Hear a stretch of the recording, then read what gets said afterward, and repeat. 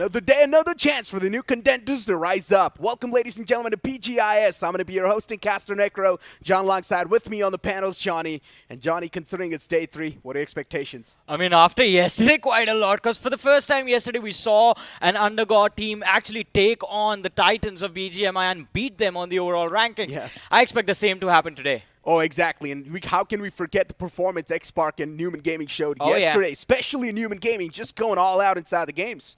I mean, they almost beat Team Insane's record that was set on Yeah. day 1 of this BGIS. But ladies and gentlemen, it's a different day. So today, we are going to see a lot of different stories unfold as well. Exactly, but just to let you guys know, what are all these teams fighting for? It's all the prize pool. 2 crore rupees on the line, ladies and gentlemen. A massive stake over here up for grabs, and all these teams, of course, are going to be eyeing out on this one. But also make sure that there's going to be a lot of pressure for this prize pool. I mean, of course, as we have been mentioning and talking about this since the grind, this is the biggest opportunity yet for BGMI athletes in this country. The winner walking away with 75 lakh rupees in the bag. That is a big amount. It is a life-changing amount. But that is not it. There are individual prize monies as well. Talking about the MVP of the BGIS walking away with 4 lakhs, the Rising Star 2 lakhs, MVP of the Finals 2 lakhs, and the Best IGL getting 2 lakhs as well. I mean, so much money up for grabs, right? And as I mentioned, this is something that's going to be adding on even more pressure. It's like the more better you're going to be doing, the more pressure you'll be having at the same time. And you remember, I always say this, a team that is all the way at the bottom would not be as mad as the team is that on the second spot in the overall standing. So who would like to be on the second? Everyone likes to be on the first. But you know what? Getting back to the conversation that we're having between Newman Gaming and considering how they dominated the entire field yesterday. Newman Gaming, they were on a tear. They were not respecting anyone.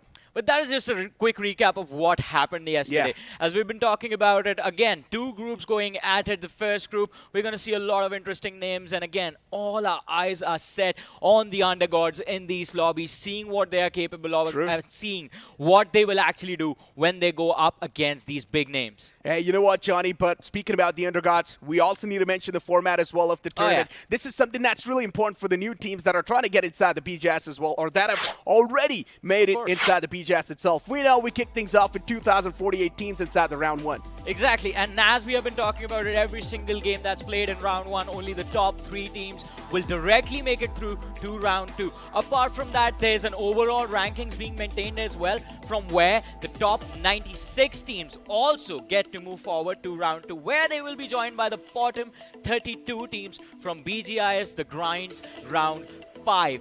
A grand total of... Exactly. I mean, in general, there's going to be a lot of teams, right? Yeah, there's going to be a lot of teams. There's just going to be a lot of teams. Look, I'm not too good with numbers, Johnny, so I'm just going to let you crack it open. Yeah, I mean, so as you said, there's going to be a lot of teams moving forward to just round 2. But at the end of the day, our numbers, once we eventually reach to the finals, are going to be cut down to that final 16 teams that will be competing there for that massive prize money. It's a long journey ahead of us, but this is where it all starts. Exactly. This is where it all starts. I mean, this is where things kicked off, actually, inside the BGS, the ground itself. We kicked things off with 256 teams, and then only 64 teams actually qualified inside the BGS main tournament. And then we know top 32 went inside the round 3, and bottom 32 went inside the round 2 itself. I mean, I'm super excited to see what these bottom 32 teams have done, because we know round 5 of the grind was quite upsetting for them. No one wants to qualify as the lower seed, but here we are. But talking about round 1 and bringing our conversation back to where we are again, in-game qualifiers happened, right? Where the teams played 15 games, out of which the results of their top 10 performances was counted, out of which 2,048 teams qualified for round 1. 128 groups were made. And the matches are happening both on broadcast that you guys see with us and off broadcast as well. And the result of those off broadcast matches is, well, no matter what happens, it's going to be extremely interesting. But for now, we can focus on the matches that we are actually witnessing. I mean, exactly. As you guys all know, inside the round 1, you guys need to place yourself in top 3 in the overall standings. And then later on in the overall board of the round 1 itself, top 96 teams will be moving forward to the round 2. Now, look. At the end of the day, as I mentioned, the format's going to be quite cutthroat. It's going to be brutal for you guys. But hey, it is what it is. Yeah, it is what it is. And, well, what it actually is a cutthroat format that will help us find the next stars of BGMI. And we are quite eager to look forward to what these teams are capable of in terms of those firefights, because that was where the major differences were arising during those Newman situations that you were talking about, dominating all 3 games. They were just beating teams with their experience in adapting mid-fight. And that is something that I think was a lesson learned by the teams that are playing their matches today, and we are going to see those implementation strategies in action. And not just Newman Gaming, we even saw a little bit of Under Gods too just perform inside the games, right? Alliance, how can we forget that team too? They were dominating the competition. Unfortunately, in the final game of Sanhok, they just instantly collided against the powerhouse themselves, which was Newman Gaming, and then they got eliminated off the bat, and that's why they were not able to make it inside the top 3, which was quite unfortunate. But as we do have the points distribution in front of us, as we all know, the first place getting 15, the second place getting 12, third place getting 10 points, nothing out of the box. The point structure has become quite standard now. You win the game, you get 15 placement points. You finish second, you get 12 placement points. You finish third, you get 10 placement points, and so on and so forth.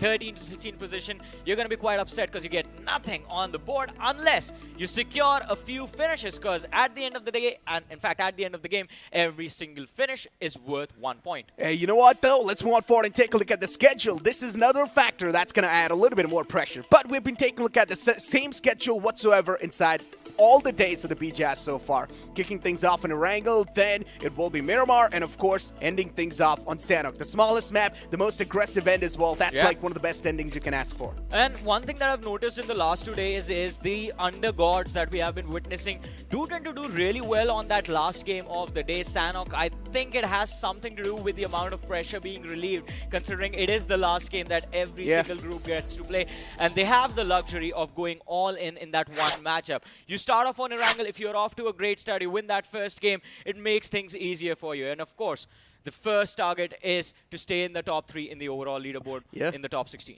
Exactly, and not just that. Speaking about the top 16, even inside today's group, we know there's a little bit of known teams as well. UDOG India, one of the known teams out there. We've seen this team in the past as well. But you know what? Let's take a look at the matchup ourselves. Which are these teams that will be digging it out inside the first game of BGIS today? It's going to be the teams that are right in front of you. As I mentioned, UDOG India is going to be one of the known teams in here. It's not just them. I think I've seen Psyche Esports before as well, and it is going to be quite interesting to see if it is actually the same team or it is a different lineup that is there in front of us with a similar name. But apart from that, quite a lot of interesting names in front of us right now. I mean, of course, top gangsters. We are going to have to see how much of a gangster performance are they going to bring to the table. What is your expectation, though, from the 16 teams that we just saw? Hey, look, I just want to see an entertaining game. You know, Johnny, at the end of the day, all that matters for me is an entertaining game. I hope even UDOG India is able to dominate the competition just like how all the known teams are dominating. But you know what? I'm going to go with a team that is called MH12. I think so. They definitely do pack a lot of punch. And then you also mentioned the top Gs, the gangsters. Let's see what they've got underneath their belts. I mean, we are going to have to witness this first game of Erangel. As we all know, it's the standard map of the game. This is where everyone's journey in BGMI started from. And because of that, strategies are usually well defined for almost every single team that's going to be performing right now. That can be a challenge, but it can also work out very well for you if you are good at adapting mid-game. Adapting mid-game, adapting on the fly, something that is necessarily needed by all these teams. But here we go, ladies and gentlemen, kicking things off the first game, the first map of Erangel, as the plane flat pat's going to be in front of us, starting all the way from down south, from military base towards the shooting range area. The plane flat path is quite well balanced, no issues for all the teams whatsoever to stretch to their drop locations. And this is the first time I believe we are seeing such a standard flight path in front of us, because for the last few days we were seeing that northern flight path cause a lot of troubles for a lot of these teams. But now they have the option to go to a position where we have been asking teams to drop the military island, the notorious spot where we are going to expect a lot of drop clashes. But for now, we are seeing UDOG India take a standard drop towards that military base. We are seeing the Avengers head towards Nova Upnoy. Let's see where the other teams are going to go. It's going to be a tough question, right? As you mentioned, even the known teams, of course, just going for the most dominating and most alpha spot inside the map, the military island itself. And you got to be aggressive when you're going to be stepping inside the military island, because that is sort of like a statement that you make inside the game, right? We're the alphas. We're taking over one of the most, or the best spot inside the map. You guys can try and settle down for the rest. I would say the most alpha spot, if you have to call a place on Erangel, has to be Pochinki. I mean, it is the center of the map, but at the same time, military base sounds kind of cool. Military base sounds cool, but the problem is the fact that you have to cross a bridge to get to the main island, and majority of the times, the circle is on that main island or on the northern part of the map. So it is going to be quite important to figure out a way to cross that bridge as quickly as possible. If you can't do that, your game is done. But talk about doing stuff, and we have two teams heading towards a drop clash. Ouch. Yeah. Well, Silver City already not starting things off on a great note, and they're serving the elimination to the opponents on a silver platter. Not a great start for them, already down a man, but on the elimination feed too, we see a couple of players getting ran over with the vehicles. This is what's going to happen in the early game skirmishes. Things will be scattered all across the board, and for now, even Future Vibes, they're sort of in an unorthodox approach inside this fight too. They're not really well settled down, but let's see how the adaptation's going to be coming into play. As you mentioned, mid-game adaptations are needed desperately. And this isn't even the mid game. This is the extreme early game. Their feet have just touched the ground. They don't even have proper weapons. Utility is going to be lacking, and throwables as well are going to be an issue for both these teams. But the problem, another added problem to this fight, is the fact that Necro, there's another team just a little bit north of this position, and they might have the option of going for the third party. But we have Karan in front of us using the UMP to secure another finish for his team, trying to get the advantage for his side, and I believe they have it already. It's a 3v2 in their favor. Yeah, really nice elimination to kick things off even from their side. And Future Vibes, they're kind of screwed up now. Let's see how they will try to recover from this position. Prince has only got his hands on a handgun. Johnny, this is getting way too intense, and yeah, that is interesting. Considering the parachute is up top, so probably the nades position's also going to be there. So Curran knows exactly where that man is in the front lines, but Prince, he's way too low now. As I mentioned, he's only got a handgun in his hands. Next to impossible to fight back whatsoever. My God, so much pressure on Future Vibes, and it feels like their future is going to be in a dire state as Silver City Karan does manage to find that extra knock, and now the Lost is surviving, and well, wow. Oh, a good trade, but can you finish off the DBS? No! There we go, shotgun shot to the chest, and deal being sealed. Silver City this time able to get things back in their hands once again. They actually started the fight with a disadvantage, but now they ended up in a massive advantage with 3 points to kick things off, or 4 points to kick things off. I mean, Future Vibes, that last lad, Alex, had a DBS in his hands. I thought he was going to be able to convert this clutch. It would have been an amazing moment to witness in the early stages of the game. And that is the perfect weapon for those clips. But unfortunately for him, he was quite low, and there wasn't really an opportunity for him to recover as well. Just trying to take that fight with 2 shotguns in his hands. Revive Org, it feels like they were off to a great start as well. The first runover was in their favor. Indeed it was. I mean, getting that elimination on the board, things looking quite nice. Already, I mean, we're off to a fiery start. Hopefully, it's going to keep on continuing. And speak about the fiery start, MH12, they're in a fight too. Look, Johnny, whichever team I've been rooting for, they've been getting eliminated. I hope that's not going to be the same case. You've been doing that since yesterday, haven't you? Listen, I'm not doing that intentionally. It's just happening intentionally. You keep blaming Salty for it. Yeah, I think so, yeah. We got to blame him. It's just you. He's just all the time. He just sits in the background. He's right there. And because of that, I guess, get a little bit of bad luck on my side too, but it's completely fine though. But what do you have to say about this situation developing in front of us? It feels like MH12, they are out on the hunt on the players of IDNS Esports, and we just have Mauser, the solo player, I believe, in this containers. He's trying to find his teammates. It's not going to be easy. They are going to have to take this fight if they want to get out of Georgopol. Luckily for them, they are quite close to the edge of the circle, edge of the zone, so it shouldn't be too difficult to find a safe haven just a few meters inside. Speaking about finding a few meters inside, I mean, right now, toward the Georgopol area, there's too many teams, man. It's like a big cluster just accumulated in that same spot. And because of that, it's really tough to find or navigate your way around. Yeah. You're pretty much just going to be pinned down in that spot. Shots taken from Johnny. He's able to at least soften that player up in the front. Eventually also finds out the knockout. That's a lot of struggle. A lot of struggle. Yeah, that's a finish right there. And IDNS, we are going to see them down to their final 2 players in a few short moments. And as you were talking about, yeah, there are a lot of teams in Georgia right now, and it's much more difficult for the teams actually positioned towards the containers area. For Northern Georgia, you still have the cover of the buildings that you can utilize to take advantage in the fight, or even have an escape attempt to try and get out of the difficult position that you have put yourself into. But from containers, it's a wide open area east where the zone is actually taking these teams, and it will be quite easy for MS-12 to line up those shots, line up the utility, and take down the players of IDNS. Look at the amount of distance they have closed in. IDNS under extreme pressure right now, and Panther connects a perfect nade to secure the opening. Exactly, but still 2 players there in the front line. Stevie has pulled out from their side, but they're not going to be able to do anything. Outnumbered, outgunned, everything just in the favor of MS-12, and that's a great way to kick things off. Are you happy? Johnny, of course I'm going to be happy, man. I like the split that came into play. 3 players in the front lines pushing up, 1 guy all the way in the back lines. He's got so much more visual, and the main thing to add on over here is the vital information this guy was giving up. But considering in the pro scene there's also a meta going on of third party, they need to be quick enough on the loot, and also when they're going to try to patch himself up. I mean, for sure, because as we were discussing, yes, there are a few more names present in that Georgia area, but MS-12 have been quite lucky in the fact that those other 2 teams that have kind of drop clashed with them, are on the northern side, are on the northern city. So for them to actually be able to take a fight on the container side, it is actually quite difficult, because then they will be exchanging information amongst each other as well. And it is going to be quite easy for whoever is just waiting patiently to analyze, all right, this is where the gunshots came from. We can push from this certain positions if we just fall back up north and rotate from the backside of the apartments. And they can gain the extra edge by finding an open pick. But UDOG India, one of the biggest names in this team, and this is how we see them drive?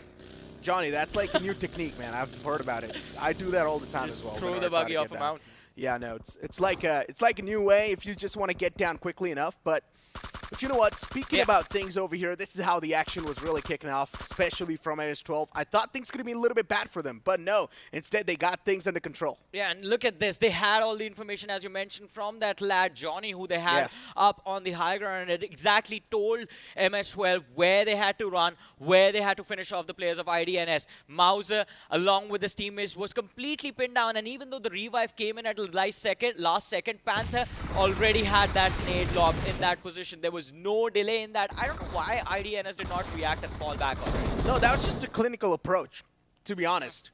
The opponents were in a massive pressure. Yeah, we do understand the nade was tossed in too, but you need to understand the guy was knocked out. He was barely surviving on a sliver of HP. It was a 3v2. That's a doable fight. It was a 3v2. I mean, but still, Johnny, you would like your teammates to get back up on the feed, help you inside the battlegrounds itself. Look, not all people are mean just like you, man. Oh, wow. It's very nice coming from you, Necro. Yeah. Talking about people being mean, right? Hey, man, look, I'm a nice guy. But you know what? The next circle shift's going to be in front of us, ladies and gentlemen. Still 2 teams trapped inside the military island itself. It's going to be UDOG and AVG. Let's see how these 2 teams will try to settle down for the stuff, because at the end of the day, there's a chance we might see a potential collision uprising in front of us. UDOGs, they're quite close to a threat, but somewhere down line, they're probably going to be settling down for the left side of the bridge. I mean, this is going to be a test for the side of Avengers, because UDOG India, as we said, they have some experience. In fact, quite a lot of experience under their belt. And that gives them the edge of being, well, a little bit more reliant on their ability to analyze what the other team can do, what are their options, and then try and set up the fight that will give them the extra edge. And look at what they are doing right now. They knew if they went for that Nova Repnoy bridge, they were going to be collapsed from either sides, the team in Milta and the team right behind them in the name of Avengers. So they have switched things up, going for a wide rotation. Luckily for them, there's a little patch of that military island still inside the circle that allows them to negate the blue zone damage in these early stages. And now they have set themselves up for a very, very clinical fight against Silver City on that military bridge. Speak about a clinical fight. I mean, Silver City, the first fight they took, it was not too clinical. It was awkward. Yeah, it was a little awkward, but at the end of the day, them being able to convert that fight into their favor, losing out on one of their players too, not a great way to kick things off, but still a 3-man squad can make a lot of stuff happen. But you have to agree, this is by far the most aggressive Erangel start we have ever seen. 2 teams wiped out in the first stage. One of the most, I would say. Yeah? One of the most, without a doubt. Considering UDOG Indias, they still haven't really showed themselves up inside the action. Just want to see what they've got, man. I'm hoping that they pack a massive punch. Me too, man. I mean, it's going to be so much fun if we see kind of them replicate the run that Insane had, that Newman had yesterday. Because that is the expectation that is there from the big names. But of course, you know what's even better? An underdog team outperforming the big names. Even better. Of course, and yesterday we saw a lot of those underdog teams doing a great job. For example, Lions. How can we forget that too? Then Generation X, another team that was doing a phenomenal job. Esports. Exactly, Frequency Esports too. I would say a lot of these teams, they know how to survive for the late game situation, but when it comes to the firefight, that's when they crack under the pressure. We talked about this, and it is building up. UDog India up against the players of Silver City. Redox, along with his teammates, has parked the buggy close to the ridge. But what is this? This is going to be an aggressive push coming in from UDog India just to check for information. And an instant fallback, turning around, trying to find a better position inside the zone. They do not want to take these early fights, and this is quite surprising. UDog India playing for safety? Maybe they didn't know that there was a team there. Probably. No, they knew. They went there to check. Well, they just don't want to take early game risks then. That's the only way. Maybe UDog India, at the end of the day, first game jitters will always be there. You're not going to be that confident whatsoever. So it's better if you just try to play it a little bit safe, and then once you do get a couple of eliminations in your hand, that's when you sort of feel out the lobby. You know how things are going to be looking like in the future lines, and then you start to settle down a little bit more, and that's when you get comfortable. About being comfortable. Future Vibes did not even get a single second to get comfortable inside of the game. The moment they landed is when the fights began for them. There was no future for them. I mean, you said Future Vibes and I heard Future Vibes. I was like, that's just... Why? I don't know, man. When you say it quickly, that's how it sounds. Future Vibes. Vibes. Yeah, that's it. You feel the vibes right now inside the game? I mean, they started quite with a fiery start. Hey, but look at the shift. It's a southwestern shift. All of a sudden, a hard shift of the zone. And look at the massive cluster of teams towards the northwestern part, specifically the central part of the previous zone. There's going to be so many teams pushing for that northeastern edge now. Exactly. I mean, a massive cluster of teams just moving it forward. It's like a huge wave of vehicles. And a man just tapping away, wanting to find the connections. That's quite a bit of a struggle. But, hey, at the end of the day, I think so the man's just going to bleed out to his death whatsoever, so no issues over there. But on the southern side, though, trying to find yourself a comfortable spot, just predicting the upcoming circle shift, it's going to be a little bit tough inside a circle like these. I mean, for sure. Because now the game has become a little bit more intense. You are going to expect the eastern half of the zone to be extremely cluttered with a lot of bodies roaming around. Especially considering this is the southern side of Pochinki. It's completely open. There are a lot of ridges for the teams to work with, but this position that is in control of Psych right now, they have to make sure they get maximum value for this. That is, secure as many finish points now as they can. Speaking about securing the finish points, we've got UDog India in front of us. Finally, somewhere down line closing in on an action. They've heard the vehicles move around too. It's the players of MH12 and Rampage chasing down a man in the front. Seems like a grand theft in front of me, but spray finally unloaded. The mags are definitely there, but no connections found. That's a bit of an issue.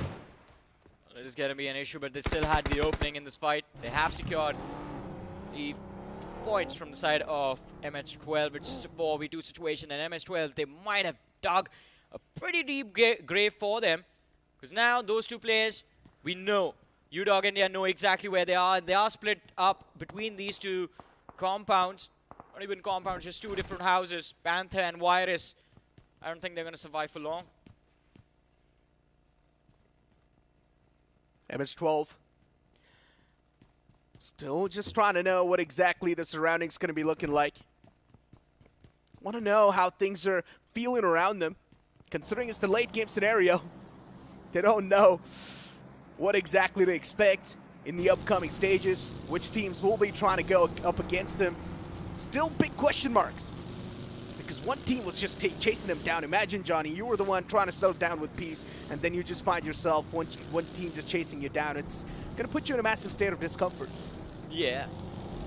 That's how it always is, unfortunately, but at least, I mean, they will have the opportunity to recover if the zone moves away, forcing UDog India to rotate before they take the fight against MS-12. I think that is what they're going to be praying for now. Yeah.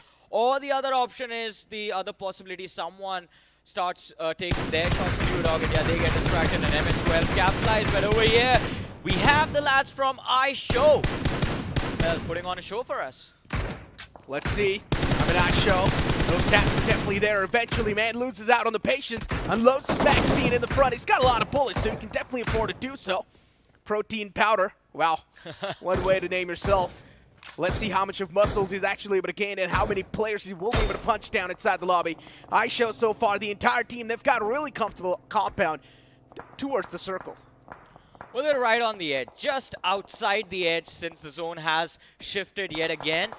But they don't, I don't think they should have a lot of trouble finding an access to this next zone. The fact that can be quite detrimental to their end game result is the teams that are going to be blocking their way. Specifically, top Gs are going to be standing their way. Rev is going to be there in their way as well. And they are the ones engaging the fight against Rev. So I'm going to be a little bit worried about that. But 7 show, and they have roll up and down in the open. Here we go, 7 Soar looking to pounce on top of the opportunity. They know the opponents in the front, they're quite softened up.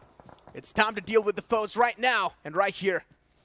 7 Shores, considering how well and safe they're taking things. Let's see how they will try to challenge this fight whatsoever. Abhijad just trying to go for a couple of jump shots, or jump spots, I mean. Still not able to get that glimmer off the opponents. That's a bit of a problem. 7 Shores, though, still they're not going to give up on fighting that initial knockout. If I'm not wrong, this lad has been a part of the pro circuit for a while. Abhijad, so kind of expecting a lot of big moves from him, but let's see how he delivers. JSR, yeah, that is not a position you want to be in, pinned down from either sides. That's a sandwich spot, but ISHO, they made the run towards Rev, trying to steal the compound away from them, but now they are falling. Protein powder still there with his teammate, is going to run inside the compound, trying to finish off the squad of Rev, and I think they are about to succeed in it as well. It's a 1v2 and ISHO, they get wiped completely. What a clutch from Demon, a demonic play. What was that? Revive. Somehow they make it out alive from that tough situation, and now it's going to be like another lifeline gifted to them.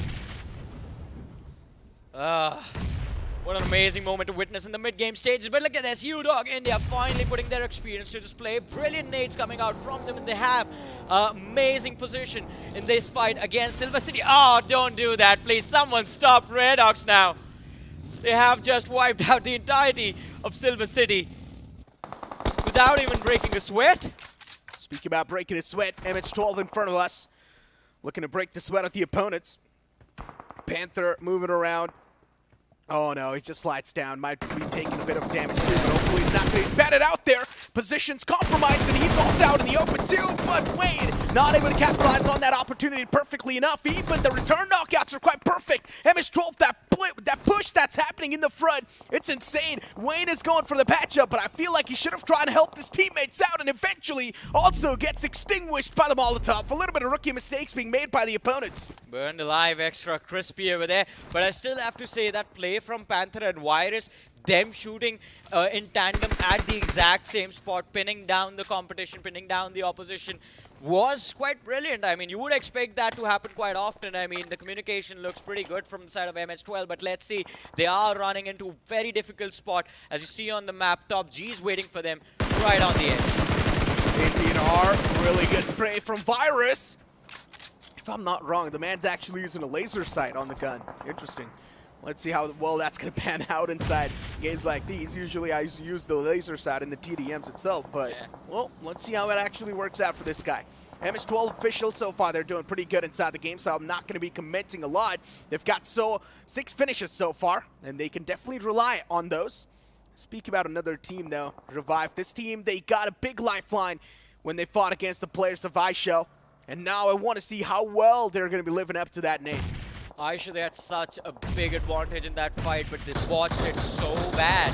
And Demon, he made sure that his opposition will not have a second chance of recovering in that situation. But JSR, we talked about them a few moments ago, and it seems like their competition, the Dark, well, they have moved out of the position, allowing JSR to get a little bit more comfortable in this depth, but there's another team blocking their array, and I want to see when will they abandon that position. Avengers on our screens now, and Vision is trying to get some vision of the opposition. RN IGL has been knocked out from the side of DQ, but I don't think it's going to be enough.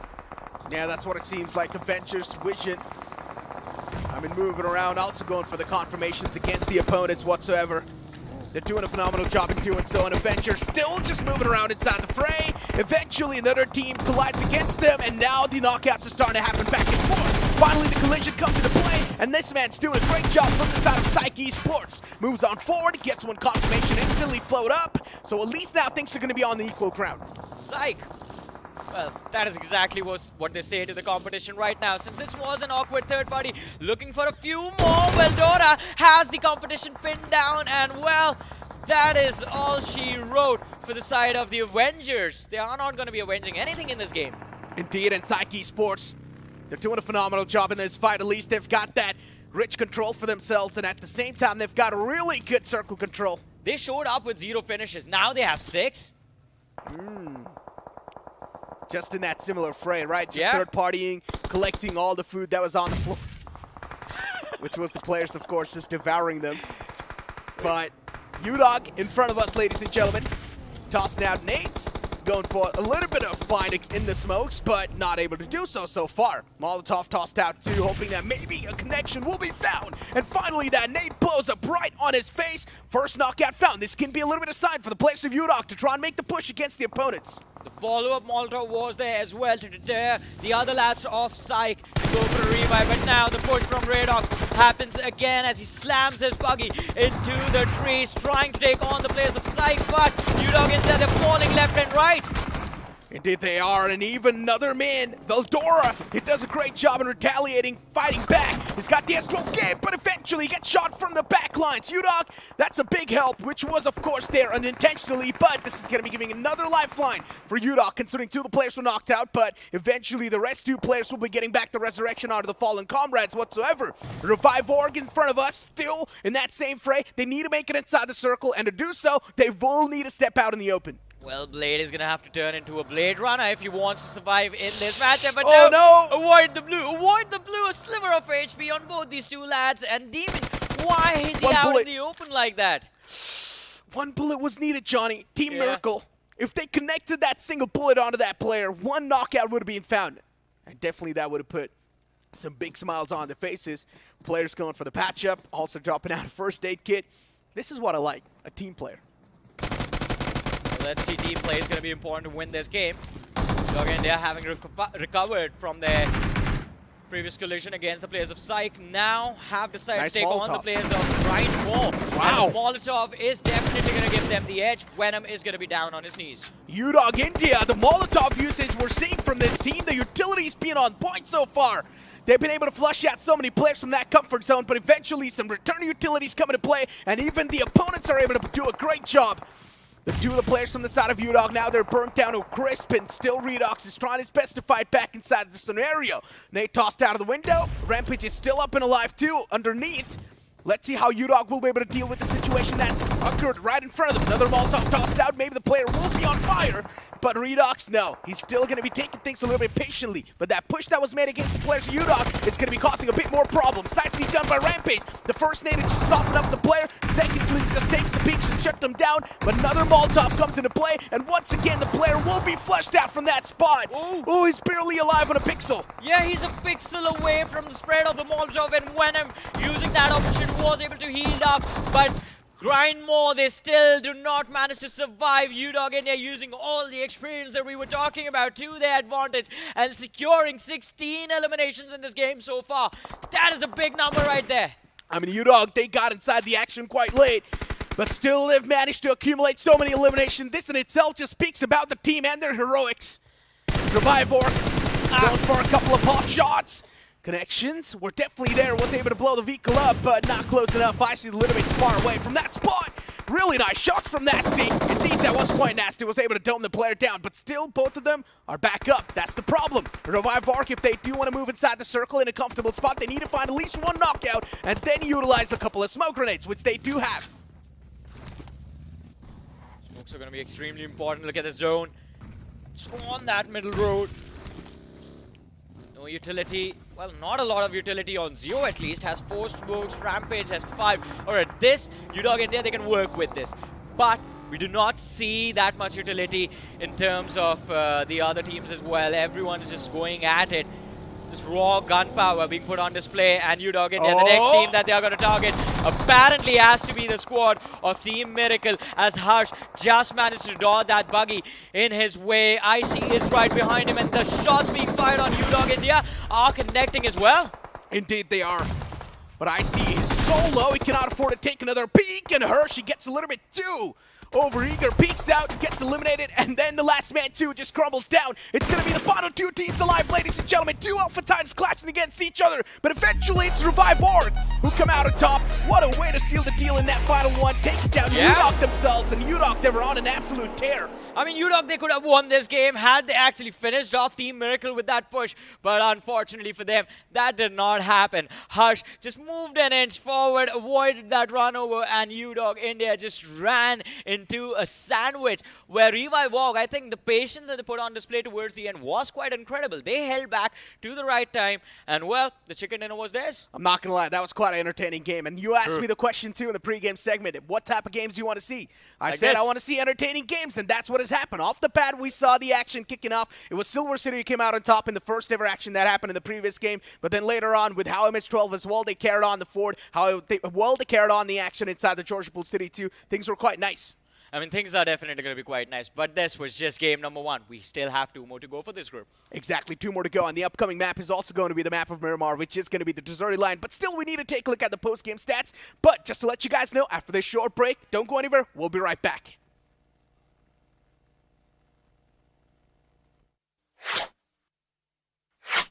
Push, left, pick him. पीछे आ वो UC कितना है? Zone में चला क्या? ये bird कहाँ से आया? पुश पुश चल स्कोप नहीं मिल रहा। अबे ये कहाँ गया? अरे फिर भाई डिफॉल्ट से निकलने। अरे तकिन तकड़म भगड़ी की डम डम कपू पूरा तरफ डिफॉल्ट से निकला पुर पुर पुर पुर पका पका पम तकड़म भागा दौड़ दम। अलग ही जोन में ये तो। ये स्पेस में और स्कोप नहीं है sir.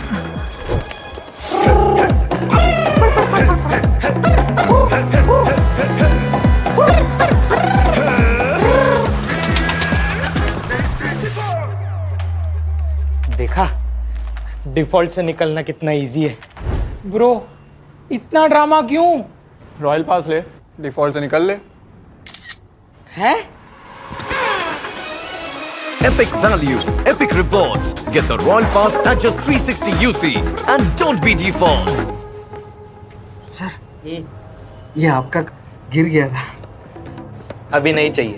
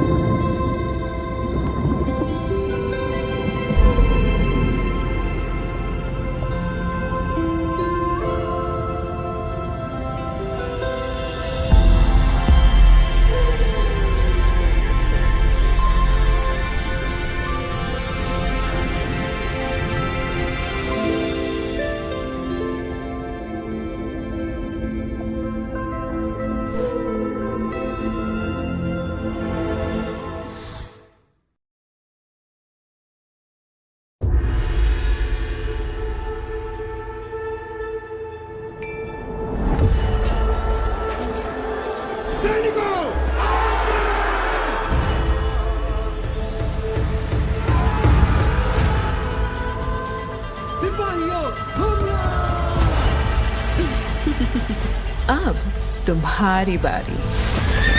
Be prepared for the fury. साथियों आगे बढ़ो। चकने।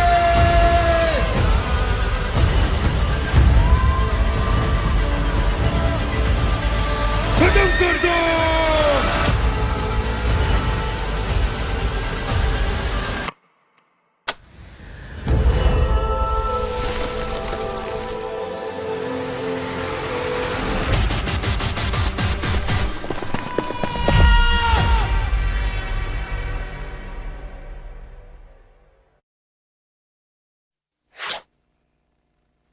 Welcome back, ladies and gentlemen, after that short breaking. You guys saw that beautiful video in the break as well. And just to let you guys know, that game is called RTV. And also another fact to add on, that Road to Valor Indian faction is getting added on to that game. So make sure to go and check that out. But also, you guys saw the chicken dinner graphic as well. Revive Org, being able to get that in their hands. That was quite a nice game. At the end of the day, they let the players of UDOG Gaming deal with the threat, and then they just tossed that final nail and sealed the deal. You know, it was written in the stars for Revive, to be honest, because of that one clutch. Imagine this, had that clutch not come out, possibly this many points, the chicken dinner would not have come their way. That is true. The chicken dinner would not have come their way. But especially at the same time, Revive Org, when that push was made by the players of iShow, things could have been so bad for them. Exactly. But eventually, the last man somehow managed to clutch things out. And at the end of the day, iShow, they just got a little bit too desperate taking down the last man. Maybe they should have tossed on a couple of utilities inside the bathroom because they knew that man was pinned down. You know, to be honest, I was sitting backstage and I was like pointing down every single player who is showing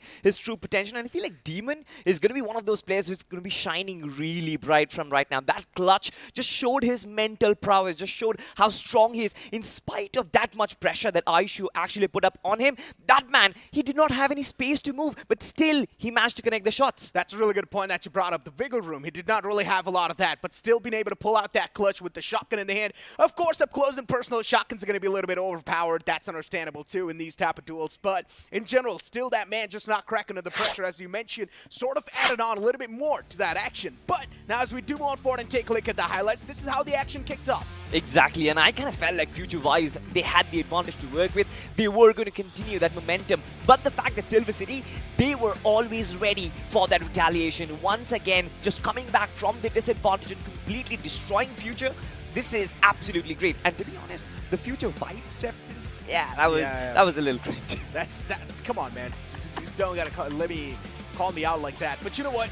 It's this fight, too, from the side of MH12, it was quite nice. Yep. Being able to come out on top, especially the guy was all the way at the top as well. As I mentioned, he was conveying so much vital information in that scenario. Exactly, at MH12, it's very interesting that they dropped down on Georgia Pool crates. The movement was extremely good. This team knows how to do about their team play. And the fact that they were only taken down by a long rotation that UDOG India, I feel like MH12, they are going to be very prepared for the game against Miramar. Not just that, another team that I personally think so has a little bit more potential has to be iShow. Now, I do understand they made a little bit of mess up inside that push, but still, in general, the repositioning with how that came into play, it was quite nice. Revive Orc Demon, of course, this man was on a demon time, so he was able to save the day for his team for a little bit more, but in general, I think so. iShow, they've got a little bit more to show.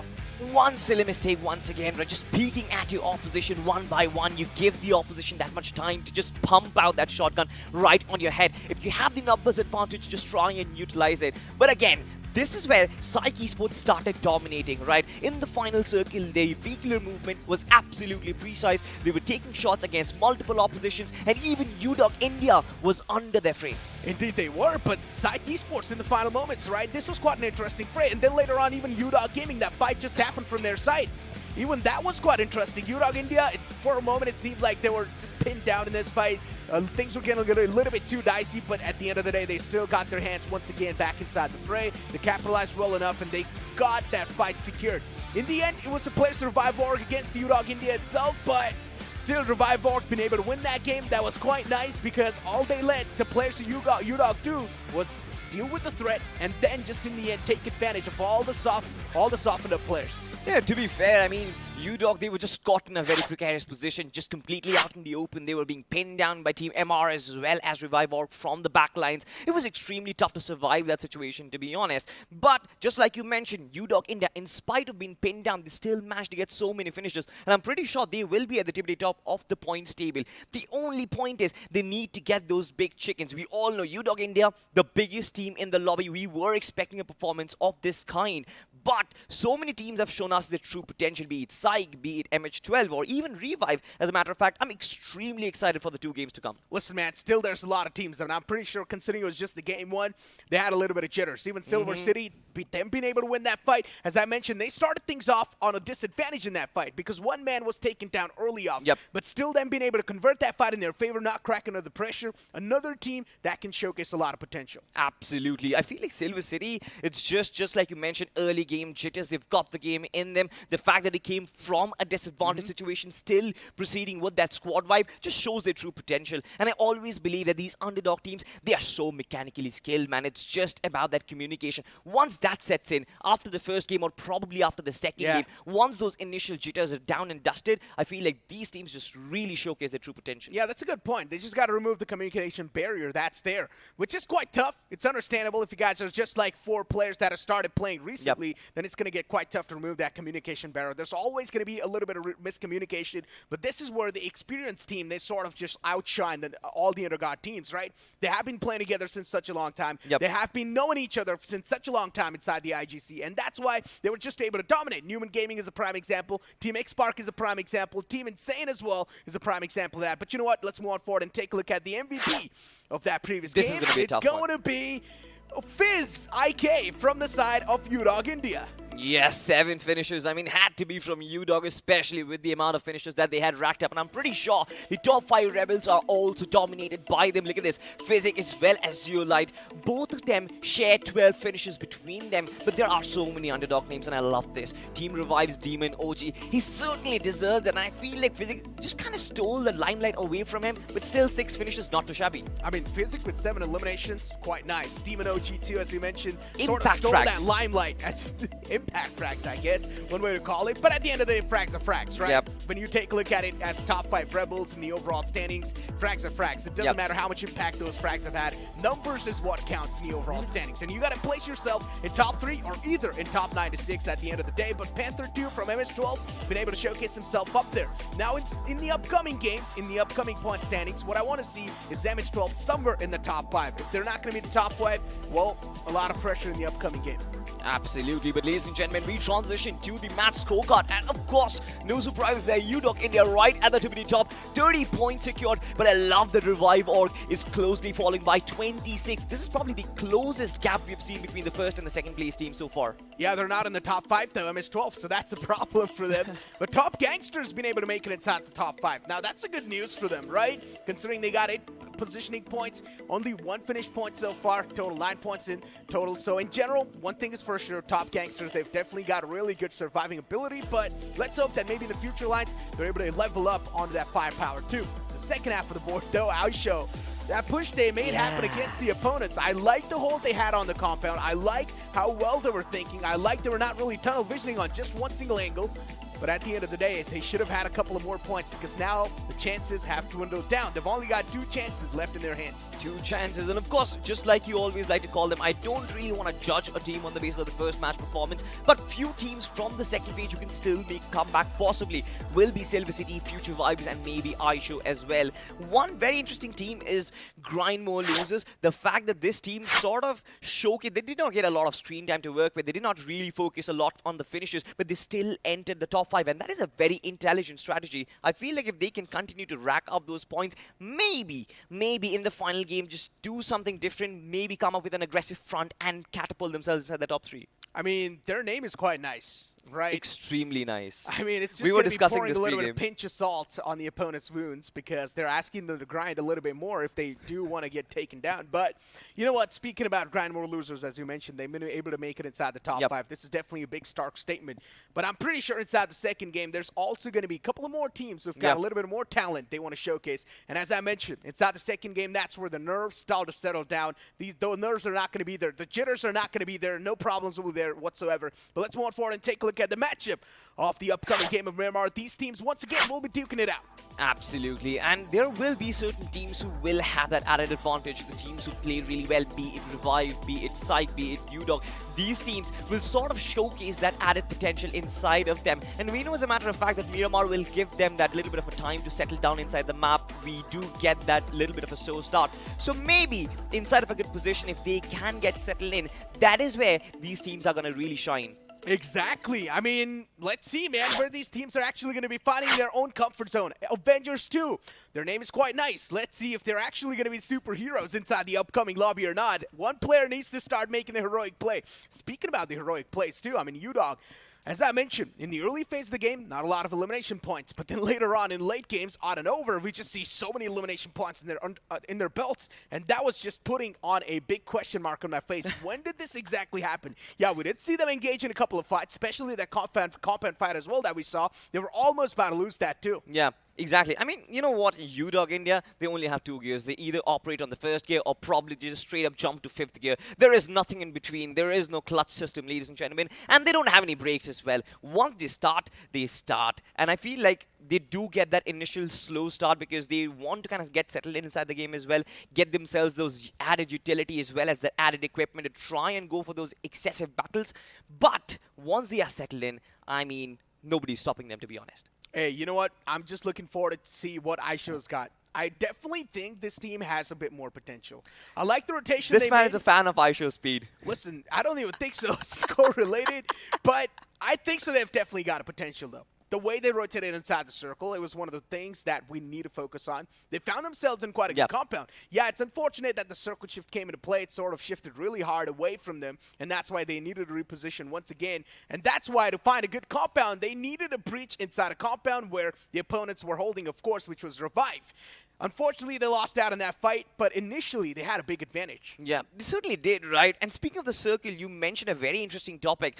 On the central circles itself, the teams kind of tend to lose down a little bit. They don't expect those unorthodox circle. But when a hard shift comes by, it's really difficult to tackle because we saw how the hard shift kind of took the entire gameplay towards Pochinki, and majority of the teams on that eastern edge, they were just scrambling for positions. That is true. As you mentioned, a lot of teams were just searching for the positions in general, but only a couple of them were able to find themselves in the prime spot. And I just like the fact how Revive Org played that final moment. As I've been mentioning over and over again, Revive Org, they had a little bit of patience. They knew that UDOG, they're going to be dealing with the threat that is going to be alive, which was the 3rd team in the final scenario. UDOG, as soon as they eliminated that 3rd team, now there are only 2 teams alive, and Revive Org knew that, okay, UDOG is going to soften up from that fight. We as well just toss that one single nade and just get that elimination done, and that's what happened. One nade, the entire team got wiped out, blown up. But now, as we've got the second map of the day in front of us, ladies and gentlemen, Plain Flat Pad starting all the way from Campo Militar towards Minas del Sur. This is a really good Plain Flat Pad. Today, the Plain Flat Pads have been pretty balanced. Exactly. I mean, the first one started off from Novorupno towards shooting range. Right now, we're starting from Campo Militar to Minas del Sur as well. It seems like the BGMI gods have sort of blessed these teams that, all right, you are going to find yourself that drop location that you always wanted to. There is going to be nothing out of the ordinary, but I really want to find out if there are going to be those initial skirmishes. Of course, Campo Militar and Torre Ahumada has probably been left empty. I can see Team Aisho is trying to go towards that region, but so far, no real threat. Speaking about the threat, I mean, you never know. Even Psyche Esports, they need to activate themselves a little bit more. I've heard a bit of a name about this team too. So let's hope that Psyche Esports, they've got some more punch, a little bit more power in their belts. This Psyche Esports probably just dialed the right number, ladies and gentlemen. Once they dial the wrong number, that is when I feel like they will be able to get themselves those more points. But look at this. Los Leones, one of the most biggest cities inside of this map itself. I feel like there are too many teams. I kind of feel like this region can actually house 3 or more teams. But of course, with UDOG Revive as well as a couple of more teams, that region is going to be extremely bloody. And having said that, I feel like the circle being established towards Montenegro, this has been the general case over the last couple of days that we've seen. I mean, basic circles on the map of Miramar. Majority of the teams will find themselves in positions. All the northern fringe, be it Crater Fields, be it El Pozo, it will be entirely empty. But just like I said, Los Leones will be the center of attraction, will be the center of all the action right from the get-go itself. And it seems like UDOG and Revive, the top 2 teams from the last game, they might have an initial revenge setup. Yeah, initial collision. This is going to be interesting. Last time these 2 teams faced on the map of Erangel, which was in the final moments, and now it might just be converted to an initial moment. But already things kicking off with 4 wipes, not really, or at least future wipes, not really in that good of a vicinity for themselves. They lost out on the member. This is not the way they wanted things to kick off, but top gangsters definitely, as I mentioned, in the previous game, they had a lot of positioning points. Inside this game, maybe the focus is going to be the elimination points a bit more. Exactly, right, and the elimination points give you a lot more confidence. For sure, those 8 finish points, for sure, the 8 placement points which they acquired is going to help them quite a lot, is going to give them that sustainability, which they might be able to continue in the long run. But just like you said, I feel like finish points should be the way to go, at least for them right now, to try and give themselves themselves the confidence to try and get themselves that big chicken dinner. Because apart from that, we've seen the cutoffs inside the top 3 has been really high. You just can't be consistent with 10 points and expect to qualify. You need that giga-banger of a game. Speaking about having that giga-banger of a game, even Team Miracle was one of those teams. Yeah. That were in the late game stages. So let's see how the game plan's going to be looking like for them, considering they've dropped quite in an interesting spot. But in the center of the map, we've got JSR towards Picado.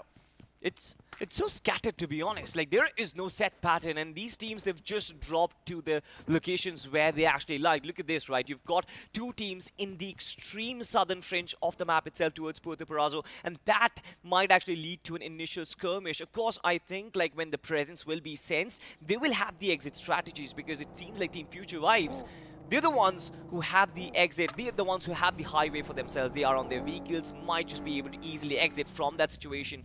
But inside of the circle, not a lot of teams inside. Majority of them clustered towards Los Leones. That might be a region where a lot of rotations will be cut off. Indeed. I mean, towards the Puerto Paraíso area, as I mentioned, there is a drop collision happening. Future Vibes. They lost out on Alex a while ago. Alex is back to the lobby. Oh no. Thinking about his future for now. Prince quite close to a potential threat. Man to get okay, strikes a little bit too late, gives his position away. This is not the way things should have kicked out. The repositioning from Prince, it was really bad. Should have expected the man to be in the right side, and Xenox, he got a great knockout against the opponent. Last time it was Silver City, this time it's Avengers, and now it seems like Future Wives every single time they are getting into these initial skirmishes. It seems like there's been a certain problem with their drop locations. They certainly are not together, quite split across, which is resulting in the other team double teaming. We just saw, right, Prince was all by himself and 2 players were coming in from 2 different directions. Now, how do you tackle that situation with no utility, with no added weaponry as well? It's just a matter of time for Future Wives might just be isolated into another fight as well. Future Wives, the team communication seeming a little off. Don't exactly know where they'll get backup boss. Don't exactly know where the cavalry was from their side. It was a little bit too late for them to help each other out. And this man, Domestic, has got his hands on a Vector and a UMP-45. Both of them are SMGs, which will be helping him in the close range. Yeah. Let's see how well he's going to be able to deal with all the opponents, all the foes that are still trying to charge him down. Future Vibes, as long as they're going to be keeping their position anonymous, they should be good to go in the game too. They will not be targeted. Avengers, they already know they've got a big advantage inside this fight. They can afford to go for their trade game. Exactly, but just like you mentioned, I don't feel weaponry is going to help Future Vibes right now. At least to try and stick together is going to be their first priority. At least have those friends for backup, because you never really know Avengers. Their movement is precise. They're really good in terms of their team play. And they know that when they're charging in, there are going to be multiple players doing it. So it is extremely important for Future Vibes to stick together. They've lost 2 players early on in the game, but they need those placement points. It's do or die situation, Necro, for them. Do or die situation for a lot of teams. We're not able to perform. Even Silver City has to be one of those. iShow too, 0 points accumulated. But for the teams that were in the top 3 or the top 5, they're going to be in a bit more comfort zone. Yeah. Inside the game too, the pressure is going to be starting to subside. So that's really good news. Future Vibes making a move somewhere else. They still want to go ahead for that loot. And they're also making sure that the positioning is going to be a little bit more smooth and subtle. Speaking about that, Revive Org, a team that won that previous game, at least they would want things to be ended on a consistent level. Exactly, and we've seen that happen, right? We've seen Team MD pull that off yesterday. They did not really get a chicken dinner, but at least they got so many points from every single game that they could actually topple down X-Spark in their group itself. And that is something which every single underdog team should actually aim for.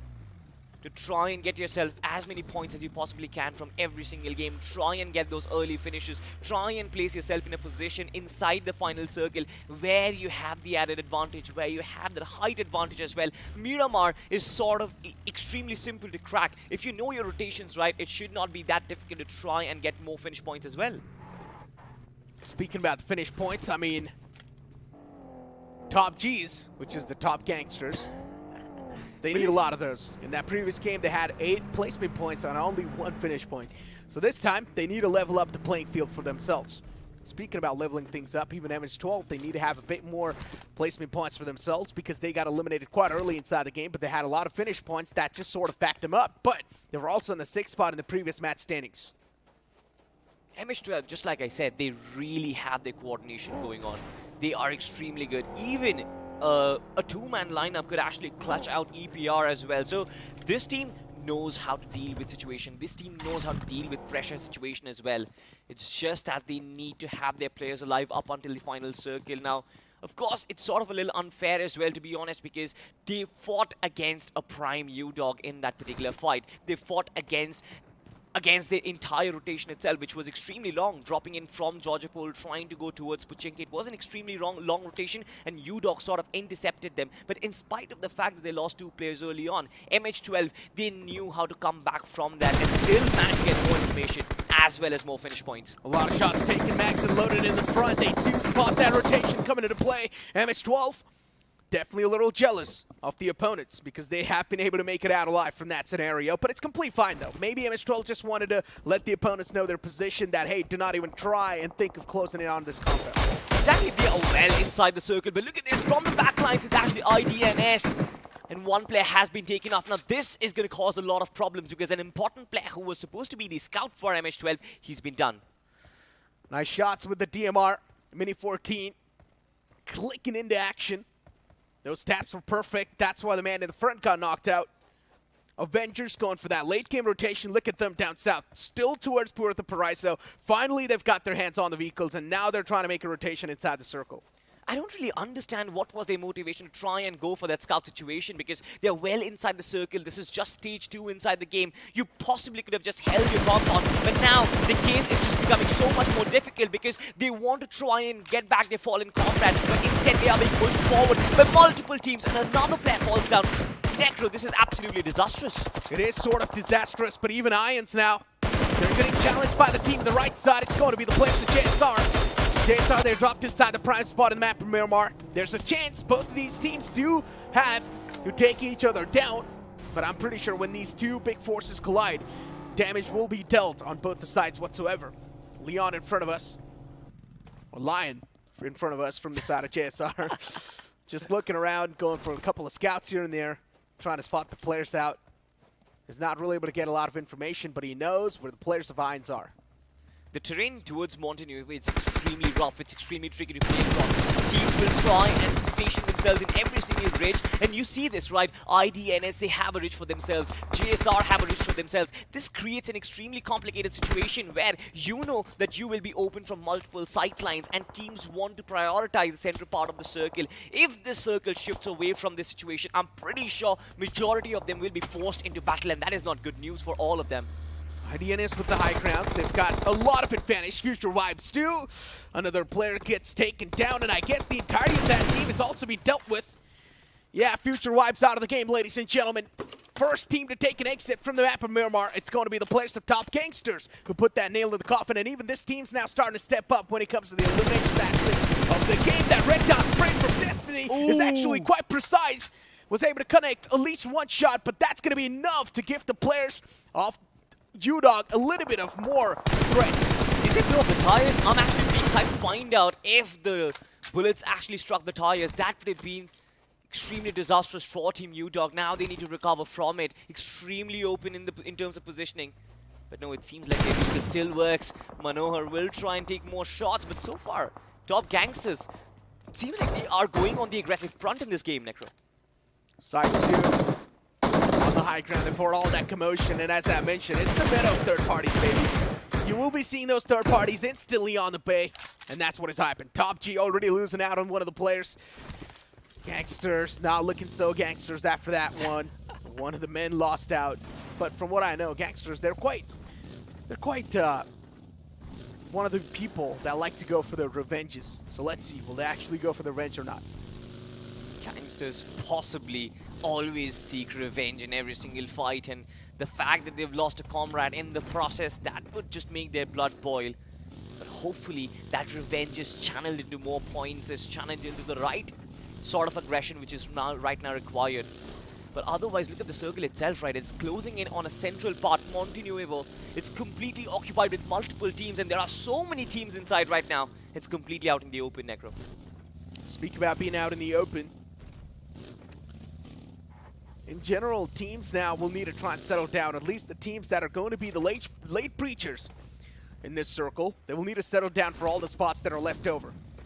Now, that means there's a chance they will also need to move out in the open because already all the prime spots have been taken away. Unless you would want to challenge a fight against a team that has already got their hands on a really good spot. UDOG India, they made a rotation all the way from somewhere else. Something which is extremely interesting is that all the top teams from the map of Erangel, they're still getting that late rotation play. Majority of the teams, be it UDOG, be it Team MR, be it Team Revive, be it Avengers, all of them are still prioritizing the blue circle. They're not taking damage from the blue, but of course just staying barely inside. And I love this strategy because they're staying away from the action, trying to ensure that they get as many placement points on the back of that good Erangel performance and maybe stabilize their position inside of the overall standings. And this is good thinking from them. Indeed. Even Avengers is actually moving in quite late. And I think so Avengers soon, they might just meet their makers if they keep on continuing on that path. There's a lot of teams who've got their hands on the high ground, iShow being one of those.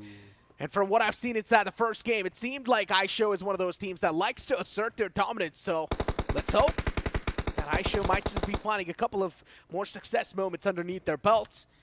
With this high ground, they are getting a lot of information, but it's all going to be down to the conversion of that vital info. In terms of conversion, right, this is where the tricky situation comes in. It's extremely at the edge of the circle. They could have potentially gate-kept the likes of MR, but they let them pass by. And now when the circle will shift, they will be thrown off guard because iShow will be forced into making that rotation. Not really the ideal situation for this team, of course. They had to capitalize as soon as MR were rotating, but now that's not happening. And Kamikaze has been taking down EPR from the backline. They're going to confirm that first finish, and I think it's going to be a disadvantage for iShow. Indeed it is. They're already on a low ground disadvantage. And considering the players of EPR, they've got the high ground to play with. Already things are stacked with them. And Wade too from the back line, just going for that confirmation on to try hard. All he needs is that single connection. Not able to find that. Still desperately wanting to find it though. Eventually finds it, and yeah, there we go. It's actually going to be the player of 7, Shore, who gets that final nail done. So that means the elimination was stolen away. My goodness. At least the fate of this team iShow, it just does not change, to be honest. Necro, did you just curse this team? I don't know, man. I mean, they've just lost out on 2 players. The 2 players are up. Never know what can happen, right? Maybe these 2 players have got massive clutch genes. And, well, Protein Powder 2 goes down. The clutch genes sort of starting to vanish away inside the games because there's just too many bullets spreading through your armor. And EPR, it doesn't seem like they're going to be stopping their march whatsoever anytime soon. UMP pulled out for the close ranges, wants to go for the confirmation desperately, and Wayne now realizes that the last man is in the front line. But a really good peek from the bench from iShow. Gets another man down. KO looking to knock out the opponents just like that. Nate tossed in the front, forcing the player out of their comfort zone. Wayne still moving up front when he's knocked out. Going for that informational play. Eventually clutch spots that player out. A lot of shots missed, but all he needs to do is find that single collection, and that's going to be it. The final nail will be in the coffin for the opponents. I mean, EPR, they kind of dragged this fight more than they would actually love. Of course, the fall damage was intense, but all of these players, they're going to get backed up, of course. But right now, EPR are the ones. The ball is in their court right now, and they will have to make that long rotation inside. It's sort of, once again, a central shift, and I'm pretty sure that the BGMI gods, they don't want any of these teams to suffer.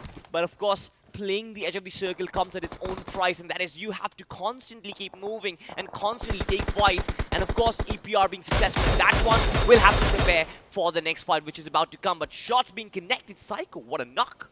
Yeah, speaking about preparing, 7 Shores, they're definitely prepared for this fight against UDOG. As I said, this man with the Mini 14, he's been wrecking havoc in this vicinity. He's not letting anyone go for the scout rolls. We still have 14 teams and 50 players left, and it seems like Team IDNS, they are in the midst of battle, and what a beautiful start from them. Advantage, but of course have to be clear of the backlines because so many teams in close proximity. This is once again the edge of the circle, and you know as a matter of fact that MH12, they will try and feed upon these finishes one by one. Exactly, IDNS with the prime spot inside this fray. They've got the high ground to play with. For Psych Esports, it's going to be an uphill battle. Nice nade! But the nade was actually quite close. Not exactly too close. They'll find the knockout.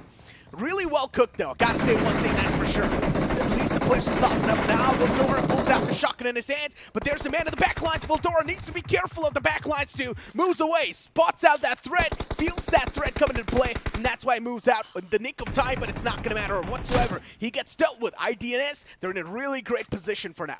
Voldora was extremely good in the last game. He had 4 finishes racked up for himself, but the fact that he could not perform in this one itself is probably going to be a little demotivating for him. But look at this, IDNS. They're in a good position, of course, but they've been massively softened up.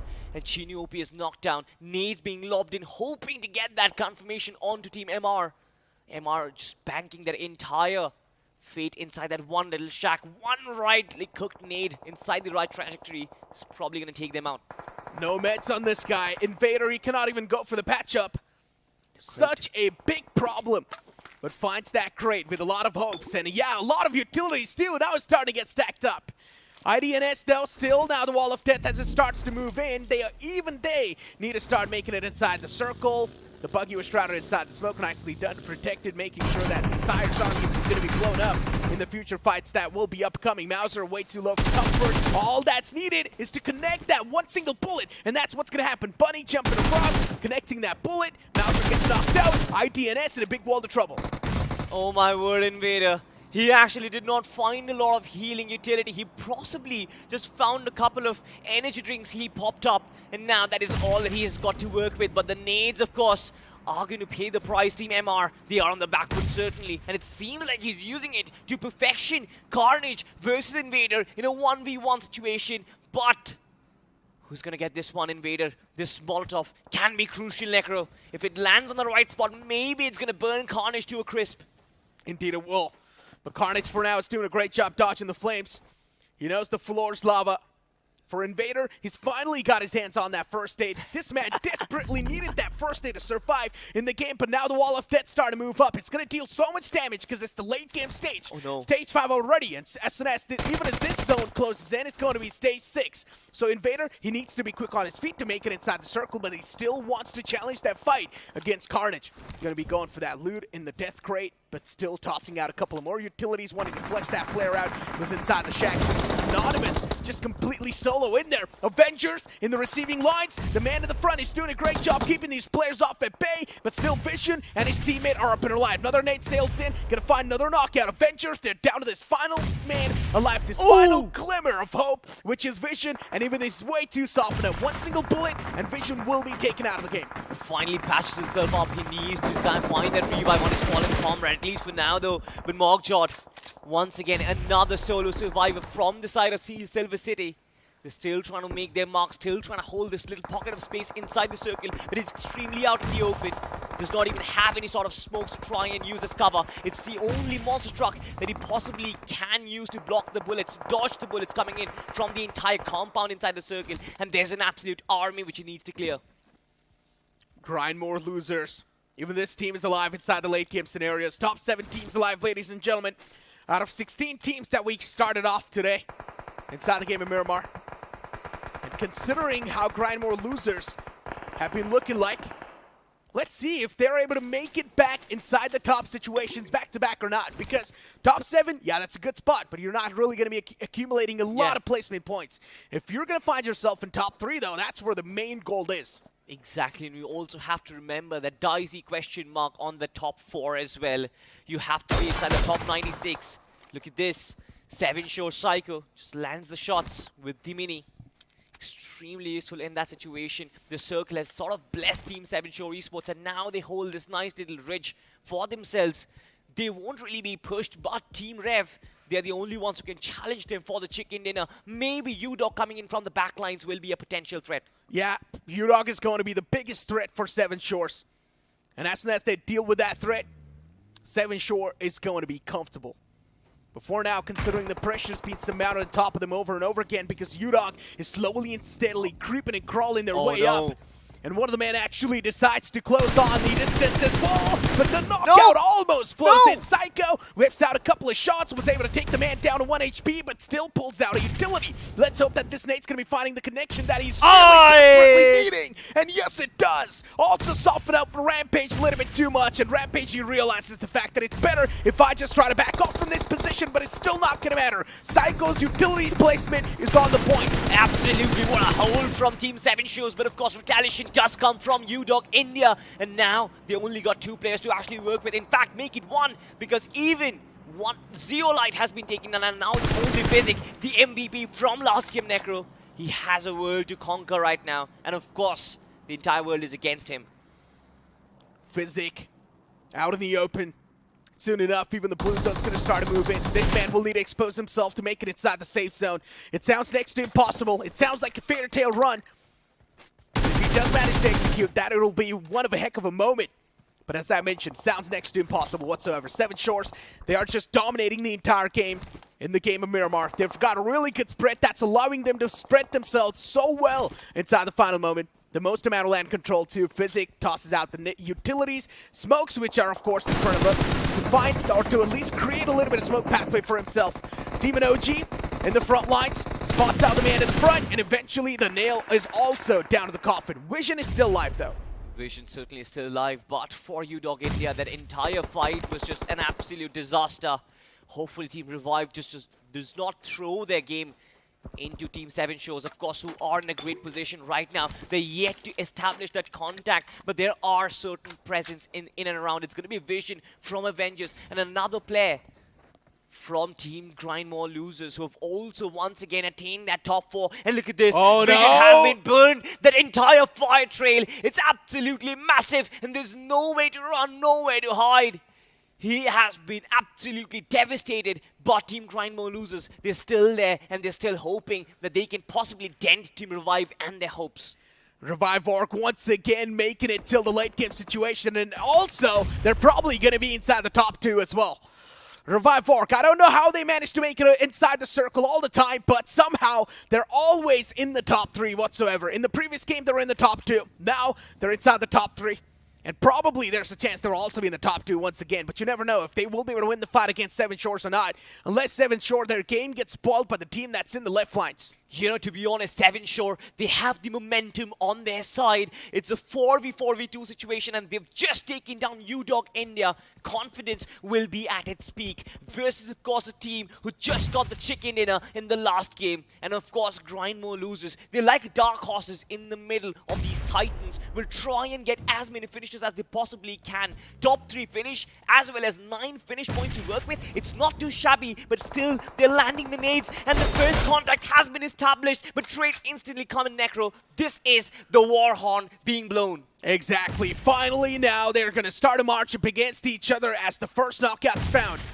Another utility tossed up. It was so close. The man gets chipped out, but at least he's alive for now. As I mentioned, for now though. Even for Rev, they need to be playing this one so safe and sound. One single bad move, one single mistake inside the frame, and instantly the players from 7 Shore, they will find an opportunity to capitalize on.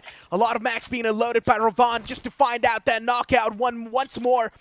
But that's getting a little too tough. Grind More Losers. Now eventually they're getting pushed on. They've got no other option than to take this fight against the likes off the team in the front. And Rev, they're still going for a little bit more Stark approach. Stark approach for sure, but Shadow he gets taken down from the backlines. It's too much to control. 2 teams with full power. They're trying to charge in, get the intermediaries out of the equation, and Grind More Losers, they've been wiped out, Necro. Indeed they have been. And Rev, with these 2 players, it's going to be 2 on 4. This is a little bit too tough, considering they've got a 2-2 split going on inside the game. But the two players on the left, it's going to be a little bit too tough because they were exposed. And here we go. Bijan pushes up, finds that knockout. Nicely done. Now one more to go inside the front lines. And as I mentioned, these two are the only one who are trying their best to hold down the slot. Yaubi pushes up. Not scared of the foes at all. But eventually Zeus 2 backs him up perfectly. One more to go. The last man in the name of Demon OG. Last time he clutched it out. This time, will he repeat the history or not? It's a 1v3 for Demon OG. This sounds next to impossible. But let's see, he's getting bounced on by all the players, but it's going to be a little bit tough to pull this one off. Also soften up, not a lot of HP to back him up, and that's going to be it, ladies and gentlemen. As we've got the players in the front being the victorious, being the kings who managed to conquer the lands of Miramar. 7 Shore, they finally rise up from the ashes. Absolutely, what a rise up it has been for sure. I mean, the amount of confidence that they had, I told you, the circle and the positioning they had was absolutely precise, and they knew that they could dominate. The only biggest challenge they had was UDOG India coming in from the backlines, but once that was extinguished, they were en route to their victory. Exactly. I mean, not just that, right? Speaking about the other team as well, which was right in the final moments, which was Grind More. Unfortunately, them not being able to survive for that long. It's mainly because they were in a massive sandwich situation. Their position being compromised, both these teams having a really great man number. Everything was just between those two teams. They had all the advantage they could ask for. Also, the high ground to play around with. And unfortunately for Grind More losers, they were on the lower ground also, a little bit on the elevation too. So that just blows for them. But they tried their best. Ladies and gentlemen, it's time for us to push to a short break. You guys don't go anywhere. We'll be right back. Push. Left. ठीक है हम पीछे आ रहे, पीछे आ, पीछे आ। इनको UC कितना है? जोन में चले क्या? ये बर्ड कहाँ से आया? पुश पुश चल चल चल चल स्कोप नहीं मिल रहा। अबे ये कहाँ गया? अरे फिर भाई डिफॉल्ट से निकल लें। अरे तकिन ते तकड़म भगड़ी की डम डम कपू उड़ातम डिफॉल्ट से निकलम पुर पुर पुर पुर पका पका पम तकड़म तकड़म भागा दौड़ दम दम। अलग ही जोन में ये तो। ये स्पेस में और स्कोप नहीं है सर।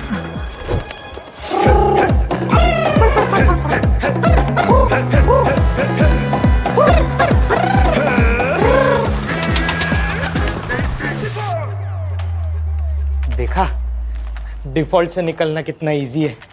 ब्रो इतना ड्रामा क्यों? रॉयल पास ले, डिफॉल्ट से निकल ले। हैं? Epic value, epic rewards. Get the Royal Pass at just 360 UC and don't be default. Sir, ये आपका गिर गया था। अभी नहीं चाहिए।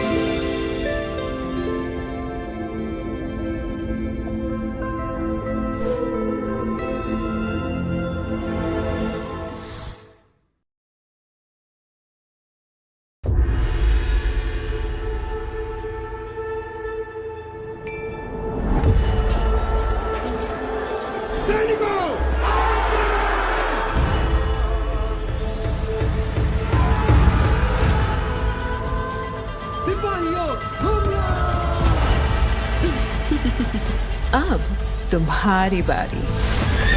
Be prepared for the fury. साथियों आगे बढ़ो, चक दे।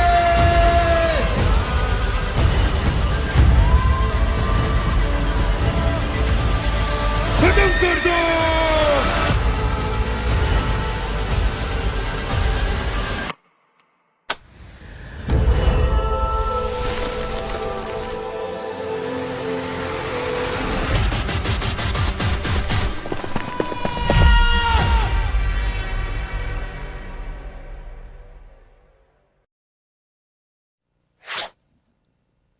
is up, ladies and gentlemen? Welcome back to BGIS 2023. Of course, RTV, the video which you just saw, an Indian faction is getting added to this particular game, Road to Valor. And it's extremely exciting because now there are Indian Guardians. It is going to be extremely fun to play, so do make sure that you check that out. But with that being said, there's been a small change in the panel, or probably a huge change in the panel. Necro is on the sidelines right now, and Super Johnny is back with me. Tell me about this intense Miramar game. What are your thoughts about this? I mean, I'm quite excited to see Rev Esports revive Esports more in the next game because they have been extremely consistent. We talked about the win on Erangel and the top 2 finish on Miramar. And both the matches, they had decent number of eliminations as well. So I'd love to see what this team can pull off in game number 3 as well. Exactly, but before we actually proceed to game number 3, we're going to have a look at the highlights. And it seems like every single time, Future Vibes, they are just getting picked off in very precarious spots. Their drop locations are not determined, and every single player is just completely divided. Yeah, it happened in the last game as well, where Silver City was the team that wiped them out. Even in this game, look at this. This was like an obstacle course where there was no escape. Booby traps set on either sides of the roads and nowhere left to go for Future Vibes. I actually enjoyed this collision in particular, where we had EPR and ISHO collide against each other. And look at this. Yeah. It was incredible, but then again, I mean, EPR got delayed so much because of this fight that they weren't able to survive extreme late stages. And that is the drawback of playing the edge of the circle, right? We talked about how ISHO Speed could have ISHO Speed, my goodness me. Team ISHO could have actually capitalized on the fact that Team MR was just rotating underneath, but they let them pass by, and instantly Team EPR capitalized from the backlines. But this is where the exact commotion started to brew up, the final circles, and Team 7 Shore, they already held early movers advantage. Exactly, they had a pretty good position for themselves, and with the way they were able to gatekeep the players of UDOG India, that was quite incredible as well. But even though it was 7 Show that ended up winning the game, we have to talk about Revive Esports. This fight, I was wondering, where is that man Somj Jord getting those nades from? Because you look at Avenger's vision and it is like there is an artillery strike all around him. Luckily for him, he was out of the range of the throwables, and that is why he survived for a few extra seconds. But other than that, it was an incredible moment from the lads of Silver City. Speaking of incredible moments, I feel like this was the game-defining moment for 7 Shore Esports. We talked about their biggest threat being UDOG India coming in from the backlines. In UDOG India, the momentum has been absolutely brilliant, but the fact that they held on absolutely brilliant, it's crazy, to be honest, because the first man had no idea that 7 Shore, I think Ravan was present up front, but he just got him without even his guard on. And I don't know why, but Necro caught it before Rev Esports did, that 2-2 split towards the end wasn't really going to work out for them. And 7 Shore actually used that to their advantage. They put all their efforts in a single direction, eliminating the players over there and then finishing off the remaining 2 players. Revive Org, they did not have an opportunity if they were going to play like that passive in a final 4v4. But still, kudos to 7 Shore Esports for securing this amazing win. I mean, Revive were constantly under pressure, be it from Grindmore losers or from 7 Shore in that final trifecta which happened, and they were constantly losing bodies in that final fight. It seemed like Grindmore losers, they were more focused towards Revive than 7 Shore. 7 Shore used it to their advantage, got all of them. I just have to say, with a name like GML, I mean, you have to win that map of Sanhok, no matter what. Absolutely. I kind of feel like they kind of wanting to set a statement, but the statement has not been established. Yes, they were consistent. Yes, Erangel was decent. Miramar was even better. But that name, it's kind of like you have to be extremely salty inside the game to try and do justice to it. I mean, they have to be, and salty is right here, by the way. But coming back to the conversation again, GML, as you said, yes, the performance has gone up on Miramar, and if the trend continues, we do expect them to pop off on the map of Sanhok as well. But that is a conversation that is about to begin in a few short minutes. Before that, we have to look at the stats of this game, though. Exactly, and I love number crunching, to be honest. And the first up, of course, we're going to find the Rebel. Now, speaking of guesses, I feel like it's going to be Ravan from 7 Shore, if I'm not mistaken. But again, we'll just have to find out. We are absolutely blind. Oh, it's from 7 Shore, but it's Zeus OP. You get half a point. You get half a point for getting the team right. Seven Show Esports, yeah, the performance was incredible. It was inevitable that one of their lads was going to show in this game as the rebel of the match. It is going to be Zeus, named after a god, played like a god as well. Come on, man. Ravan with 5 finishes in the second spot. You're probably going to have to give me 0.75 points for that. But again, 7 Show, they just completely dominate the top 5 with 3 candidates inside. You've got Muser as well from IDNS with 5 finishes and Shadow OP with 4 finishes. Entirely dominated by underdog team. Yeah, IDNS, I want to talk about them because the way their map of Erangel, the match of Erangel was botched, it was quite difficult. I was expecting, alright, with a performance like this, how they're going to recover on Erangel, and it was incredible. They just slowed themselves down completely, avoiding fights in the early game, just playing for survival, and during the mid-game stages, that is what paid off for them. They were able to secure a kind of a decent number of eliminations. Not decent, like that's quite a lot. 9 finishes on IDNS, just 1 placement point. Yeah, it was kind of an early exit, but hey, 10 points in total, not too shabby. Absolutely right. But ladies and gentlemen, it seems like the deadlock has been broken. 7 Show Esports have surpassed everybody with 32 points up top. Grindmore loses. The difference is massive, and I'm pretty sure it is going to reflect on the overall scorecard as well. 19 points, as well as there is that massive jump of 13 points. It's been more spread out, which only does one thing: give that enormous lead to just one particular team. Exactly. But talking about that lead for one team, the winners of the previous game, sitting on that 3rd position right now, Revive Org with just a mere 13 points. Is that enough to keep them in the top 3? Or are they going to have a big game of Sanhok to protect themselves and qualify for round 2? To be honest, I kind of feel like Revive Org, they kind of have the position set. If you are consistent in every single game, if you know that you're going to finish inside of that podium every single game, I'm pretty sure that you should be in the overall standings as well, inside the top 3. But again, with so many teams trying to punch above their weight, be it Avengers, be it Grindmore losers, there are a lot more contenders, especially for that 2nd and the 3rd spot, and we've always seen that. True, and let's not forget, top 96 also make it through, but from the overall leaderboard. So the teams are going for a gamble if they don't really make it into the top 3 while their group is playing. So it's very important that this last game, we see everyone put in their best performance, put the best foot forward, and try to get as many points as possible. You know, the top 96, it's like a gray area, all right? You have no clue what is happening on the overall scorecard. You have no clue what is happening on the matches which are happening off broadcast. You can just sit back and pray to the BGMI gods. Hopefully you make it. It's like winning a lottery. If you make it through the top 96, it's like winning a lottery, because we know there are a lot of teams here. 2,048 teams. And being in the top 96, I mean, it's going to be tough. Yeah, given the fact that 384 are already going to make it through, so your numbers are going to be a little bit better. But still, just one last game to go for this Group 28. And, well, in a few short moments, we're going to be jumping into the action. Salty, which team are you expecting to win the game, so I know which team is getting eliminated first? That was extremely mean, to be honest, but I'm not going to put a curse, but MH12, they looked really fantastic on the first game. I felt like this team had the potential to make it up on the map of Miramar, but well, no curses once again. Well, you might have just messed up with Necro. You think that I'm the one who is cursing these teams. It's actually Necro who's been cursing these teams. Both of us, we've sort of embodied Maidsy from Hindi stream, so yeah, it's fine. It's up to you guys, man. I mean, you guys decide who is the actual showstopper for these teams. But for now, I think we're going to be waiting for the matchup of Sanhok. But one thing is for sure, that Sanhok is going to be an aggressive game. Because for the first 2 maps, what I've noticed is none of these teams, like, not none, but a few of these teams do not like to take those early fights. But the rest of them, they don't back away from the situation, no matter what. I mean, talk about future wipes. Yeah, they have been in drop collection. They had the options of trying to run away, trying to survive. They did not take them. First option is to take the fight and try and win. Exactly right, but I mean, double-clicking on future vibes right there, it seems like their drop locations are not set. It's extremely scrambled. The players are completely set in different positions, and they are being picked off by different teams. And when you're being picked off by different teams in the early game segment, you know that something is not right. Now, I have to wonder, are they dropping on someone else's drop, or is someone else challenging them on their drop location? Well, one thing is for sure, it's just coincidence, because we have been talking about it.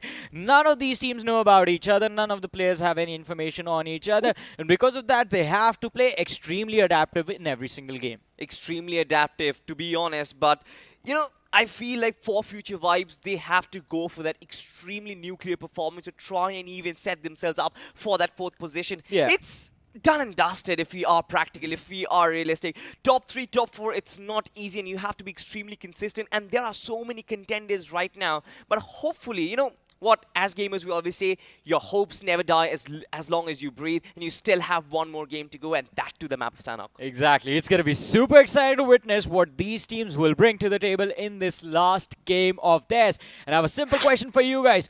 Are you ready for this game number 3, Group 28 map of Sanhok? It is about to begin in front of us, and here we go. Here we certainly go, ladies and gentlemen, as the flight takes to the skies, and you can see it. 7 Shore Esports, the winners of last game, they have ejected from the plane. But where are they going to land? That is the big question. Of course, speaking of the flight path itself, it seems like it starts off from docks and moves towards Camp Alpha. You know, as a matter of fact, that the Sanhok is an extremely small map. The flight path should not be a deterring factor for these teams to try and go to their drop location. But just like you said, we are expecting an early finish or an early fight in the map of Sanhok, because Erangel and Miramar, they've been rather dusty, they've been rather slow in terms of starts. And it seems like UDOG, as well as 7 Shore, as well as Team DR, they're dropping in close proximity. Yeah, 3 teams in a small little city of Shami. Now, that is going to make for an interesting early game start. But along with that, there's a drop clash at boot camp as well. And it's going to be the lads from Silver City going up against the team of Aisho. Aisho taking a massive hit as Tryhard is going to be dropped down to the floor. But still, the numbers of Silver City are going to protect them now. They have gained the advantage. It's a 2v3 situation in their favor. Absolutely. Just one guy still remain, and that's going to be Kamikaze on his feet.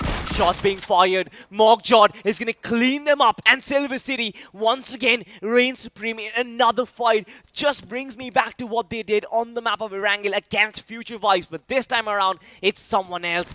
It's Team Aisho, and it seems like every single time their luck just did not shine on them. Yeah. Quite unfortunate for them, the early exit being handed to the lads of Aisho, and I think that pretty much already puts an end to their journey in the BGIS. We know the first 2 matches did not go their way, and even in this one, they're off to a struggling start. But for now, we do have the lads of Future Vibes, and just like Team Aisho, Future Vibes, even this time, are going through a drop clash. But this one is going to be even worse. It's against UDOG India. We just saw the finish for Johnny, and it seems like UDOG would gotten one of the players, Redox, was picked off by 7 Shore Esports. We knew 3 teams were in close proximity, but it seems like 7 Shore Esports, they moved into the periphery of the region. They are surrounding this entire city of Sami, and that means either of those teams, the exits will be marked, and they have to be extremely careful. And UDOG India, they've been hit early. Well, they have been hit early as one of their key players, Redox, has been picked up. But look at this, GML against the players of GSR. GSR, they have taken a hit as Rola was the man who was knocked out. And now they're waiting for another opening. If they can find a trade, maybe they can engage. But otherwise, GSR, I feel like they're going to lose a lot of bodies in this fight. Certainly at a disadvantage. God OP will try and revive his fallen comrade, but it seems like a distance has been created between them. They are separated at this point. Of course, one player from JSR is still pretty close, and a 1v1 might be on the cards. But both these teams will try and disengage from this fight because they know that this is detrimental.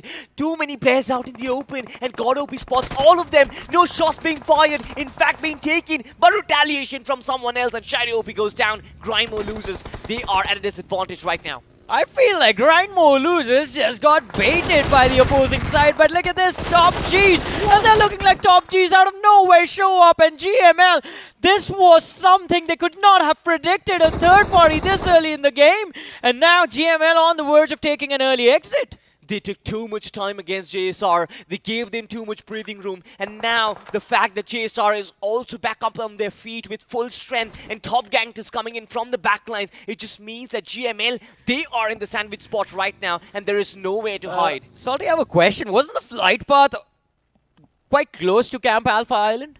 Yeah, it pretty much There's was. not a single team there. I mean, but the circle definitely is towards Camp Alpha, and we have that northern Yeah. circle. I love this. I kind of feel like Necro would have loved this map. Necro would have loved casting this map because this is his favorite circle, to be honest. And it's so much action. There's so much action happening in this game right now.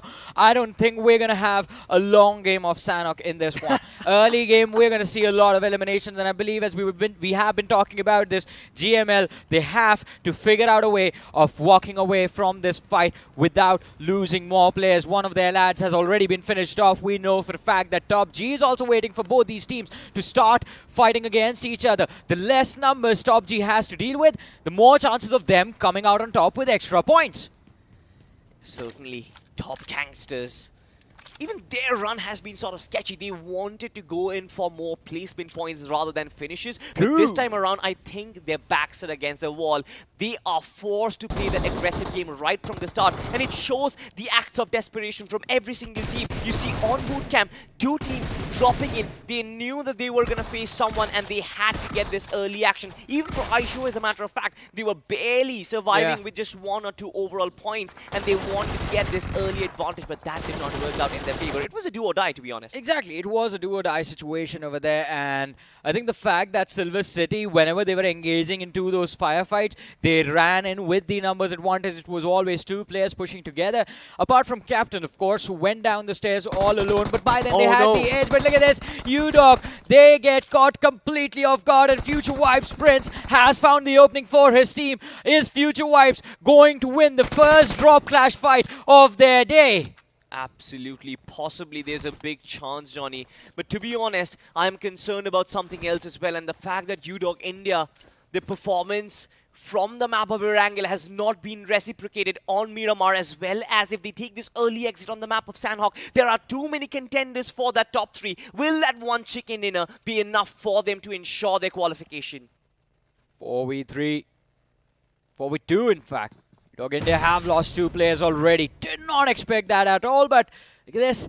Avengers against Revive Org, and Revive Org, they have an extremely consistent, one of the most consistent teams in this particular group. The first 2 games, both of them, they had the top 3 finish in their favor, and of course their positional play has been quite phenomenal, but this time they will have to fight it out against the Avengers if they want to survive and if they want to move forward. But only 2 players trying to hold off an entire army.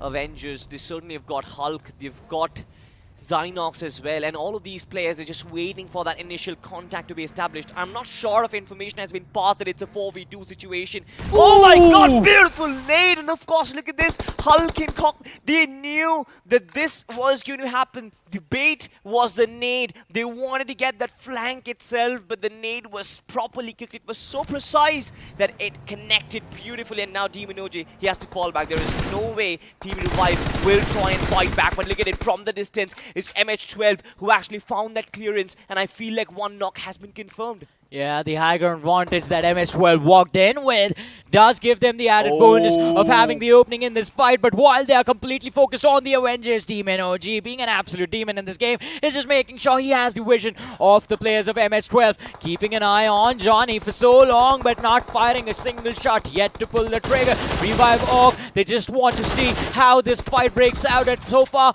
Avengers, they're trying their level best to take this fight, but MS12, the numbers advantage playing in their favor, and they walk away with all 4 points without taking a single hit. But now is when the demon appears.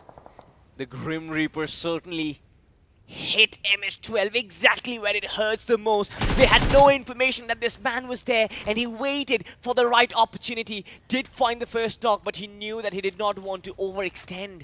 The ACAM-4X certainly not the best weaponry to try and spray down your opposition at that range. Possibly if he had the M4, maybe he could have gotten something out of this situation. But Revive Org, they could actually come out of this situation unhurt, or at least hurt by the least of margins. I mean, I wouldn't blame the weapon. It was more sort of a situation where, as you mentioned before, he was all alone. He had overextended along with one of his teammates, and that lad got finished a few moments ago. But hey, no resets for anyone. That is what we are talking about. And now, as soon as MH12 are done with the Avengers, EPR Esports show up out of nowhere, having secured the opening knock, and I believe MH12 might be looking at an early exit as well.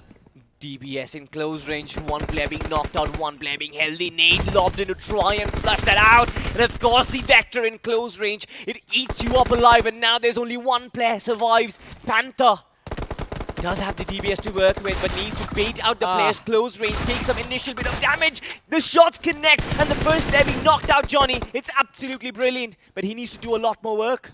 Yeah, he has to put in a lot more effort if he wants to make sure that his team is not out of this game right now. The opportunity is right there. He has to secure this 1v2 fight no matter what. It is a tough situation, but he has the perfect weapons to be able to pull it off. The only thing that this man is lacking is throwable utility.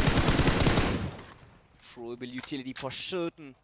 MH12 Esports, they were constantly under pressure from multiple teams, and of course, yes, I know the smirk on your face and a little bit of a laughter, that just gave away everything. The hardship, ladies and gentlemen, nobody is inside the circle, or at least majority of the teams are outside the circle.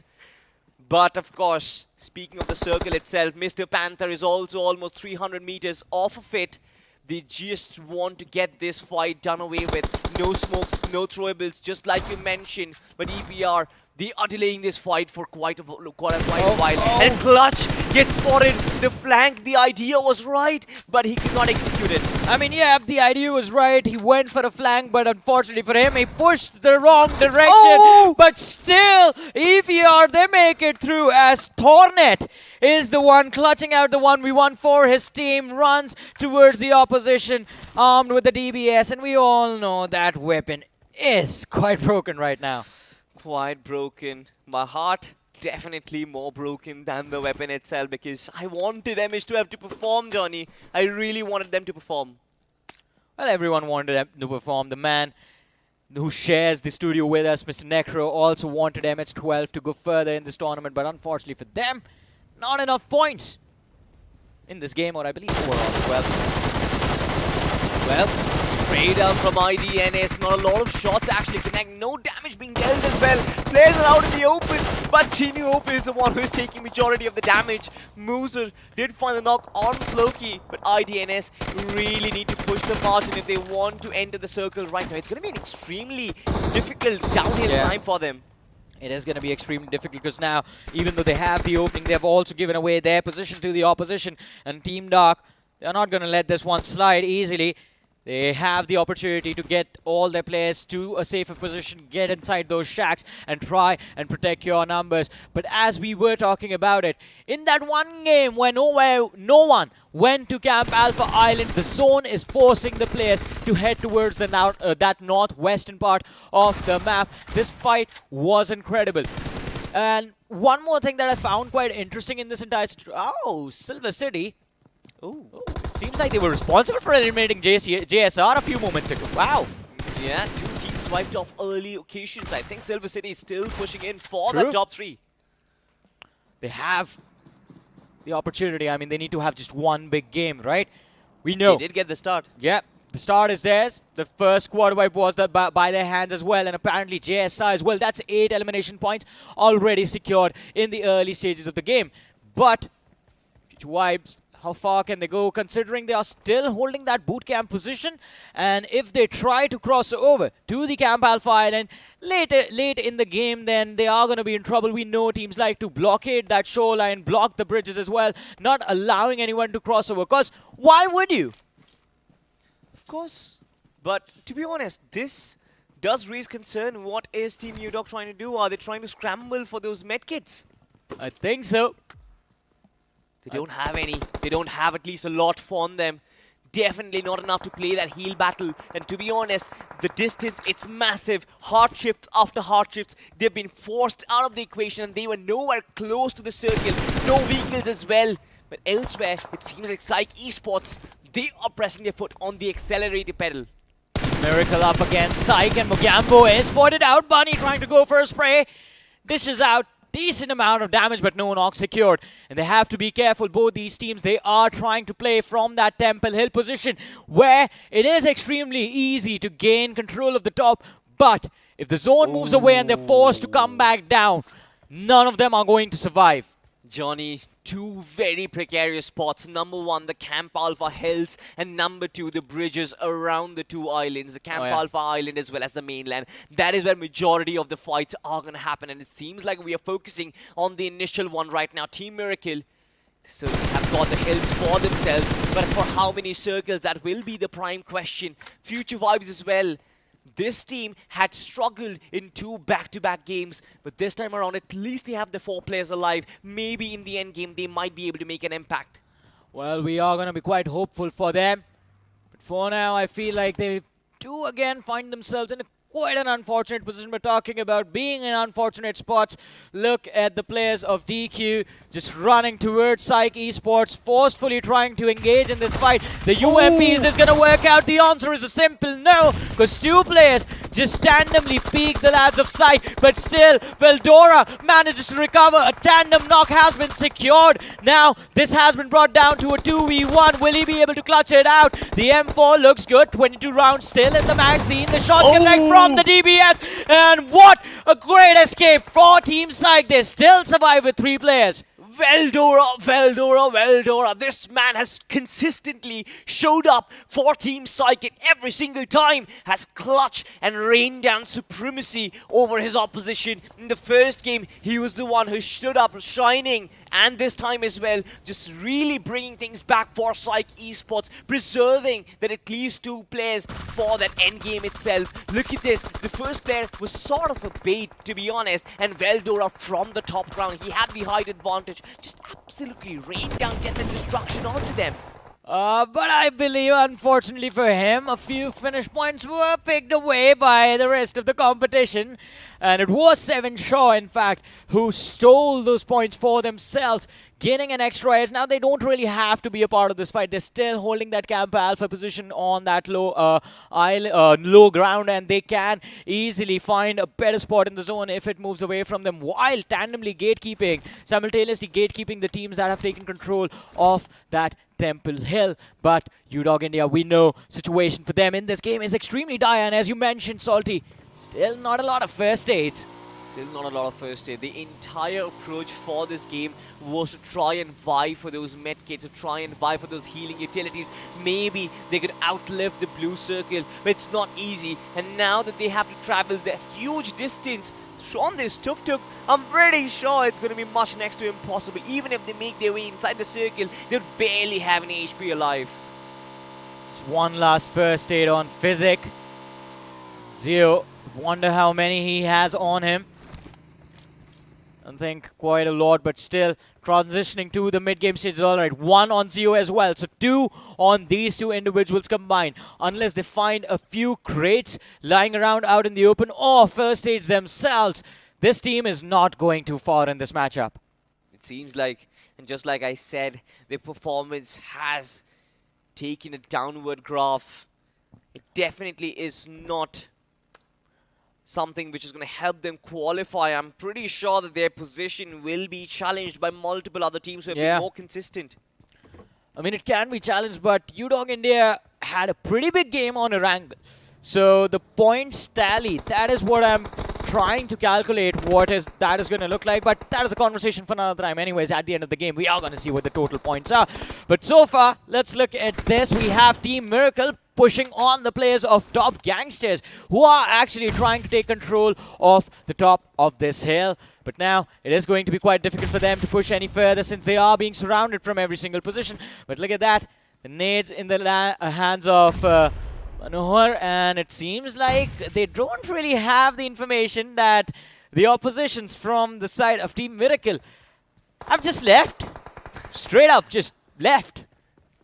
To be honest, Team Miracle as well as the other team, both of them need to make a massive run right now because the circle has fished them. And you know, as a matter of fact, it's the dire position where you have the high ground, but you don't have the exit strategy. We always talk about these Camp Alpha Islands. The hard shift has been massive. And we know, as a matter of fact, that this is going to really cause problems for Top Gangsters as well. Let's see. Top Gangsters on top of this hill have the upper edge. Bunny knocked out. Should be an easy finish. Team Miracle nowhere to recover. Nowhere left to go. Just have to face their inevitable demise. But EPR on the other side also getting eliminated from this match.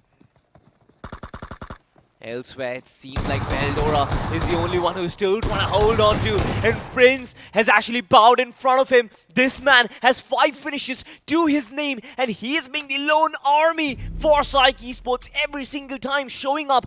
But the job is not done yet. Obito is still lying up front, waiting for him, gatekeeping. And of course, the blue zone damage, it's going to be massive. Will he be able to survive? That is the question, of course. Being pinched by multiple teams and multiple factors. But elsewhere, look at this. This is an interesting fight. Yeah, GML against the players of Silver City. And Silver City, we know they have been protecting their numbers all this time. Have 6 eliminations already on the board. 3 players still left against the fight. In a fight against GML. Should have the upper hand, but let's see how this one is going to go for them. So Amji, the one leading the charge for his team, moving swiftly towards the competition. Spots out one of the players. I think it's Zarak who has been spotted, but Molotov is being lined up. It's going to be lobbed, and it is going to split the 2 players apart, but still no damage dished out. While on the other side, the players of GML lining up their nades, are trying to see if they can secure a knock from the distance, but it's not really working out too well for them. I love the fact that this is a battle for the shorelines. The circle was extremely precarious and they had no spot. They knew that the shoreline would be a safe haven. But who am I to say it? The circle once again ditches both these 2 teams and they have to wrap that fight extremely quickly. Elsewhere, it seems like UDOG are the ones who are being gatekept. And once again, from the shorelines itself, they are not being allowed entry inside the circle. And I'm probably pretty sure the Zeolite is also going to extinguish every single bandage that he also has. Yeah. Because that is all he has. The bandages. No boosters, no first aids, no med kits. It's just bandages all throughout. But let's see. How long can he survive in this dire situation? Silver City on the other side. I think the best case scenario for Zeolite is just try and secure an extra finish for his team. But I don't think he's going to risk losing out or giving away his point to the opposition when they know that qualification might be quite tricky for them.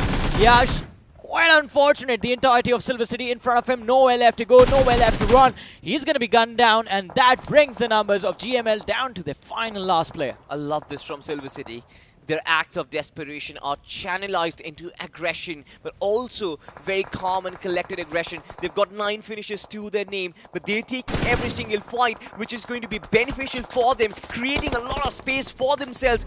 They got that entire shoreline control. They got control of that entire region, and now they can easily proceed inside the circle itself. Elsewhere, it seems like top gangsters are being challenged, constantly trying to hold down this high ground, but I'm pretty sure this next circle, that is going to be the detrimental factor. Let's see. Let's go right in the middle of that road. 7 Show, have to say this.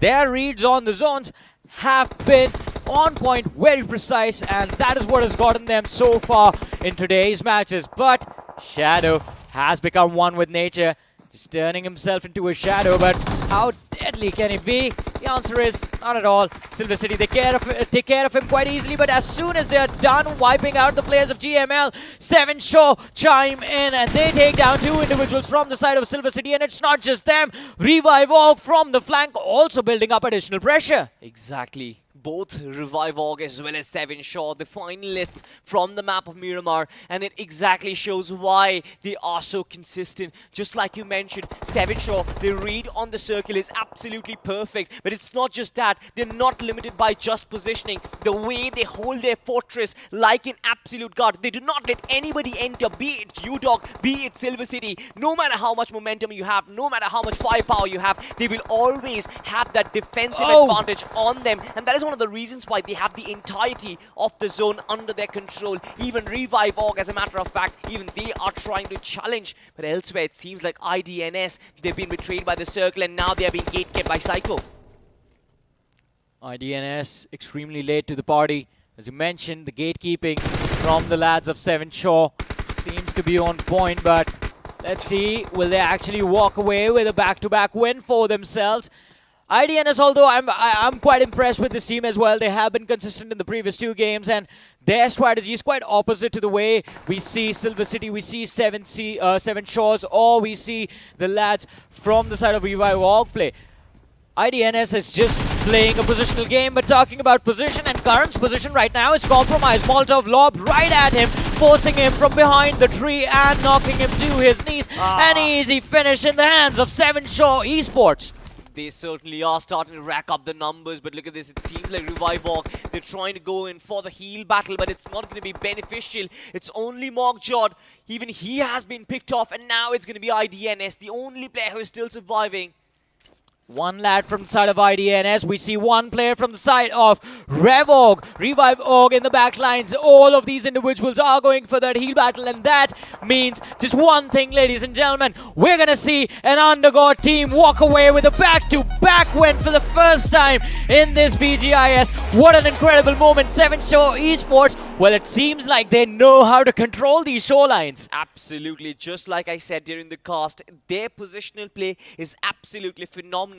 But not just that, they turn their final positions into an absolute fortress, and that is what makes them these champion teams. Nobody can actually beat them. And they get there early. They were the first team to head to Camp Alpha Island. For some reason, out of the 16 teams, 0 teams were there within the first 2 zones. I have no idea when. During the 3rd stage is when Seven Shore Esports actually took control of that position, and from there on out, well, initially they went to Camp Alpha, but as I pointed out, being on the low ground, if the zone moves away, low ground actually has the advantage compared to that Temple Hill. It's very difficult to push down from that mountain. Exactly one of the reasons why top gangsters as well as Miracle, they were in that precarious spot, because they knew they had no exit strategies basically, and that is what happens every time you climb that Camp Alpha Island. You know, as a matter of fact, that from the hilltop there is no way out. It's an extremely steep slope, and nothing can be done if the circle betrays you. Exactly, but it is going to be quite interesting to see what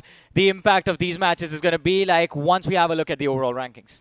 Absolutely, but ladies and gentlemen, a lot more number crunching on the other side of this very short break.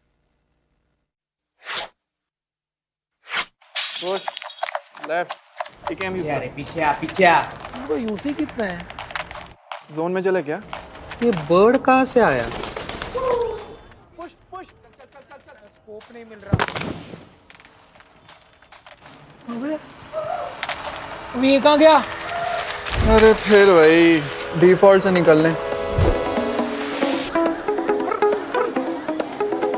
अरे तकिल तकड़म भगड़ी की डम डम कपू पूरा तरफ default से निकल पुर पुर पुर पुर पका पका पम तकड़म भागा दौड़ दम अलग ही जोन में ये तो ये स्पेस में और स्कोप नहीं है sir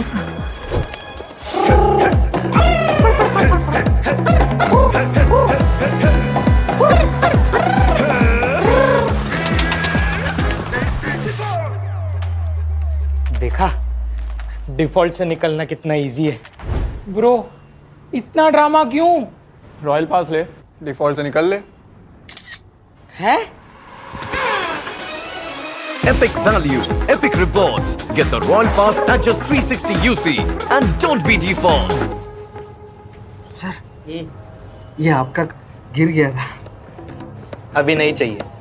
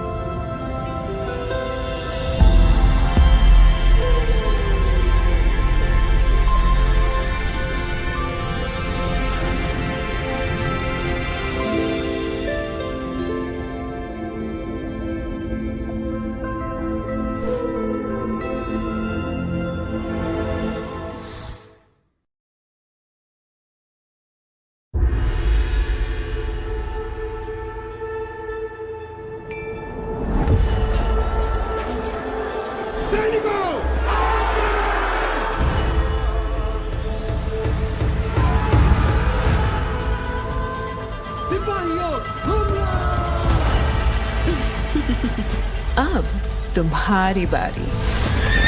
Be prepared for the fury. साथियों आगे बढ़ो चकने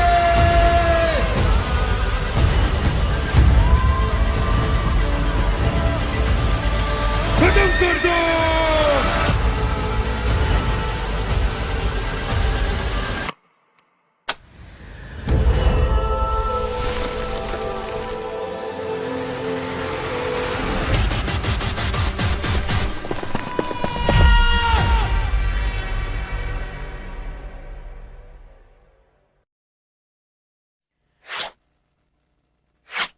Welcome back after the break, ladies and gentlemen, to BGIS, the Super Johnny. And now, finally, we have the man, the myth, the legend, Necro back on the panel.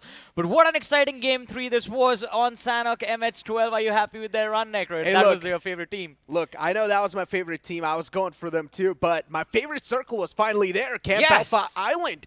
You know for how long I was waiting for this circle. Finally, I get to see that, but I was not the one casting it, so...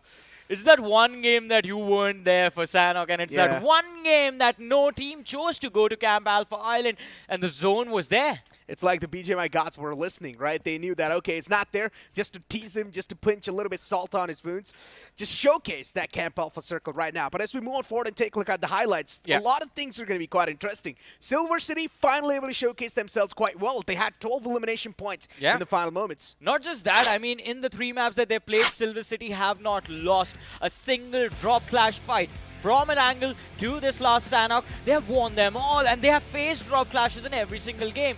Now again, this time I show they had the opportunity to win this battle, but again, Silver City, as we mentioned, the numbers advantage that they tried to play around with did work out quite nicely for them. And how can you forget Waldorf's clutch too? That was quite insane. I was just sitting in the back looking at that, and as soon as he made that clutch happen, I just stood up on the edge of my seat. But you know what? Inside the highlights too, even Avengers, they tried their best to fight back inside the scenario. Actually, we're also able to get things underneath their belts. In this particular position where we saw Avengers collide against Revive Org at the very start of the game, well, a few starting minutes, turned out to be a trap basically for any team that showed up to these shacks. First it was the Avengers who were taken care of, then MH12 had to face a lot of trouble over here. First it was Revive Org that secured the opening of, then EBR just slammed in, and then JSR as well. In a few short moments we saw them getting taken out in boot camp right after this fight was done. But MS12, I felt they could have done a lot better in this match. I think so. The only reason they got eliminated because Salty was going with them, as we all know, considering a little bit of curse from his side too. So MH12 just got eliminated off the bat. But you know what? Still, I would say MH12 is one of those teams that definitely does pack a lot of potential. True. I think they just need a little bit more time inside the BGIS, but unfortunately, they've got none now. Exactly. Journey does unfortunately come to an end, but so far, I mean, it has been an incredible run of matches as well as we've seen them on broadcast. I mean, they played quite an incredible game, but here's the clutch we were talking about. Well, Dora protecting his team, Psych Esports against the players of DQ in a situation where I thought Psych was done completely. Exactly. That clutch was something that got me up from my seat, and that's why I said that clutch was definitely quite hype. But then later on too, once again, Voltora, this man was not stopping. Yeah. He was on a tear. It's like one of those moments where you feel that fire inside of you, and you just do not want to stop in the fire. So Udok, though, unfortunately for them, quite a bad start initially. But Negro, let's talk about the elephant in the room. Udok India not performing in this game. Oh. Exactly. I mean, initially having that bad start, so Udog India, just unfortunate stuff. But you know what? ITNS, one of those teams that is trying to slip under the radar, but at the same time, our observers are doing a really good job in catching all that action from the side of ITNS, so they're not exactly able to slip under the radar. I mean, you can say catching the lack of action from the side of ITNS, because the points for finishes weren't really there. They played a survival game in both the games, but their survival game is on point. They're very precise with their positioning, just like Revive Org. Revive Org was in, I believe, the top 4 in this game. Exactly, they were. Once again, consistent finish when it comes to the placement points. I do not understand how does this team know exactly where the circles are going to be there. True. And that's where Revive Org just end up positioning themselves. They're looking pretty phenomenal inside the game, but another team that's looking phenomenal. You mentioned this during the cast as well. Seven Shores, being the underdogs, getting that double chicken dinner. Exactly. This is so impressive because we have not seen that in the first 3 days so far, but this team has been incredible. And their way of doing it is not just taking fights willy-nilly. It's precise positional play. They were the first team, as I mentioned, they were the first team to make it to the Camp Alpha Island. And because of that, they were able to protect themselves for so long. They took control of those shacks and they stayed there, just waited and waited for their moment to arrive. Exactly. And considering how that game went, it really gave a lot of the new teams an opportunity to try and showcase themselves. Yeah. Silver City, one of those, they had been doing quite good, but still they just needed that little bit of more air underneath their sleeves, and once they finally got that, they were able to survive to the late game. Unfortunately, though, that third party that came into play, Seven Shore, once again, were just able to successfully hold them off at bay. But at the end of the day, as I mentioned, good performance is what we're looking for. UDOG, unfortunately, we know, having that bad game at Sanhok, this might just be a little bit of problem for them. They might not qualify in the top 3. I do agree with you. I think it's just one big game of Erangel that we saw from them. After that, the Miramar performance wasn't that great. Seven Shaw was the team responsible for eliminating them on the map of Miramar. And this time again, UDOG was gate-kept by the players of Revive Org. An unfortunate end to their journey. But let's see if their journey does in fact come to an end, or will they make it through. Let's not forget top 96 still there. That option is still there. But I would like to say that do not rely on top 96. 2,048 teams, and you're going to be relying on top 96 in the overall standings. It's not the way to go. Top 3 has to be the way to go, and it's that top 96 that's like, if God is with you, then you will be making it forward. It's all going to be coming down to luck. Exactly. It will be a gamble, as we like to call it. Also, I have to say this. I'm quite happy with this Group 28 because for the first time in the last 3 days, our conversation is centered around all these undergods. They have performed, all the teams have performed so well. They play to the best of their abilities, putting pressure on those known teams. UDOG India, so much pressure upon them, losing a fight against Future Vibes out of everyone. Future Vibes, the first 2 games, they were the first team to go out, but this time, that wasn't the case. They chose to survive. They chose to fight. I would like to say one thing, right? I would like to focus and elaborate a little bit more on Seven Shores, and I just think they've got really good knowing. They've just got a really good knowledge of the map all the time. They know when to take fights. They know when not to take fights. It's pretty much like they keep themselves on the leash, which is a good thing. Yeah, exactly. But talking about keeping yourself on a leash, well, this man just broke away from it and ran through the competition. 6 finishes secured by Ravan from the side of Seven Shore Esports. But that's not it. We're going to move forward, have a look at top 5 Rebels as well, where we have, of course, well, Dora is going to be there. Was hoping he was going to be the MVP of the game, but doesn't matter. 6 eliminations secured by him first team. I mean, look, at the end of the day, as I mentioned, Seven Shore is one of those teams that keeps themselves on leash. They know when to take fights, when not to take fights, and this man is probably the playmaker for them. So Ravan's, of course, there inside the top 5 Rebels, but as we've also got Voldora, as you mentioned, with 6 finish points. Karun's still going to be there with 5. Chinu is also there with 4 eliminations, and then Johnny, you yourself, Johnny, over there on the board. Hey, 3. I said this yesterday, every single individual who's named Johnny is a good player. Okay, well, I mean, let's see if his team's made it in or not, because that's the question that's going to be relied. But yeah, taking a look at the match scoreboard, IDNS 2 barely able to squeeze themselves inside the top 3. Revive Org, unfortunately, they only managed to secure 14 points. That's why they're not there. Well, Revive Org, as you mentioned, they play for placements and not for finishes. They don't have that many points, but they are consistent in all 3 matches. Hopefully, that should be enough for them to cross the 30-point marker and make the cutoff, but let's see what's going to happen. Although, look at the second page. That is where we see UDOG India, Avengers, I Show. These teams did so well for themselves in the first 2 games, but Sanhok wasn't theirs at all. I Show, man, this team, they're probably going to be just kicked out of this entire tournament. I know that's for sure because they're not going to be doing that great in the overall standings. But it was a pleasure to cast them because they definitely do have a punch, without a doubt. As we all know, every single team inside the lobby, when it comes to the mechanical standpoint, they're all phenomenal. But finally, let's move on forward and take a look at the overall scoreboard. UDOG India barely made it in the top 3. Revive Org is, of course, there too, but Seven Shores, that 2 back-to-back chicken dinner, that sealed the deal for them. Yeah, and it is quite impressive that UDOG India is on the first position, even though our entire pre-show segment was about them. We were talking about their run and their journey, how their history has been, but UDOG India this time, that first Erangel, I think they realized that one big game was enough to push them through and they just relaxed on Miramar and Sanhok. They were just chilling. But Seven Shaw, 60 points in 3 matches, incredible performance. Revive Orb, this is the team that I'm most impressed with. Look at that, only a mere 14 finishes on the board, but those 39 placement points is what we need to be focused on, because inside the top 8, that is the highest number. That is true. I don't think so exactly UDOG was chilling, but they were just getting dealt with quite nicely. I'm just going to be honest over here. UDOG, they were not able to... No, I don't think so. Look, man, who would like to qualify barely inside the top 3? Because you know your lifeline's on the line. And then later on, you need hope and pray for yourself that you will be placing yourself in top 96 in the overall standings. Yeah. So UDOG India, I think so they were just getting dealt with by the other teams pretty nicely. So that's just called good capitalization, good adaptive nature from the teams that were next to them. But the latter half of the board, MH12 not able to make it. Quite a lot of the teams that I was personally going for. Look at Aisho as well. They have that just 1 point, and that 1 point came in this game of Sanhok, and that was just one finish they got from the side of Silver City. And talking about Silver City, unfortunately, they also do not make it through, but they have accumulated a decent number of points. Do you think it is possible for them to qualify through that top 96 bracket? I don't think so. Look, Johnny, I got to say one thing that is quite blunt, and that is that hoping when qualifying inside the top 96 is not the way to go. 2,048 teams. Just know that.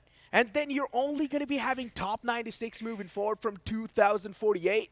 That is an insanity to me. And if you're still hoping that you will be moving forward from that top 96, and if you're lucky enough you do, but you still need to understand that's sort of like a wake-up call for you. Yeah. If you do make it inside the top 96, you will need to realize that you have literally just moved forward just because today was your day. Exactly, but we are going to move forward with the next group, Necro. Next set of 16 teams about to play their matches, and it is going to be quite interesting to see how this game is going to be played out by these teams. I believe they would have taken a lesson from the matchup of the previous group as well. I hope they were just watching the broadcast, but you know what? The upcoming group is in front of us, ladies and gentlemen. Group number 106, and as we've got the players and the teams too, the team names especially, Team Quad's there, Team EXO, one of the known teams inside the group. Not just a known team, a very well-known team. Team X, one of the biggest names in the region, and we will have massive expectations from their side. Let's see what sort of numbers are they able to deliver with. But apart from them, I think a few interesting names as well. I want to see what Team Quiet is going to do. Are they going to keep the competition quiet? Akatsuki too. Look at that. Akatsuki, yeah. Yeah, I want to see what they've got too. Well, I mean, look, I'm not really a big fan of Naruto, considering I haven't really watched that anime, but I've really heard a lot about this crew, Akatsuki, so I'm really hoping that they've got a lot of firepower. Yeah, I mean, in the anime they do, and it's supposed to be a group of assassins, so let's see if this Akatsuki can actually assassinate the rest of the competition. And, well, the name does look quite interesting, but we're going to have to see what the performances actually look like. Hey, considering a big known name is in here too, it's going to be tough for all the Undergod teams to dominate the competition, because teams like EXO, they will try their best to spoil your game, but they do not really intentionally mean to spoil your game. They're just pushing wherever they hear the gunshots. They're just playing their game, you're just playing yours. If you guys collide, then it's up to you to bring yourself up in the fight. And that is what it's all going to be about. But the first game of Erangel, I mean, we did see the name of the teams. What are your expectations? I mean, without even seeing them play in game 1. Expectations, as usual, entertaining game, just like how we saw the first game at Erangel. I just want to see an entertaining, action-packed game. I mean, I guess since you weren't there for Sanhok and we got a Camp Alpha circle this time, what is a zone that you don't want? Hopefully we get that zone. Say military base. Military base. I don't want a military base circle. So I hope we're going to be able to see that military base circle. But you know what? Jokes apart from yesterday, it seems like the zone's been the MVP. Even yesterday we saw quite a lot of hard shifts coming into play, interesting circles too. And now today we saw the Camp Alpha circle. Maybe inside the second game of Erangel, we might just see that military base circle too. But Johnny, any predictions from your side? Well, no predictions for this first game. I would like to observe what the teams are going to be up to, but I do agree with you. I mean, if we have an intense circle, something that just throws the game plan of every single team, including Team EXO, out the window, then it's going to be quite interesting to see as to which team is actually good at this adaptive play style that is required in lobbies like this. Hey, you know what? I've also heard from the production that the game is almost going to be starting up, too. So the first game of Erangel will be on a screen in a couple of seconds. But, Johnny, you made your prediction. Now I'm going to go for my prediction. I'm going to go with Team EXO, the known team, of course. That's the safest bet I can take. What if they don't end up performing? Well, it's all because of Salty. Well, you know what? You can't blame him for this now. It's you going first.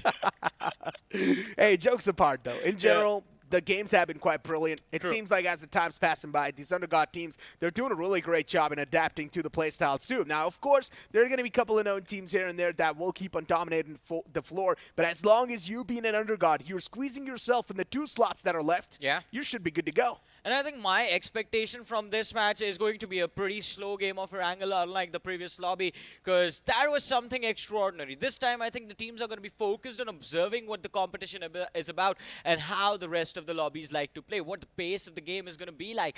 And if it is leaning towards the aggressive front, then I think you might be right. EXO might walk away with the win.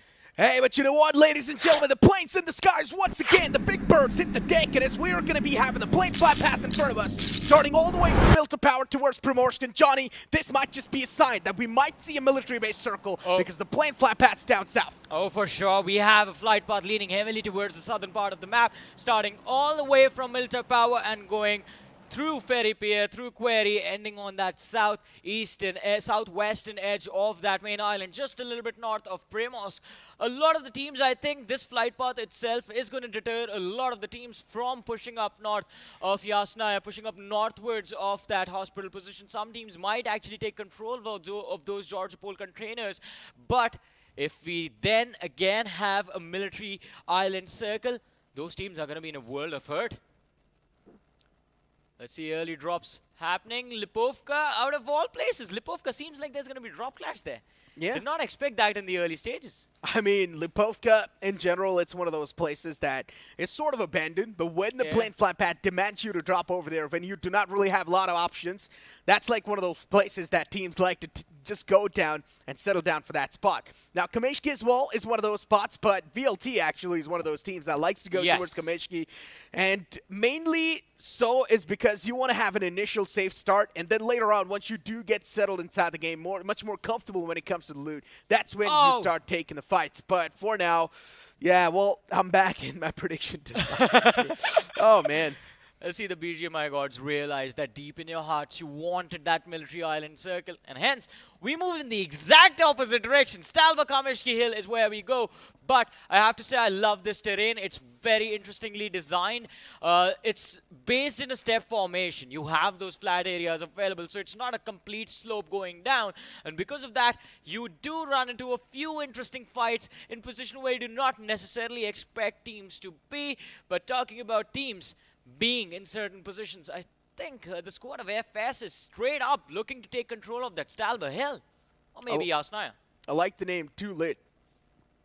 Let's see how lit they are, or how much they will be lighting up the floor. For now, we've got the players of Team Newborn in front of us.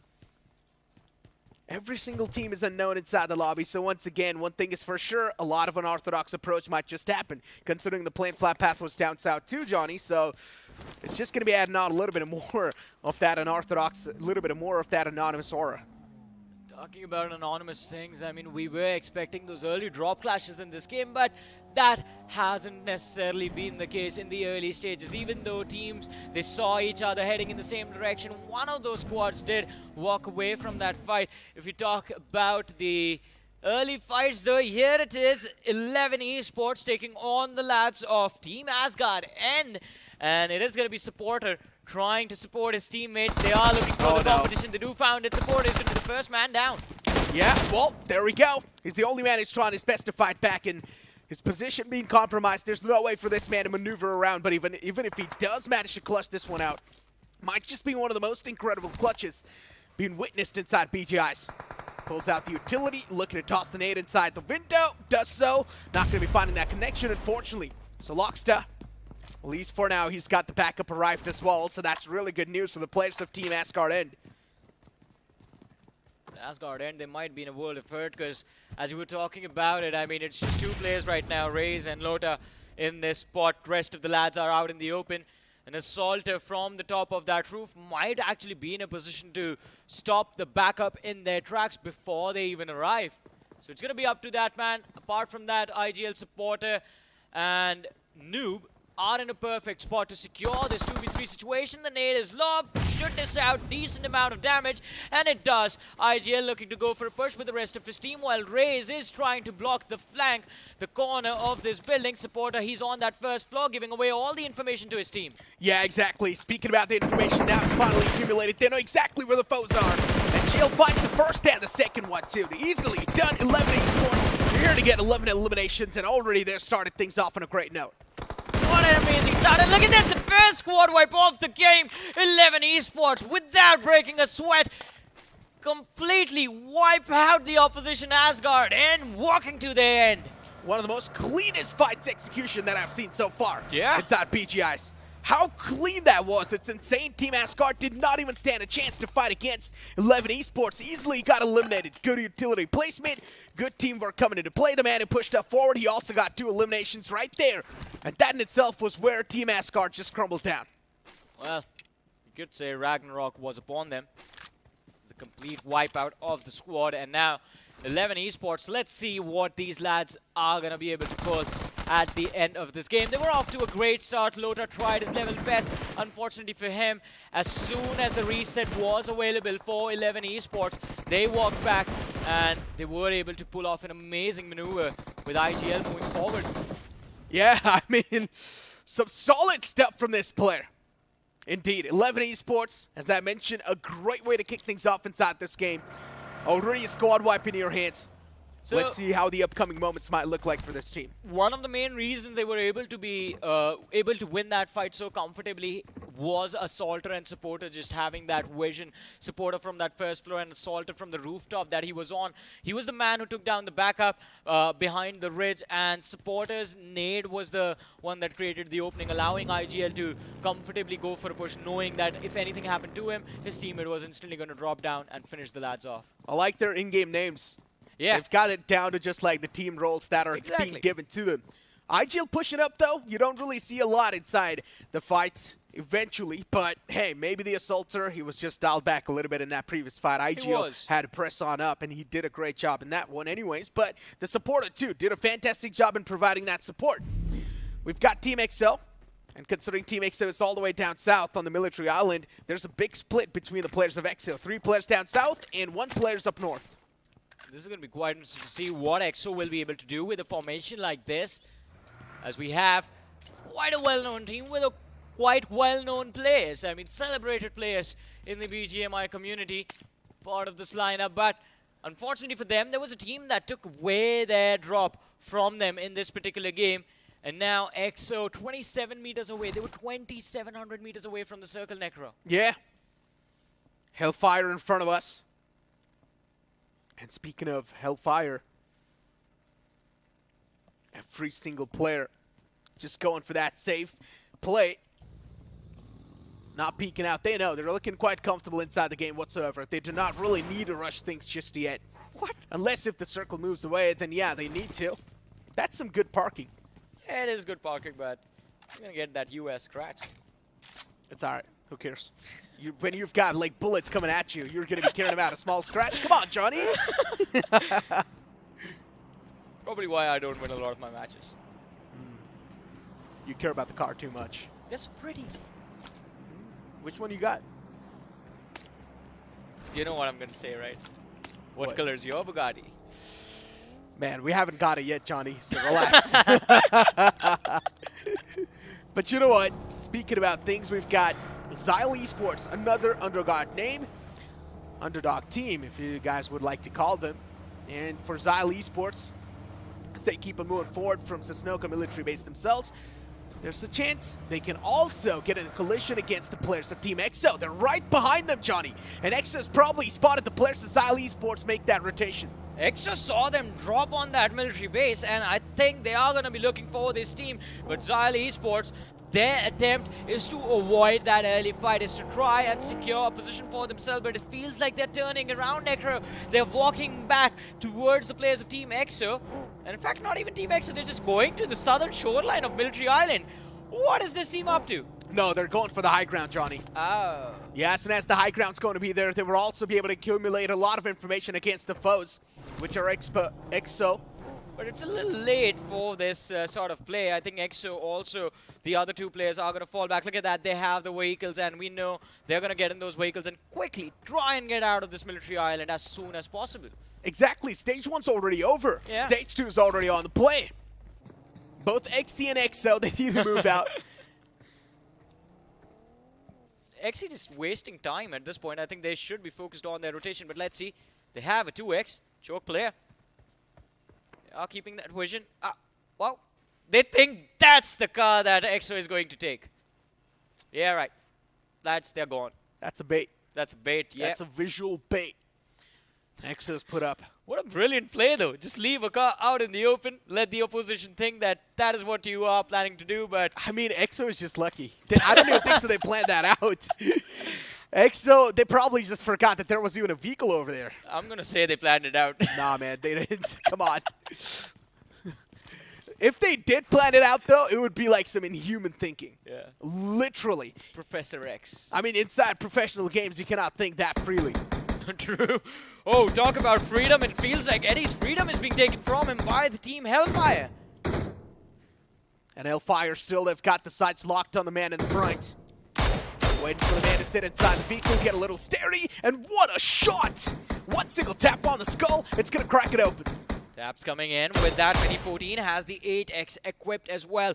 Kakarot has been knocked out. And I think it is going to be possible for Extreme Rushes to bring him back into the game. Eddie, he's trying to survive as well, but nowhere left to go for him. He has to run up the slope, out in the open. The thick smokes are there to protect his position, but as we were talking about at Hellfire, they find the knock for themselves yet again.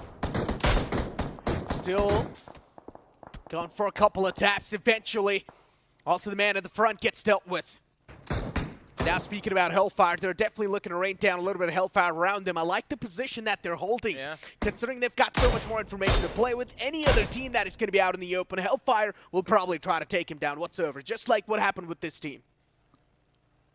Only I want to see if you can connect those shots for now. Kakarot, he's bleeding out. The gatekeeping was perfect for this team. Not allowing the competition single bit of movement space, and Extreme Rush is official. Well, from now on out, in this particular map of Erangel, they will be in a position where they won't be able to rush upon anyone. Muni, still, man, he's got him locked, pinned down in the sights. Muni, just relax. Eventually, you're going to get that confirmation rolling in, too. Yeah. Yeah, there's no to rest that man, and that's quite unfortunate, though. His friends just left him out in the open to die. What are you supposed to do? That man is knocked out in the open. There's no cover anywhere available, and plus, he was actually going there to save his teammate Eddie. And instead of losing just one player, they lost two now. That's what they say, right? Friends, sometimes they can either bring you out of tough situations or they can take you down with them. And right now, that's what exactly happened. Yeah. Exactly. My mom used to say, stop going out with my friends, but never listen to her. But you know what? Speaking of the game, once again, the next circle shift's going to be into play. Actually shifting right next to Mansion. Johnny, this circle is going to be intense. It is going to be intense, and especially the northern half of this circle, because look at the cluster that is already formed in the southern farms of Yasnaya Poliana. Over at Mansion, there's just one team, and it is Team Quiet, and they will have quite a comfortable position for them for these mid-game and the late-game stages if the zone stays on top of Mansion, that is. If the zone moves away, then their exit, it's going to be quite tricky for them to pull it off. Speak about tricky things, and for a lot of the teams, the rotation inside the upcoming circle is going to be tricky to pull off. The quicker you are, the better it's going to be, because you will be able to take the prime spots in your hands. And for all the other teams that are going to try to breach inside the circle a little late, they will need to settle down for the leftover spots. Well, apart from that early fight where we saw Team Asgard end, brought to their end, the pace of the game has slowed down quite a lot. Yeah, what's happening? I mean, we have Chena Valley. They are quite exposed out in the open. They still have a position at the edge of the zone, so I think they will be quite safe for at least the next 2 minutes. Speak about being safe, and Hellfire inside the Mansion area itself. I mean, they've got an entire mansion to play with. Oh, yeah. You cannot be any more safer than that, Johnny. Let's see I mean, Hellfire, considering they're probably going to be looking to make this match in Hell itself, how well they're going to be able to fire down the opponents once they do start to get challenged. And soon enough, considering it's going to be one of the prime spots inside the circle, I'm pretty sure every single team will have their eyes locked on this place. I mean, for sure, that is bound to happen, as we saw Team Quiet approach this position just a minute ago, and now we have Team Hellfire joining them as well. But look at this, look towards Shelter, as we have Team EXO on our screens finally. And it's quite surprising that they made it through with all 4 players, but they find themselves in an awkward position, and the teams, they are ramming their vehicles against each other, up against the lads of Hungry Stars. But how hungry are these Stars? We are about to find that out. I mean, these known teams somewhere down line, they're starting to get complacent inside the lobby once they dominate the first game. Addy has found the first knockout. Hopefully he does not get too complacent, because that's been the meta so far for these known teams. SNS, the first knock was found, went inside to toss the nade, but Hungry Stars, they've got really solid hold of that tunnel. It's not going to be that tough to hold it down anyways. One single entry point for the players of XL, it's a tough entry. So they're going to have to figure out another way to deal with the players of Hungry Stars. Even though EXO found the first opening, they can't really convert it to a finish. Don't have the access. Go underground, put additional pressure upon the squad of Hungry Stars, and they are trying to go for a split pin, Necro, but I don't think this is going to work out. The vehicle stuck. Yeah, it is stuck. Well, you were speaking about parking, right, Johnny? Yeah. This man just parked one vehicle on top of other. That is impressive, man. That is impressive. That's the way to park. That's how gangsters park their vehicles, and XL. So the gangsters right now inside the lobby.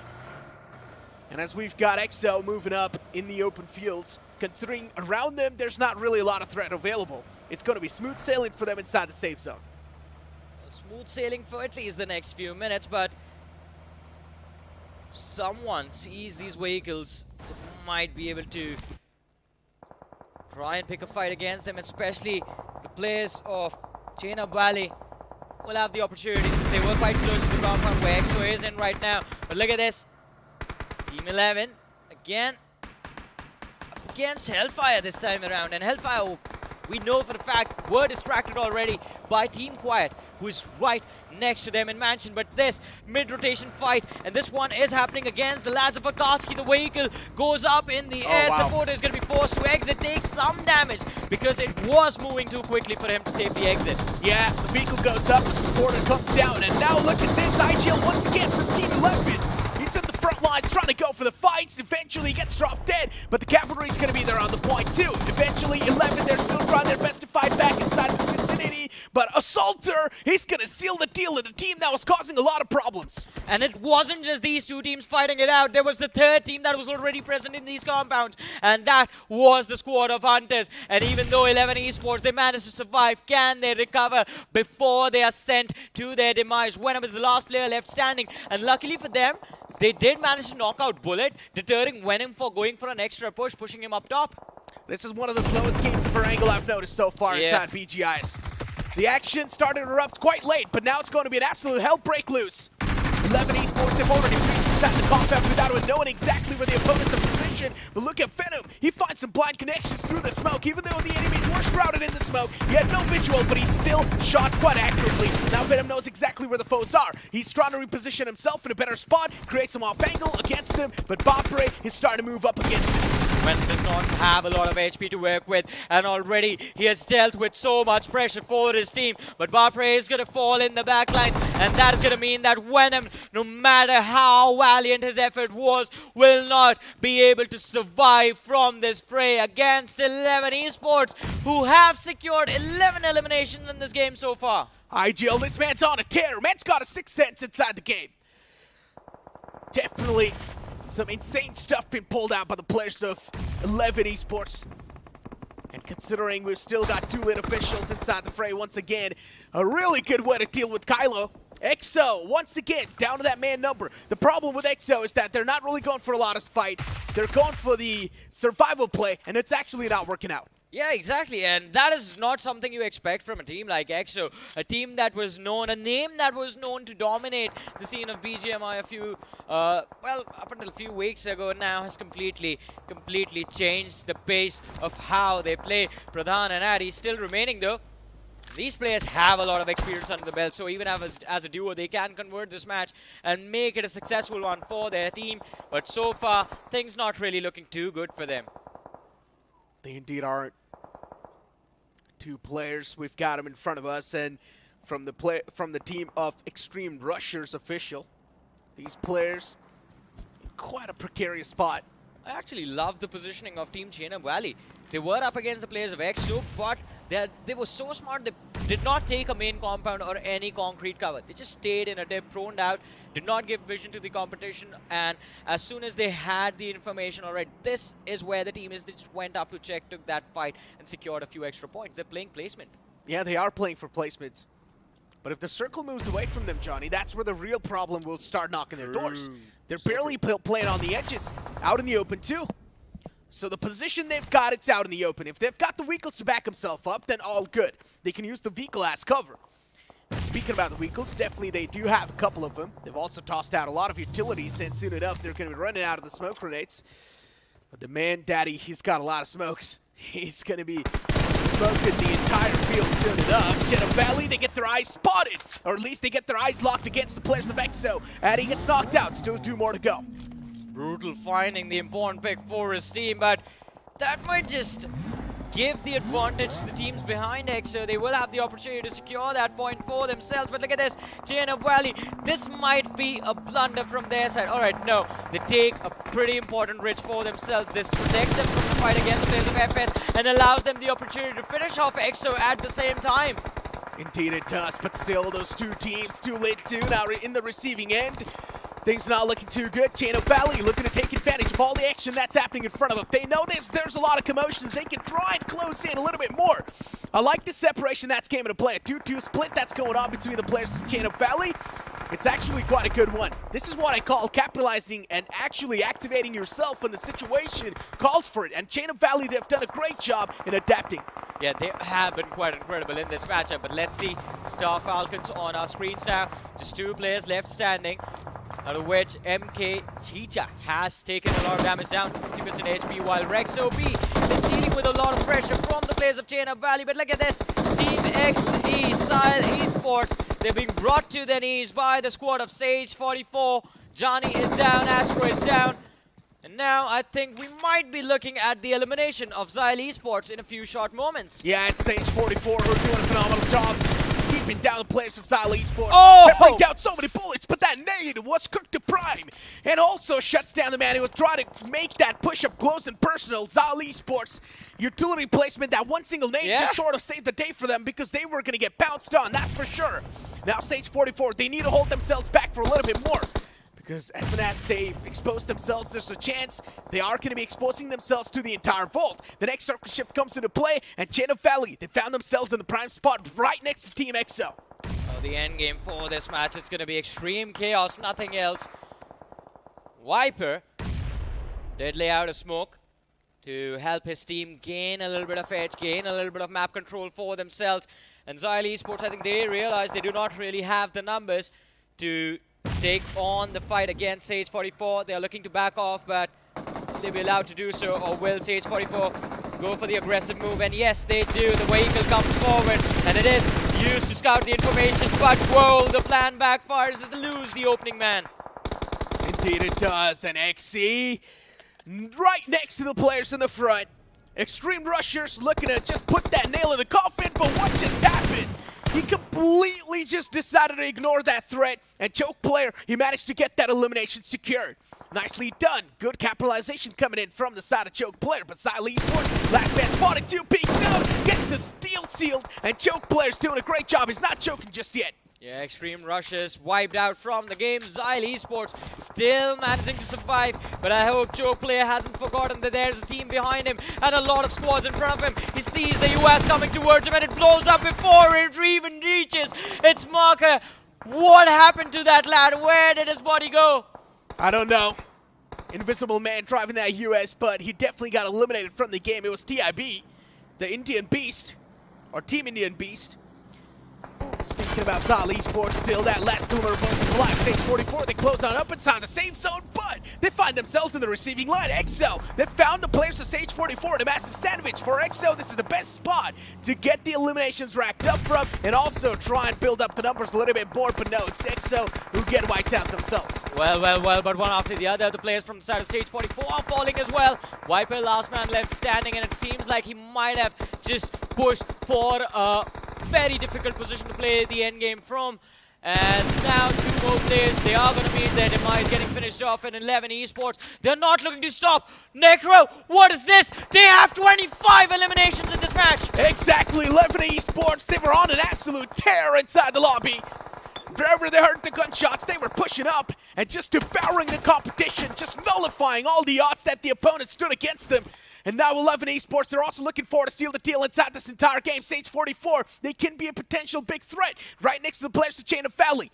But as I mentioned for Xylo, or at least for Xylo Esports, that last glimmer of hope, he has the chance to play the spoiler. Well, he can play the spoil sport for everyone else, but 11 Esports, I think their run might come to an end by the hands of Chain of Valley. Chain of Valley, they have the flank, but it's one of these two teams that is walking away with a win.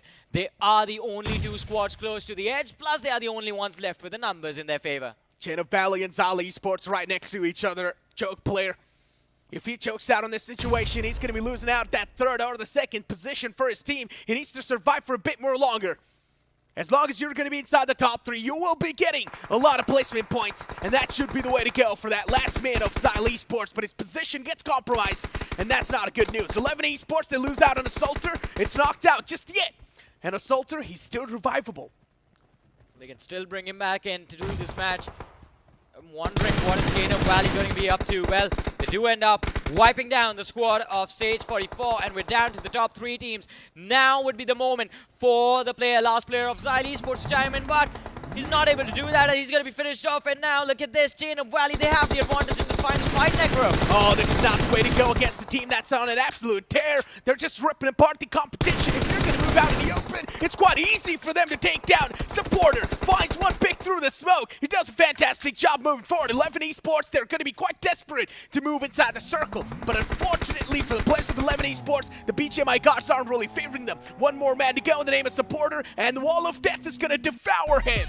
What a way to seal the deal. 11 Esports, even though they were not able to win that game, still, it was quite a nuclear performance. Chain of Valley completely just out-tacticling every single team inside the lobby. Yeah, Chain of Valley, their positional play was quite impressive, but 11 Esports, I mean, what was that? Also, Supporter, you evil man, you might have secured a lot of eliminations from the other teams. He denied his own point. Yeah, I mean, he was like, okay, I'm not going to give it away to my opponents whatsoever. So, yeah, he's just got taken out from the entire game by the play zone. But at the end of the day, man, 11 Esports, such a nuclear performance. Chain of Valley, as I mentioned, when it comes to the tactical maneuver, positioning yourself inside the game, perfectly done. They did not crack under the pressure. 42 points. I believe 42 points is what 11 Esports will have in total, but I don't know if that's actually, my maths is correct on this. We're going to find out, right? Hey, you know what? Will we find it out? We'll be able to find it out. Of course, Johnny. Come on, it's not even a question. But, you know, fluid thinking from Chain of Valley has sort of helped them to get that chicken dinner. But, ladies and gentlemen, now it's time for us to take a short break because you guys all know the tradition. We'll see you guys after this short break. Push. Left. Pick him. पीछे आ वो UC कितना है? Zone में चले क्या? ये bird कहाँ से आया? पुश चल स्कोप नहीं मिल रहा। अब ये कहाँ गया? अरे फिर भाई डिफॉल्ट से निकल लें। अरे तकिन तकड़म भगड़ी की डम डम कपू पूरा आतम डिफॉल्ट से निकलम पुर पुर पुर पुर पका पका पम तकड़म तकड़म भागा दौड़ दम अलग ही जोन में ये तो। ये स्पेस में और स्कोप नहीं है sir.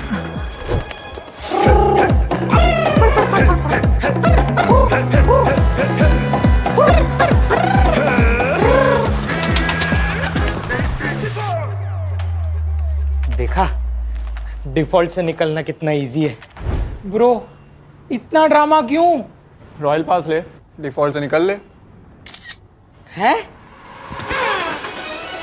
Epic value, epic rewards. Get the Royal Pass at just 360 UC and don't be default. Sir ये आपका गिर गया था. अभी नहीं चाहिए.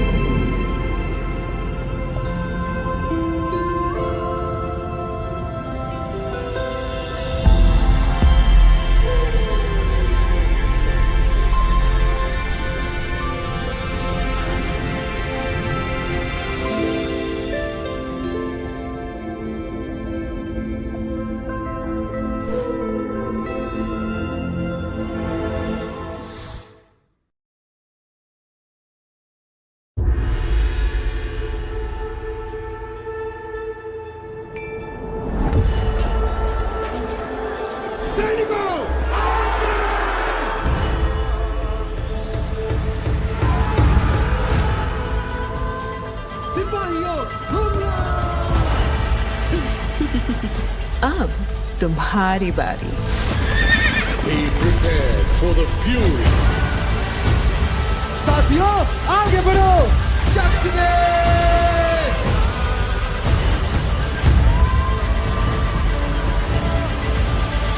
खत्म कर दो.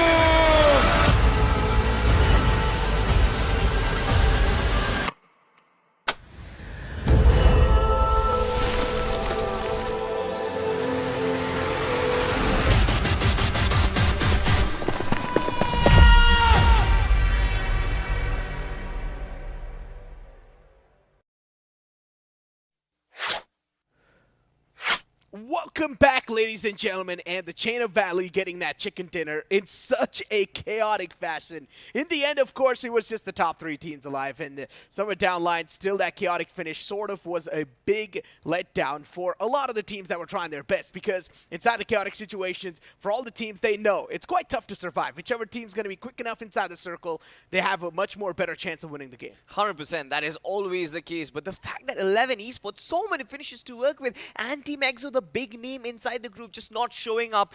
Definitely a lot of big headlines from this game, ladies and gentlemen. But the action will relive it once again through the highlights. And I am excited for this right now. Every single time these underdog teams have shown us that they are almost equal to the big dogs. Exactly. But you know what? Speaking about all of that stuff, I mean, inside the highlights, this is how 11 Esports really started to kick things off, right?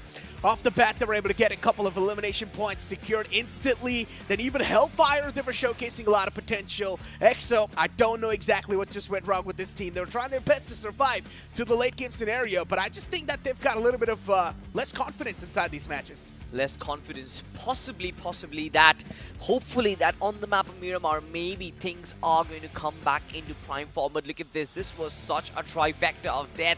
11 Esports just raining down death and destruction on 2 teams at once. Nobody could even come close to them.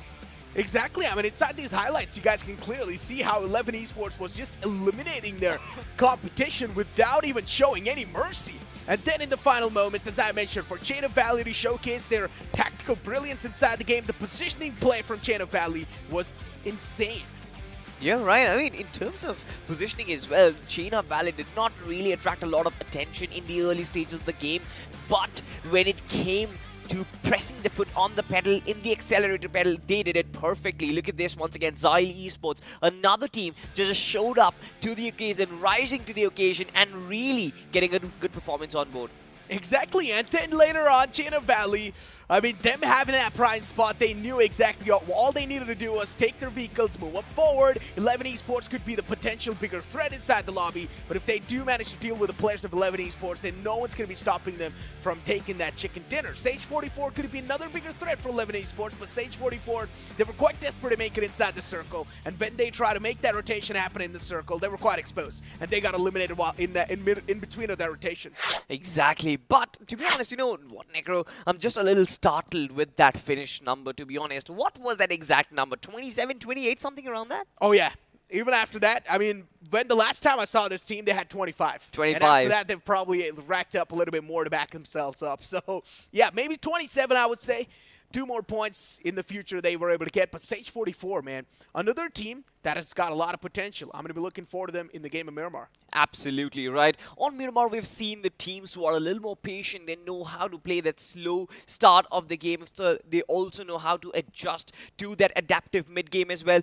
They can actually benefit a lot from the end-game stages. Teams prioritizing that good position inside of the final circle will always get that big chicken dinner for themselves. And that is something which we'll find out which are the teams who can excel in those departments. The first group, they had an awesome Miramar game. We saw how Seven Shore Esports just held that ground like an absolute fortress. I'm looking for something similar here as well.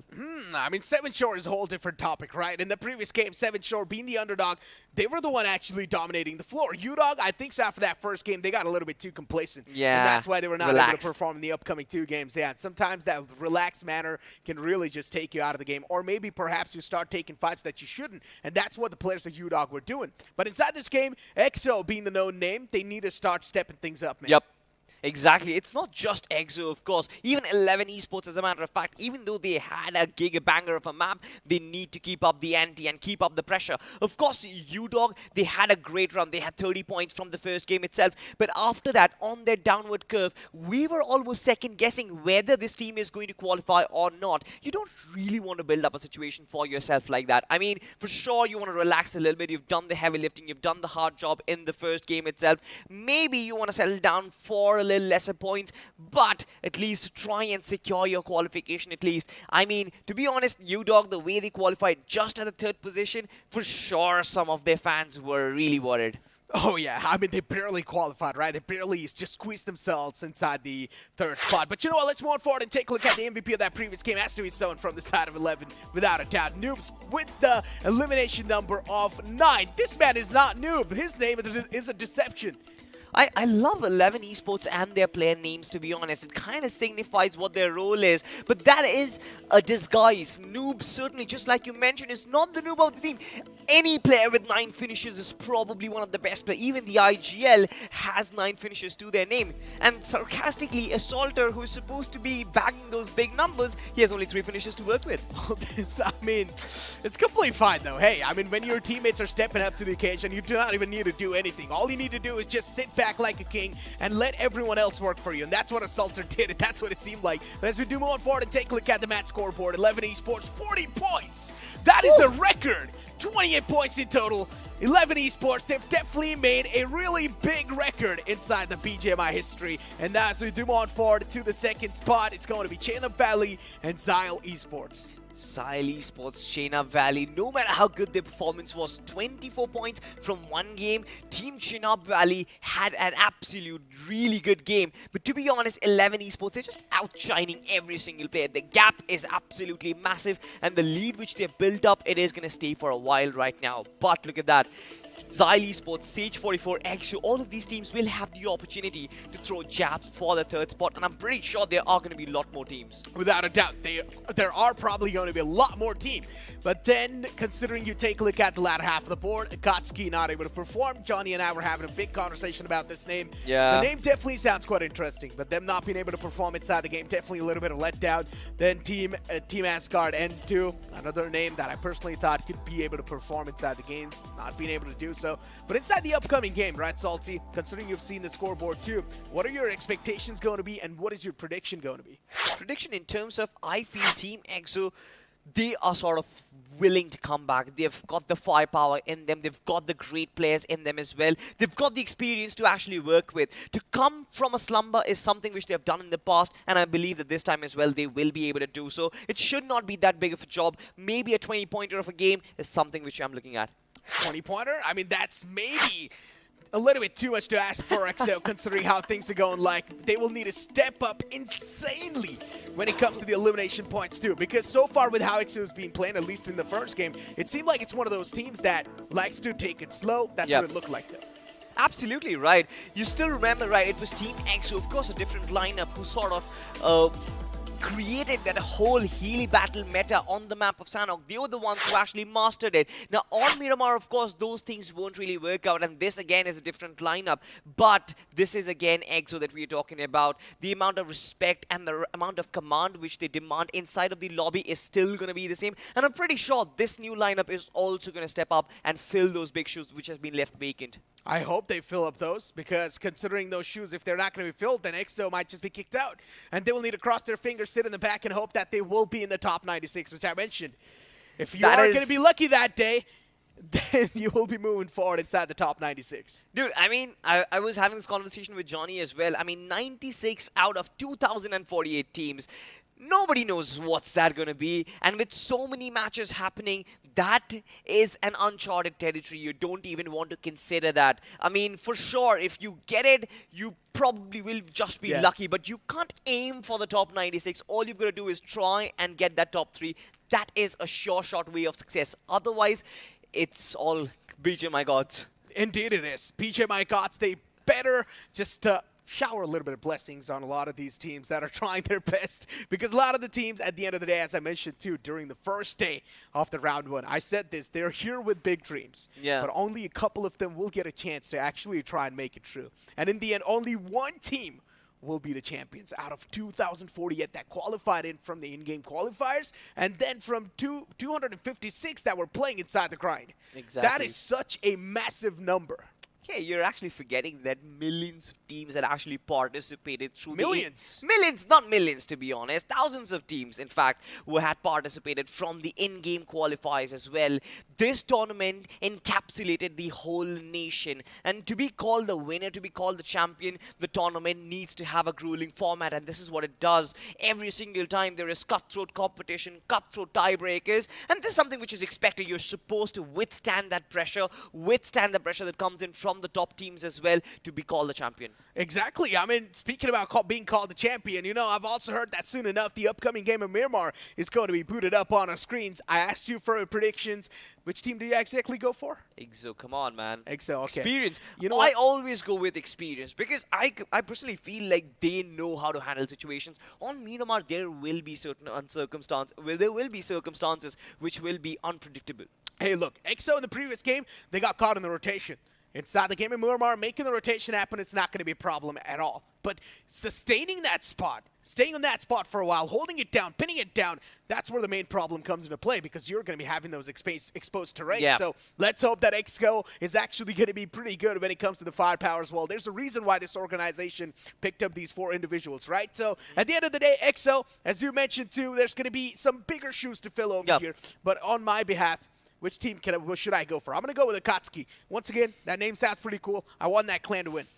I mean, to be honest, you know what? I also have sort of a soft corner towards Akatsuki. They are one of the most favorite groups in terms of anime. But again, this is not the anime. This is the realm of BGMI, ladies and gentlemen, and things will be different. Now, one team, of course, I would want to perform is going to be the Chenab Valley. They got the chicken dinner on the first game itself. They possibly can be very consistent on the map of Miramar as well. Maybe just continue that run of form. But we are back, and Miramar is live, Necro. Exactly. The plane's going to hit the skies, and the plane flat path starting all the way from Oasis to down south towards Los Egos. This plane flat path is actually quite nice and balanced. Today, as I mentioned, today's been the day of plane flat paths, and teams have been quite lucky because they're being graced with plane flat paths like this. Yeah, there was the one Erangel game where the plane flat path was all the way down south, which is completely fine. One of the other, it's completely fine if things are not really working out. But majority of the time, today the plane flat paths have been quite nice. The flight paths have been nice, but the circles have actually been extremely crazy. Sometimes taking those hardships which actually take these teams off guard, throw these teams off guard as well. And now look at this, right? Towards the extreme northern fringes of the map itself, towards Thoria Hamada as well as Campo Militar, Team SF is trying to make their drop towards water treatment or maybe towards Al-Azhar. We might actually find two teams dropping in close proximity. Apart from that, there is that massive cluster towards the center part of the map itself. Like, to be honest, Necro, there is no set pattern. Every single team is just dropping in their drop location, trying to win their initial fights. There is no rhythm in the way they are moving. They find some enemy in their early drop locations. They will take the fight. If they're lucky, they will get the easy loot as well. Speak about the easy loot. I mean, the circle actually centers on up on Los Leones. This is an interesting one. I think so. We might just see an urban warfare. Not an urban warfare for sure. I am pretty sure this is going to be one of the southern shoreline circles, because when there is so much water involved inside the circle, I have always seen that it drags on southward. I'm going to be extremely excited. I feel like Team 11 as well as Team 2LI, I feel those are the teams who will benefit the most out of it. You never know. We never know for sure. But you know what? One circle that it's been a while since I've casted, I want to see that circle on those islands that are on the right side of the map. Those two little islands that are separated out from the main one. And when that happens, it's sort of like a swimming race. Whichever team makes it first, they will be able to accumulate so many elimination points. And whichever team gets their hands on the jet skis or the boats, they're lucky enough to make it over there too. The way you put it, like you haven't seen this circle in a long time, I would rather put it in a different way. I have seen this circle extremely rare, almost, probably even never. But having said that, this one is pretty exciting as well. But so far, speaking of the teams itself, Akatsuki in front of our screens right now, not the best of maps on the map of Erangel. Maybe they'll try and get some points on the map of Miramar. Try and get that early action involved so that they get that morale boost. But apart from that, I think there's going to be an initial skirmish. Speak about the skirmish, and yeah, action's about to be unfolded in front of us. And Extreme as well is in front of us too, as we've got Extreme Rushers. They've managed to open the fray for already. Team Quiet, not in that good of a spot. Even they do not have a lot of loot accumulated, they still need to go for better gear, better utility. The Mets too are missing from their backpacks. So Team Quiet, they need to be quiet, but at the same time, they need to be quick on their feet. They certainly need to be quick on their feet, need to position themselves in a way where they're not clustered and cluttered in a same spot itself, because one nade coming in from the other team will be disastrous. But Pirate on the rooftop, I have no clue what he was doing up there, and he's been punished for it. The 4x on UMP was good enough from Kakarot, and now they found the advantage. UMP in the close range, it's absolutely devastating. And speak of that, considering Extreme Rushers, two of the players getting pushing up close and personal once again. Oh, that player just took a little bit too much damage. And not just that, even the Molotov being tossed out. The man who was in the back lines, he's going to be forced out of that comfort zone once again. These Molotov utilities have been seen a lot in use recently. Yeah, for sure, right? And of course, on the map of Miramar, those are extremely vital. But look at this Extreme Rushers official. They're not stopping on their tracks. They keep on pushing forward and constantly keep up the pressure. Team Quiet, they are being denied space. They are being denied time. Now, they have to decide what do they want to do. Will they be able to fight back? Because there is no exit strategy by any means. And with no utility in hand, I'm pretty sure for them, this is going to be an extremely uphill battle. And not just that, they're also on a man disadvantage. Yep. It's going to be tough to bounce back from this, considering the opponents are quite desperate to take the fight. Now. Really good fight. Madara, this is where things will be neutralized once again. Both these teams on unequal ground. It was extremely criminal. It was criminal from Kakarot to be in that open space for that much amount of time. He should have had that map awareness that players will be revived and they will try and fight back. But he was caught slacking and he's been punished for it. The split that's coming into play. Two players in the front, one player across the street, Eddie. Let's see how well it's actually going to pan out for Eddie. He needs to keep his position and knows if his position gets compromised, and if unfortunately enough Eddie gets knocked out, getting the resurrection onto Eddie will be next to impossible because his teammates will need to close out the distance in the open. And for now, Team Quiet, they've got both the players just pinned down in the front line, so Extreme Rushers, nowhere to go. Nowhere to go for them for sure, but Team Quiet, the fact that they found the knock and the finish on Kakarot just goes to show that this team suddenly has bounced back and has evened things up. And just like you mentioned, the split might just be detrimental to their success. At this point, though, all that they should have done is possibly stick together and maybe pull out that immediate ambush. Not give them the space, not give them the time. For sure, the pressure was there, but they loosened it up, and that is one of the reasons why they're paying the price right now. Speak about paying the price. Even Asgard there in quite a good spot towards La Penedita. They spread themselves out quite well. Considering it's still the phase 1 of the game, stage 1 of the game. Every single team right now, they're in a comfortable spot without a doubt. For them to rotate inside the circle, it's not going to be a problem. If they also do want, they can go for the late game rotation, because stage 1, the damage is not going to be alive. For sure. And once again, we witness this battle, right? I mean, look at this. Team Extreme Rushers, how beautifully they closed in the distance. And then one blunder, one massive blunder, which just completely shifts the favor and shifts the momentum onto Team Quiet. But look at this, another team that we're always going to have an eye on is going to be 11 Esports. And what a performance they've had in the first game. We'll be looking on to capitalize on this one as well. They had another team in close proximity, but it seems like they are looking to disengage, Necro. Looking to disengage, looking to move away. And considering they had so many elimination points, for them the pressure is going to be non-existent. 100%.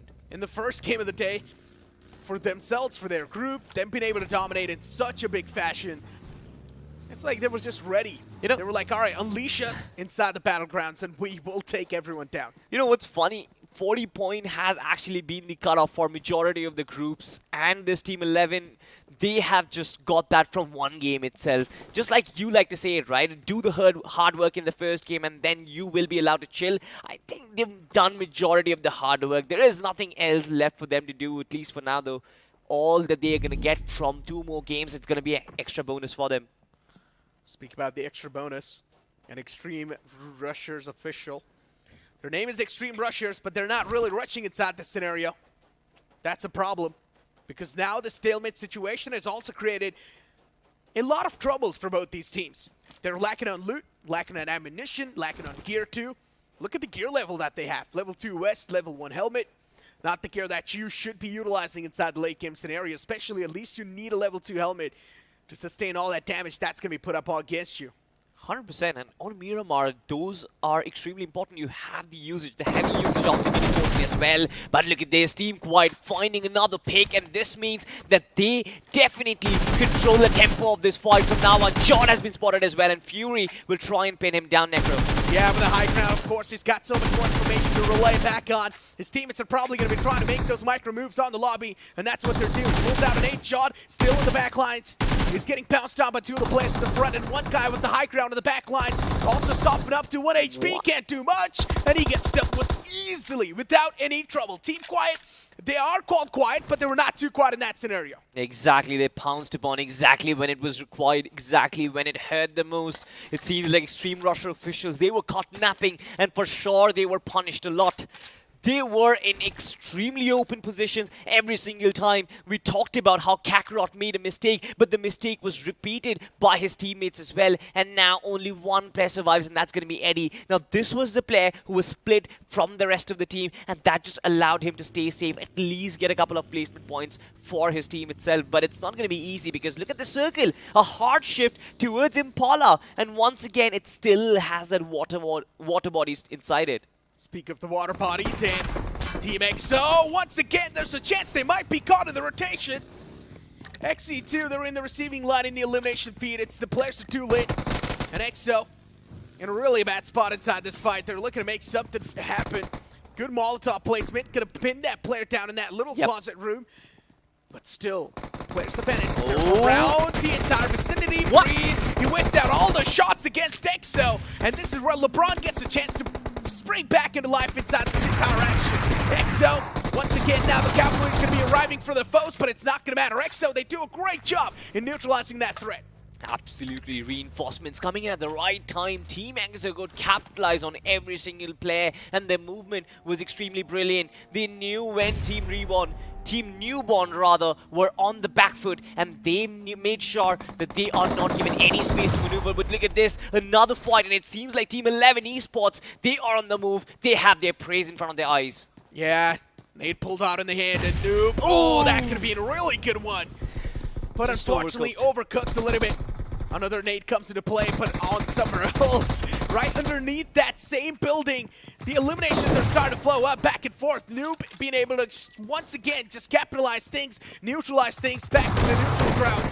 But the opponents they're doing a really good job taking a fight against the players of 11. Just keeping them off at bay, not really letting the players of 11 get too comfortable inside this building. Exactly, two players. They're gonna peek out. Matty IGL will try and destroy all the hopes. It's a 1v1. Assaulter will try and connect all the shots, but heavy damage being dealt with. And once again, 11 Esports, they survived. They live to fight another day, and all of their players will be revived. Yeah, that was the first and the second team fighting from the previous game. 11 Esports was the team that was in the second spot in the game of Erangel. And the team that was in the front, which was Chain of Value, that was the team who won that chicken dinner too. 11 Esports, I don't know exactly how they managed to clutch that situation out, but definitely a nuclear performance might just be loading. It was so close, Necro. It was extremely close. I did not expect this to happen. Now, this was another fight. I kind of felt like Newborn. Yeah, they kind of whiffed a lot of shots. He was punching him. Exactly right. And that is one of the reasons why, I mean, Team EXO, they were handed this fight on a platter. Oh my god, LeBron. I think so he wanted to pull out the gun, but LeBron accidentally fat-fingered and then he just started punching his opponent. But it just seems like, Salty, that's you in a TDN. Hey man, every single time I've got more scores. Please, alright? We probably have to do something on live so that we can actually prove it to the audience. But once again, we saw the glimpse of that 1v1 and it was brilliant. Yeah, the next circle shift comes into play on the other side towards Minas Generalis and Impala.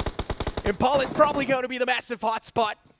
And now you see a massive wave of vehicles moving in too. Look at the map feed. There's so many teams still out in the blue. Sage 44, Team Quiet, or even Akatsuki. Yeah, I mean, the instant cavalry, everybody knows that it's the hardship that they have to deal with, and now they are in a pinch. They are all driving, and nobody will be able to cut each other's rotation. Of course, this only means one thing, that the entire southern fringe of the circle, it's going to be extremely crowded. It's already a massive cluster, and there's going to be so much bloodbath happening already. It's going to be Ultron Vortex, who is trying to rain down supremacy over Bullet itself. A lot of damage being dealt, but so far, no confirmation yet. No confirmation indeed. Hellfire. They've closed up really close against the opponent. And Hellfire, they know that the last man is just isolated above. Pulls out the S12K in his hands. Bullet, the floor's lava. This man needs to step away from this spot. That's what he does. Jumps out in the open, around the compound eventually. Spots out the man in front, and that Bullet, that shotgun shell to his face, connects perfectly, but just down the door in the opponent's face. He managed to take down 3 players all by himself. Hellfire, this could have turned out to be one of the biggest blunders, but now it's all down to Ultron to try and clutch things out. It's a one-on-one scenario towards the compound, but now the entire cavalry arrives. Ultron, this is where things might just fall down for the players of Hellfire. He needs to go absolute berserk in this situation, but he gets denied by the players of the Hunters. This one single man from Hunters, he managed to take down 3 players. It was one of the most funniest moments inside the fight. Dude, just imagine this. You dodge your enemy and you shut down the door in front of his face and you're like, alright, bye-bye guys. I'm just gonna ignore you like my crush ignored me. But anyways, that's a topic for another day. This time around, his movement was extremely good. The Hunters. Look at this. Yeah, Bullet. Oh man, this guy was definitely fast as Bullet. And he had no idea. Look at this. He had no One more, 3 guys. This is insane. They had no idea the door that was shut down. They had no idea where he was from inside, and that just allowed him to go right behind them. They heard the footsteps coming in. That's why one of the guy opened the doors to try and take the fight on towards his face, because even that guy had a shotgun. So they knew that he's approaching, but they did not expect that play where it would just shut down the door on their faces. And that would just allow him to move freely a little bit more inside the compound. And that's why he was able to dodge those bullets, because he got so much more wiggle room in the entire house to play around with. But now as the next circle shift comes into play, once again, it's going to be out in the open. I thought Impala might just be in contention, but no. A little bit of it still is, but just like you mentioned, there is going to be no chance that Impala will be inside the further editions of the circle itself. But at least for now, though, it's a little closer to that southern edge, and the teams will be stopping their vehicles for at least a little bit more. Of course, majority of them are still yet to find that safe haven inside the circle and still on their rotation. It's not going to be easy for them to find it. Just like you mentioned, it's completely out in the open, and teams with less vehicles, they are going to have to pay the price. 11 Esports, here we go. I mean, they're back in full force once again. In the previous fight, they were quite broken down, but maybe looking to name another record onto themselves. One man throws out in the open. That's quite an easy elimination point secured for IGL, and he's still quite unstoppable. That 4x spray being unleashed in the close quarters. IGL, what is this guy trying to do? In the close range, pushes up all by himself, trying to be the one-man army. Even Supporter gets knocked out. Now it's all down to Salter. This man needs to step things up. To step things up, goes in from the back lines, nice little flank, does a little bit of damage, but instantly gets back into cover, and Noob right now will try and capitalize Necro. Noob closed up so close against EXO. And EXO, then all they need to do is land one single utility perfectly, and maybe that just be finding that re-knock once again. Xylo, or Kylo, was able to toss that nade out. Noob was still knocked out. Supporter, though, he actually gets the resurrection onto the fallen comrade once again. So you can't say 11, they've still got a fighting chance inside this fight. But speak about the utilities toss, the trade-off is actually quite nice. Both these players just exchanging the utilities, hoping to find a blind knock. All these explosions, of course, will be heard by team number 12. Team the Indian Beast, they will try and maybe scramble for those finishes in this close vicinity if they don't have that spot for themselves. But it seems like 11 Esports, they are sort of falling back a little bit. Nades, of course, being lobbed in, but all that is doing is trying to create the distance to try and push back Team Exo, maybe deter them from this compound or scare them away. Speak about scaring them away. Right now, 11 Esports, they're not able to scare away the likes of EXO. And that's a big issue. Noob still, I mean, every single player from 11, they're just exchanging the utilities. Nades, be it smoke, be it Molotov, every single piece of utility they've got underneath their backpacks, they're just trying to toss it in the front, hoping to find a blind knockout. But eventually this fight's going to break out. Team EXO, they've lost out of their patience. They want to push up against the players of Team 11 Esports, but 11, they're quite aware of the players of EXO's positioning too.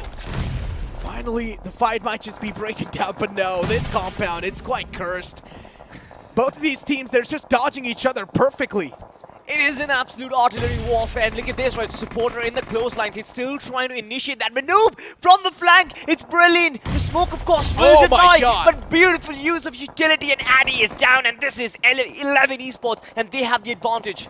Noob's done a great job in capitalizing and pressing on the charge. Now it's all down to Kylo in the front. But Kylo pulls out the shotgun, the DBS in the clothesline. Of course, it packs a massive punch in the close. And Assaulter and Noob, they do a great job just pinning that man down together. And now it's all down to LeBron to try and clutch things out. It's next to impossible to do so. LeBron gets dealt with. 11 Esports back in full force, and they strike down one of the biggest names inside the lobby. The Alpha Titans are now out. Absolutely, but at what cost? They have been softened up as well. 2 players only remain. That's going to be Assaulter as well as Noob. Now this is going to be an extremely difficult job for them to try and keep up the ante, to try and keep up the pressure, because this circle, it's extremely merciless. It's completely out in the open, and 2 players are not enough, Necro.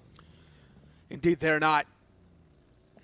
And speaking about the circle, once again out in the open, shifting a little bit on the left side. There's so many teams just positioned to the southern side. Yeah. And this is where we might see some rotation clashes now. 100%. Teams trying to catch each other off guard. Star Falcon pushes up. This is where the man in the front will be spotted. DBS initial shot does not connect, and SNS initial shot does not connect. Players usually tend to go in a panic situation, but it's complete fine. This guy's still got it back. Yeah. Wait.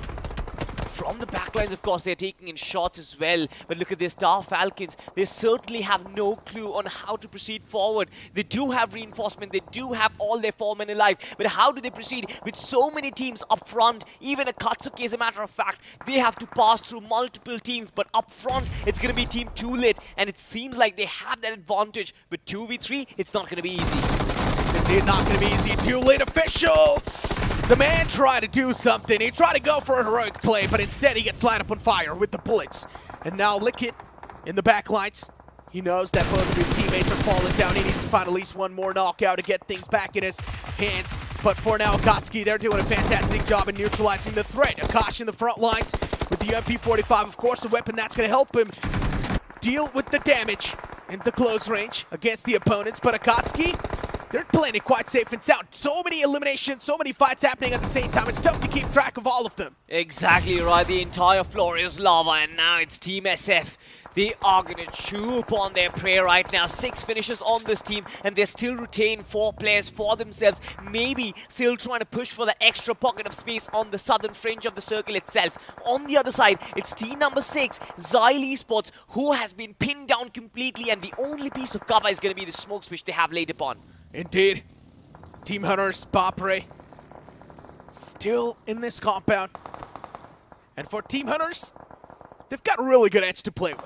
But if the next circle actually shifts way in the opposite side for them, then that's where the problems will be. I love the rotation coming in from Team Hunters. 2 players just trying to capture the extreme northern part of the circle itself, which has been left open, and now they have that massive man advantage, or rather the map control. This split in the late game, it's too risky.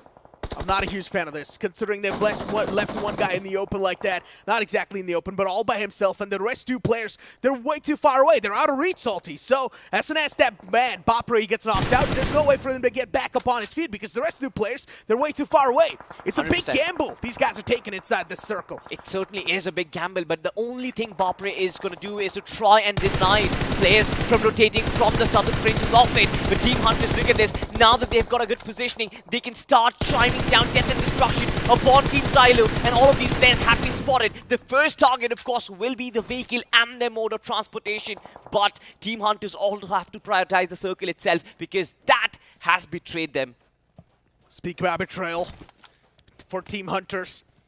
They're definitely on a hunt, but they still need to move inside the circle. I want to see how they will be capitalizing on that aspect. If they were together, there could be a little bit of chance of pushing together inside the circle and then maybe taking down a team that's holding a really good spot in the circle so far, which is Asgard. But it's going to be a little too tough to deal with the players of Asgard, considering there's 3 teams who've got their eyes just pinned down on a team like Asgard. Too Late too. Now they're going to be on the receiving end. Out in the open they were. Akash too now is going to try to fight back against the foes. Might just be a little bit too much to ask for. Nobody's safe right now, Negro. Nobody is safe inside this floor of lava. Bapre gets another finish for himself. It seems like Team Hunters, they're starting to rack up the numbers, and their split has started to pay off. No, wait, as soon as I say that, they get caught off guard, and mid-rotation, they were completely demolished. The Monstruck was absolutely spread apart, and it's 11 Esports who actually did that. It was easier for them to rotate from the right side. That split came into play, and then the players on the other side, they had to take longer rotation out in the open. That's where they just got demolished.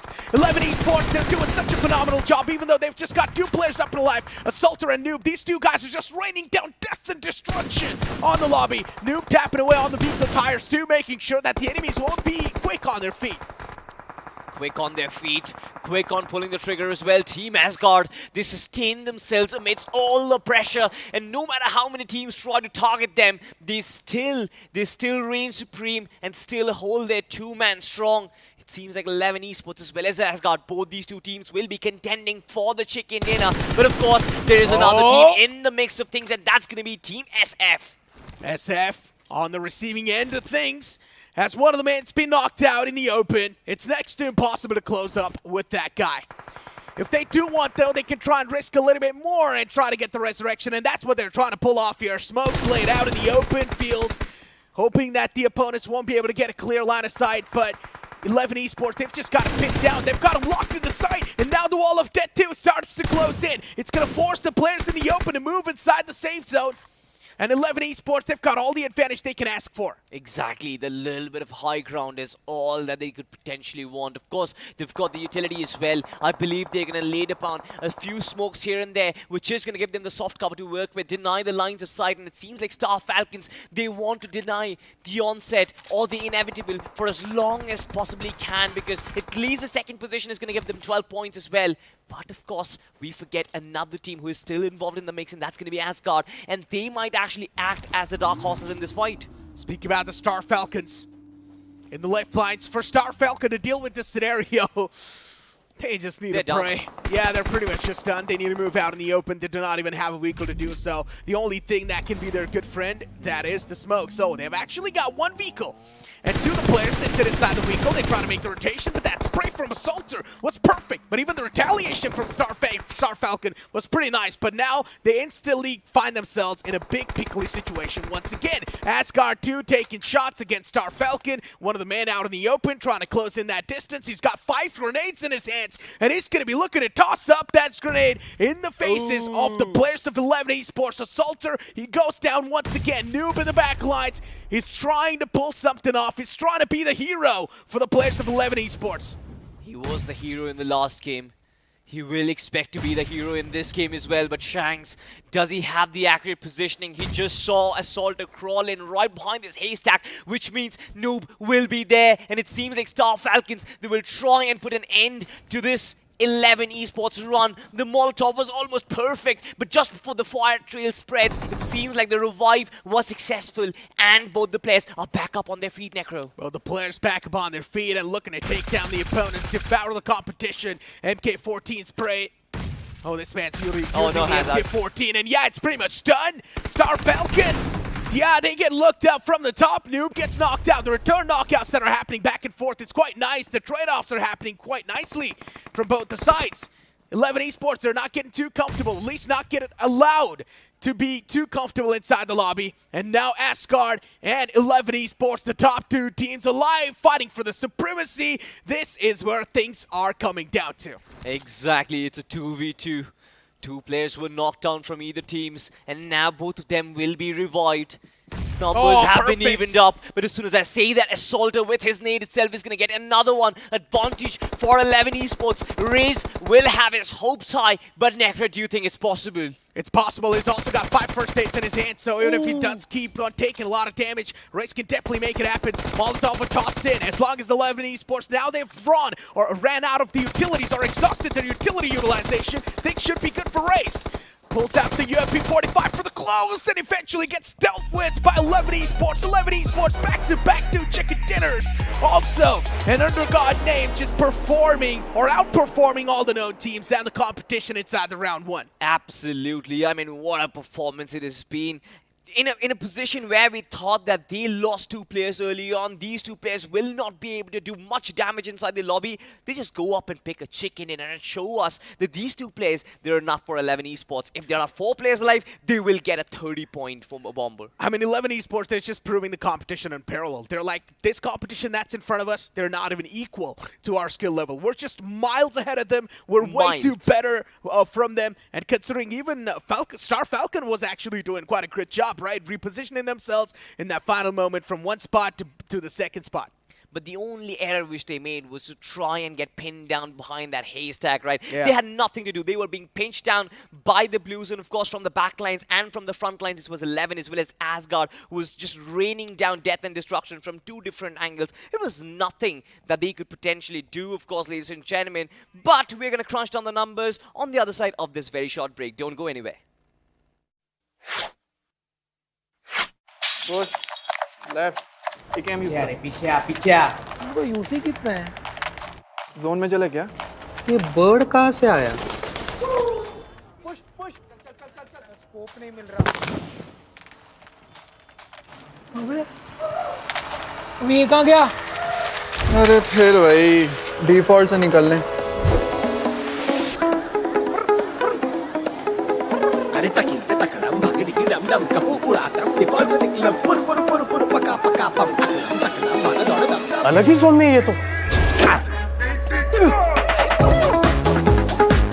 ये space में और scope नहीं है sir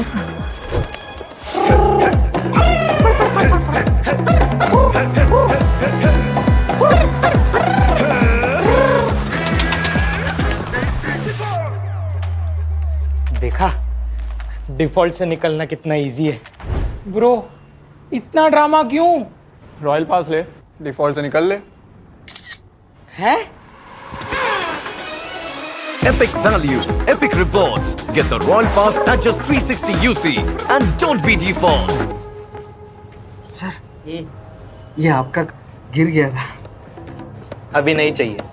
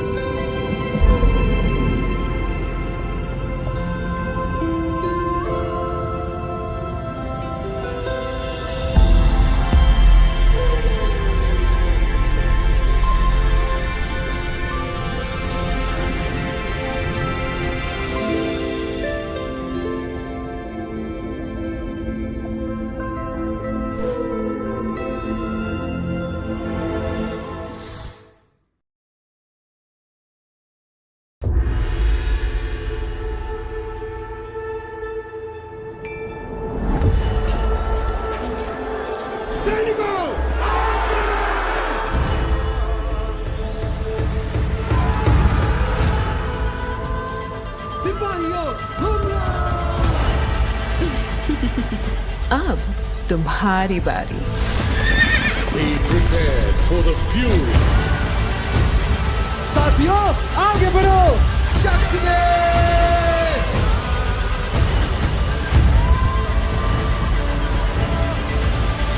खत्म कर दो।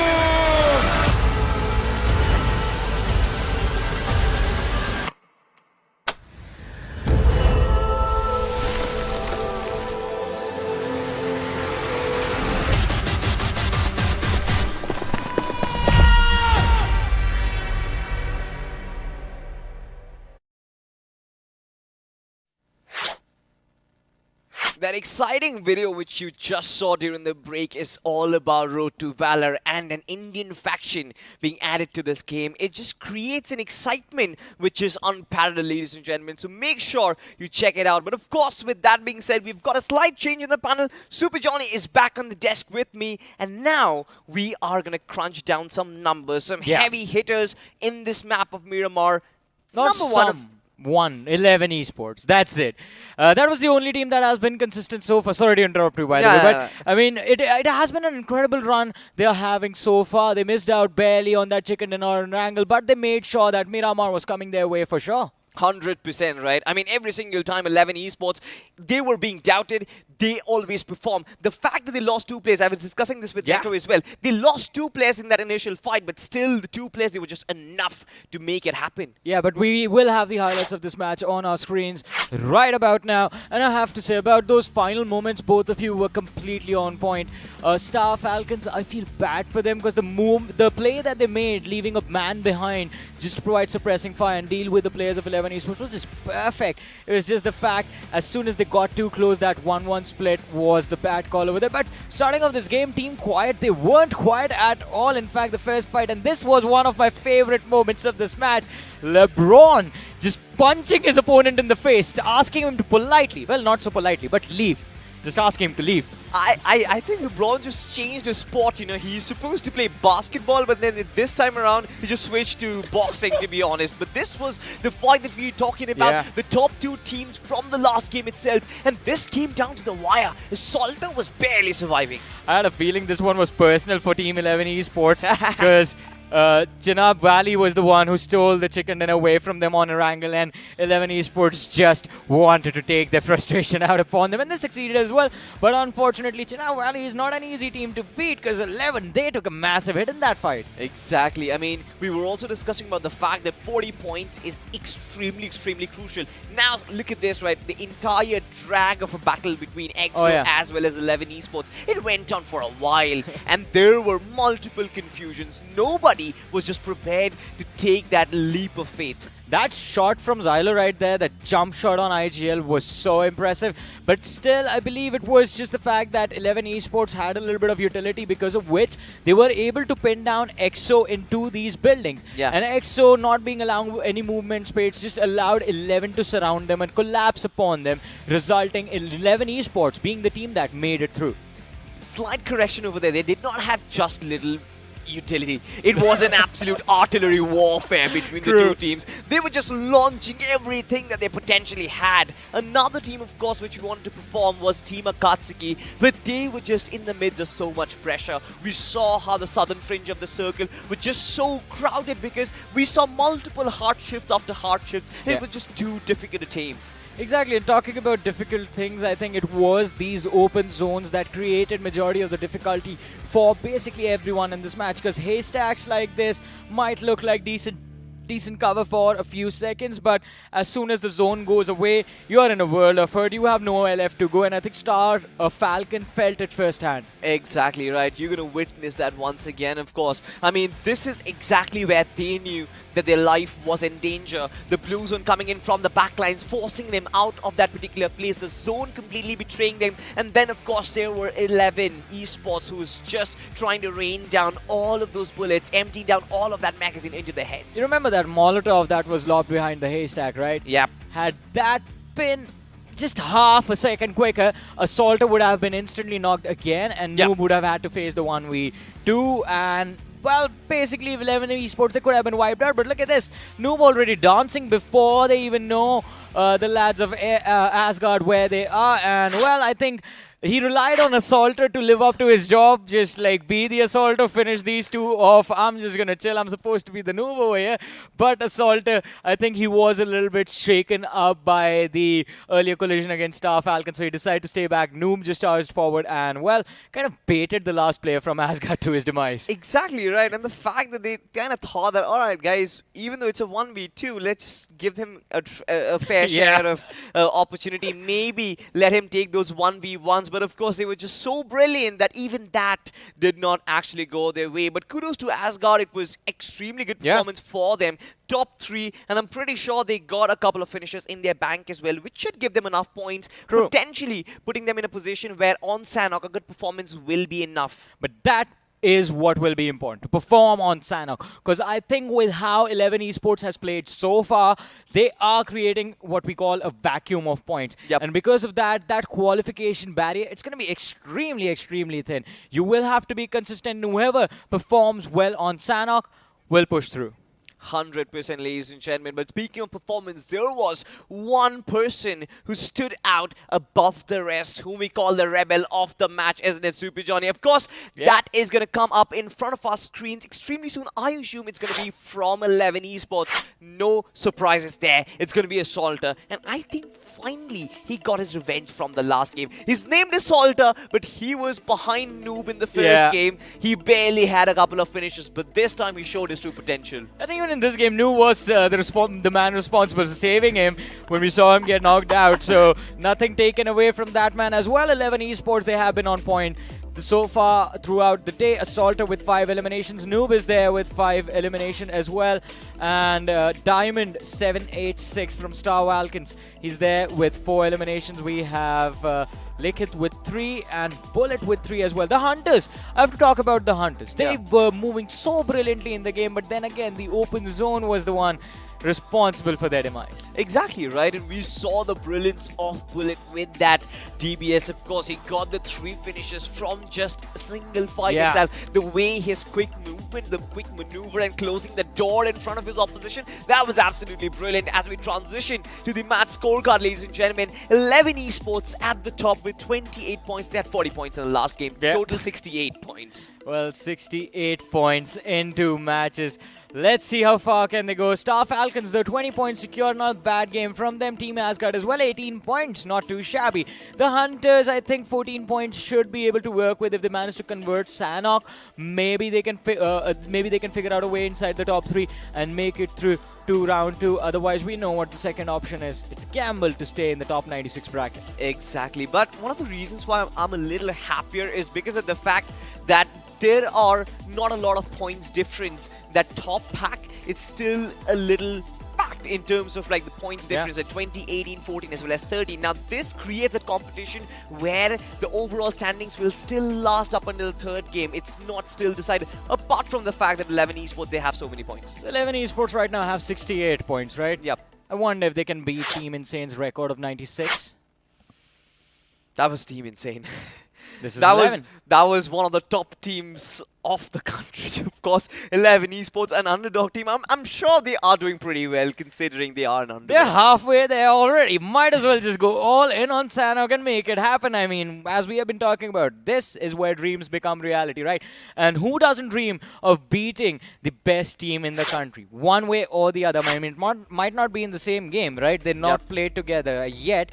But at least in terms of points, you can beat them. Exactly right, and we saw on the grind as well, this collision was massive. Teams wanted to outshine each other even though they were not playing in the same lobbies. And I'm pretty sure on the map of Sanhok, Team 11, if they retain all of their players, they are going to go in all out. But Johnny, I want to know from you, any predictions for the map of Sanhok? I think I'll just go with 11 Esports. Simple as that. I mean, 68 points in 2 matches, plus I believe they had like 25 plus eliminations. I don't remember the exact number from Erangel, but still, 25 eliminations itself is not a small feat. They went over it, and they smashed the records on the first game, second game as well. Had they not lost 2 players against in the fight against EXO, and had that fight also not been that lasted that long, maybe 11 Esports would have had a lot more eliminations in this game as well. So who knows? In Sanhok, as you mentioned, if they protect their numbers, we might see them drop a 30 bomb. Exactly. I mean, if they have 4 players, they end up with more than 25 finishes. If they have 2 players, they still end up with more than like 13, 14 finishes. So the ratio is still there. They just have to have the numbers advantage in the final circle. Of course, they will be in the top 3, but no curse here, ladies and gentlemen. We are not predicting anything. At least I am not predicting anything, because the way Necro has treated me over the past week itself, I am just scared, you know, at this point of giving out any team's name in particular. Go with 11. They have the momentum. If they fail, we'll know for sure. Yeah, I think that's good for sure. So are you picking 11 Esports? Yeah, I think so. All right, that is a safe bet. If 11 Esports get eliminated early, we know who to blame now. And Necro will have his confirmation, you will have your confirmation. Our experiments are going to work out, but what about the team's experiment in this match? Well, we'll have to find out, because Sanhok has always been the map of twists and turns. I'm expecting a very aggressive start, to be honest. Yeah. Because on the last map of Sanhok as well, we saw so many teams just going into battle right from the get-go itself. I don't want to talk about the last map of Sanhok. I mean, again, 3 zones, only 2 teams in Camp Alpha, even though the zone is there.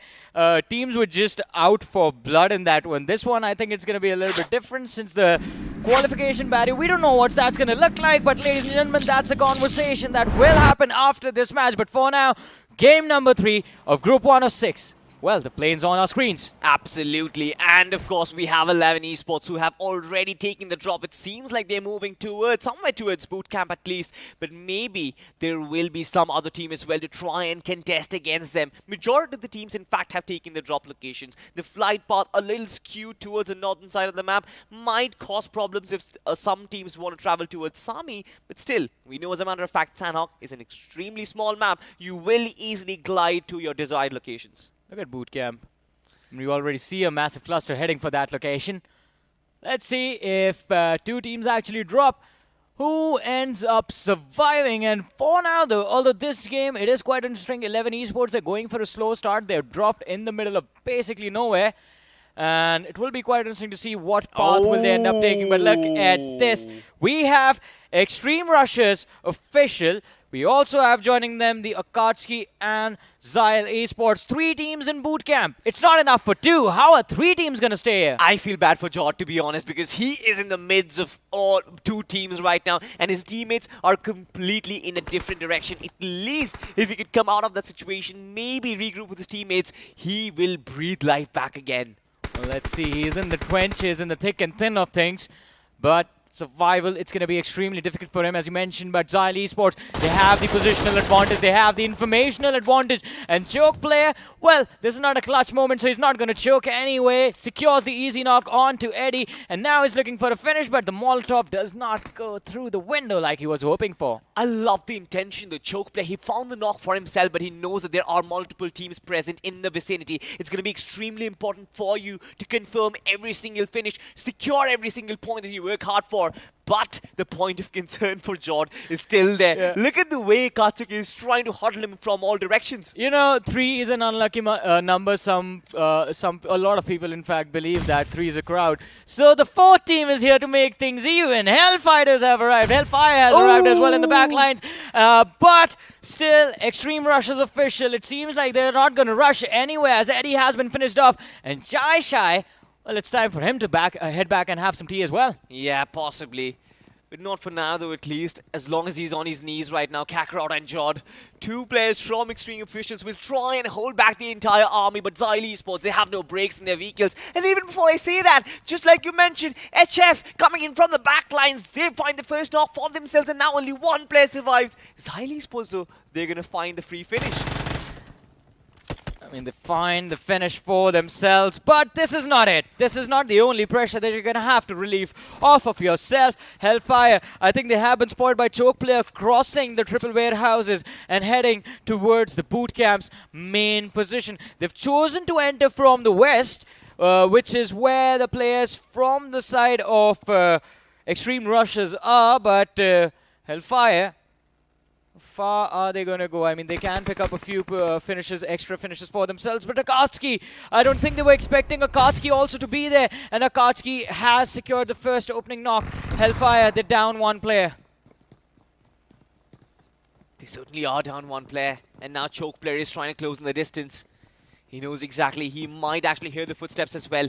And he does have the Tommy gun. Not the ideal weaponry, but at least you have the big magazine of 50 bullets. And now quite matter. Oh well, there's another fight happening elsewhere, but this time choke play, he's got reinforcements to actually get the first knock for himself. Tiger will be knocked out, and Team HF, they are suddenly on a disadvantage. It's not elsewhere, Salty. It's all here. It's just boot camp. I mean, a lot of teams, a lot of bodies colliding against each other, but Hellfire, what has happened to them? They've lost so many players so early in the game. Did not expect this when they were walking in for sure. EXO! Is EXO also headed towards boot camp? Yes! A 5th team has arrived. There are 16 teams in a lobby, 5 of which have chosen to go to boot camp at the start of the game. What a game of Sanhok. What a game of Sanhok, and this is what you expect, right? Every single time, ladies and gentlemen, you log in into the classic match, this is what you expect. Yeah. Boot camp is absolutely filled. It's stacked with teams, it's stacked with players, and all of them who are finish mongers, they are gonna have an absolute blast. But who's gonna come out on top? That is a big question. Team EXO, though, coming in from the outliers, they'll still try and make their presence felt. So, at this point, I think all of us can agree that this game of Sanhok is something out of the norm. This is not the usual way Sanhok is played in the competitive circuit. One more thing that is out of the norm, in this matchup, the first finish was secured by Team Asgard. Absolutely, but look at this action, just does not seem to stop. It seems like Katsuki is still maintaining pressure. And how is Jord even still alive? I mean, he's not popped up from that trench till now. He's just stayed hidden. I think he's going to be panicking so much hearing all of this commotion, seeing the feet, seeing the players fall. Oh, Akatsuki, they're going for the push, and Pradhan is going to be dropped. EXO in a world of hurt, they're trying to survive, but LeBron goes down as well. Pain is going to be traded out. Xylo surviving with a sliver of HP, but he has the big weapon, the DBS. He's armed with his armor, is almost gone, but it is not just the squad of Akatsuki that EXO has to worry about. Hellfire, there's still here, shots being fired. Xylo, even though has healed up, he still loses the HP bar yet again, and it's 3 players from the side of Akatsuki across that road, in the other building. Exactly. You did mention he does have the DBS to work with, but in the opposition it is Itachi, ladies and gentlemen. And whoever knows the story, they know that this man is alone enough to take down an entire clan himself. Look at the radar, Salty. There's a 6th team headed to boot camp in this matchup. What is this game? I'm having a lot of fun. Too lit official. Well, they've made this game even more lit. Absolutely. This is lightning fast. Kylo, of course, is going to finish off Team HF. And now it's turning into a graveyard for sure. It is named as a boot camp. But maybe we'll house the dead bodies of so many players and so many teams. Already, we are left with 44 players inside this lobby, Johnny. Also, Jord is still there.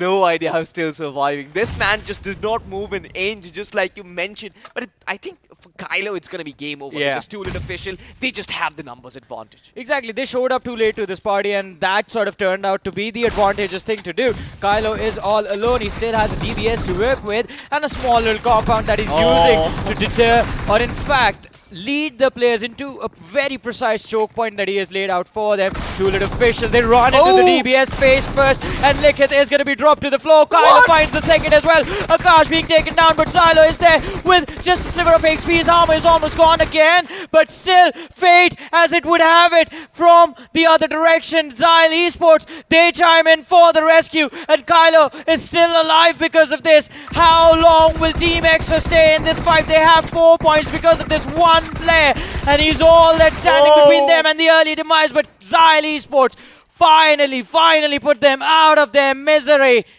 and finally boot camp for the next few moments. It's going to be a little quiet. Oh my goodness. I think for both of us, we need to catch a breather, because this bootcamp fight is probably the longest which we have witnessed so far. Not just in the BGIS, but of course including the grind as well. But what an extreme start to the game. The first blue zone hasn't even closed in. It's still a few hundred meters away from the play zone, and we have already lost 5 teams in this game. But kudos to this man. He has managed to stay alive through all of it. With a pump action, he doesn't even have any utility. This man was sitting straight. I mean, you know, there is a story, right? When a peer approaches you, you try and act like you're dead, right? You don't move. You don't show any signs of life. And Jord basically knew that with so many footsteps, so many teams approaching him, he cannot move. Oh, if he moved, that would be the last step he ever took. And I think he also knew that. He just stayed there, watching, listening to all the commotion. But this moment from Kylo was definitely impressive in summoning or visualizing in his inner Kylo Ren. Yeah. And using all the force available in the universe. To be honest, he also has to thank God, because Xyle Esports came in from the back lines. Yeah. They took down Toolit and they took care of him. At least gave him that extra bit of points to work with, the finish points to work with. But of course, they also knew where Kylo was. They got him 1 extra point for placement, by the way. Yeah, 1 extra point. And ladies and gentlemen, that's extremely important. We know what's on the line. It's not just the top 3, the top 96 as well. It's going to be extremely important. But you know, Johnny, there's that little trick where people actually tend to stop their heartbeats as well. I think Jord kind of learned that trick. He's pretended like he's a dead man. Yeah, I think that is it. He's just pretending to be just a crate lying around. I'm just kidding about that. But I have a prediction to make. I think a few more teams are headed to bootcamp now. Look at that. Hunters are headed towards bootcamp. Along with that, there might be just another team joining them. So Xyle Esports, it feels like they're not done yet. Anything can happen. If we have Hunters, in fact, heading towards the bootcamp area, and if Hungry Stars also decide to join them, then it will be 8 teams in bootcamp, 7 meeting their demise there. Exactly right. And one team I would love to see in the bootcamp is going to be 11 Esports. Their firepower has been the talking point for this entire group. Maybe just come and show us what you've got. It's an absolute Royal Rumble setup over there. Every team is just coming in and they are being lifted off the top rope itself. So if they are so good, maybe they will survive. They just play against whatever the entire lobby is doing. If everyone is playing for survival, 11 Esports, they're going to go all in terms of aggression. Now in a game where everyone is busy fighting each other, 11 Esports, guess what? They're playing for placements all the way in Camp Alpha Island. Absolutely. I mean, of course, they've done the hard work. They know that they deserve it. They are just banking on the placement points right now. But, I mean, it's for entertainment at the end of the day. I'm pretty sure 11 Esports, they want some gain, some fan following behind them as well. Get those finishes, get those high numbers, and get that extra bit of footage. Speaking of footage itself, Siege 44, one of the teams that Necro was looking out for, performance has been average so far. They did not really get that amount of screen time. But hoping that considering so many teams have been eliminated already, they might actually pull off something interesting. I think so too. Plus, I think they are just a little bit east of Query, and we do not really see a lot of bodies in that particular position, so I think they will have an easy entry into the zone. But look at what is happening over here. We have one of the players from the side of Hunter, and it's Venom. It seems like he has overextended a little bit as he finds himself against Team Indian Beast. And it is an awkward 1v2 situation, because look at the radar. He has two of his teammates on the other side of the river. One player is on the same side, but he's a little too far away, and Levi, this might be a massive blunder from him. He's taking shots in the back, and there's one man up front who he in fact completely forgets about him. Ah, that was greedy. That was way too greedy. I'm pretty sure he spotted that man. Oh, he was like, alright, this is going to be a free finish. But then he could not anticipate the fact that they are going to be his teammates from the backlines, and the Hunters fight back brilliantly. The Indian Beast, they are hurt. Hunters are playing like the Hunters. They sent Venom up as a bait, and their prey, the players from the side of Indian Beast, they took that bait quite nicely as well. Because the way they were pushing forward, I think they thought that Venom was all alone behind that rock. They did not expect the rest of his team to provide incredible suppressing fire, incredible cover to their teammate, resulting in the Indian Beast being down to their last surviving player, Rick. And that's going to be it. I think Rick will have to fall back. He will have to sacrifice Sinister over there. They know that the Hunters right now definitely have the upper hand, and they have the mental advantage as well. At least they can fight for those placement points. But I'm not sure where the Indian Beast is in terms of the overall standings. Certainly haven't seen the best of performances from them. True. I agree. I think they're going to be pretty low in the overall rankings already. So this game, it was just a free fall for them. They had the pleasure of doing whatever they pleased with this matchup. And now, even this match is not really working out for them too well. But let's see. Two players still alive. Alright, Sinister is still there, but he's bleeding out slowly and steadily. So 3-1, bye-bye, good sir. And now Rick is the last player surviving for his team. Hunters are still looking for him. They don't know where he's hiding. He's quite close to them, but he's stopped moving. True to their nature, of course. They are the Hunters at the end of the day, and they can sniff the presence of the Indian Beast. But will they find it?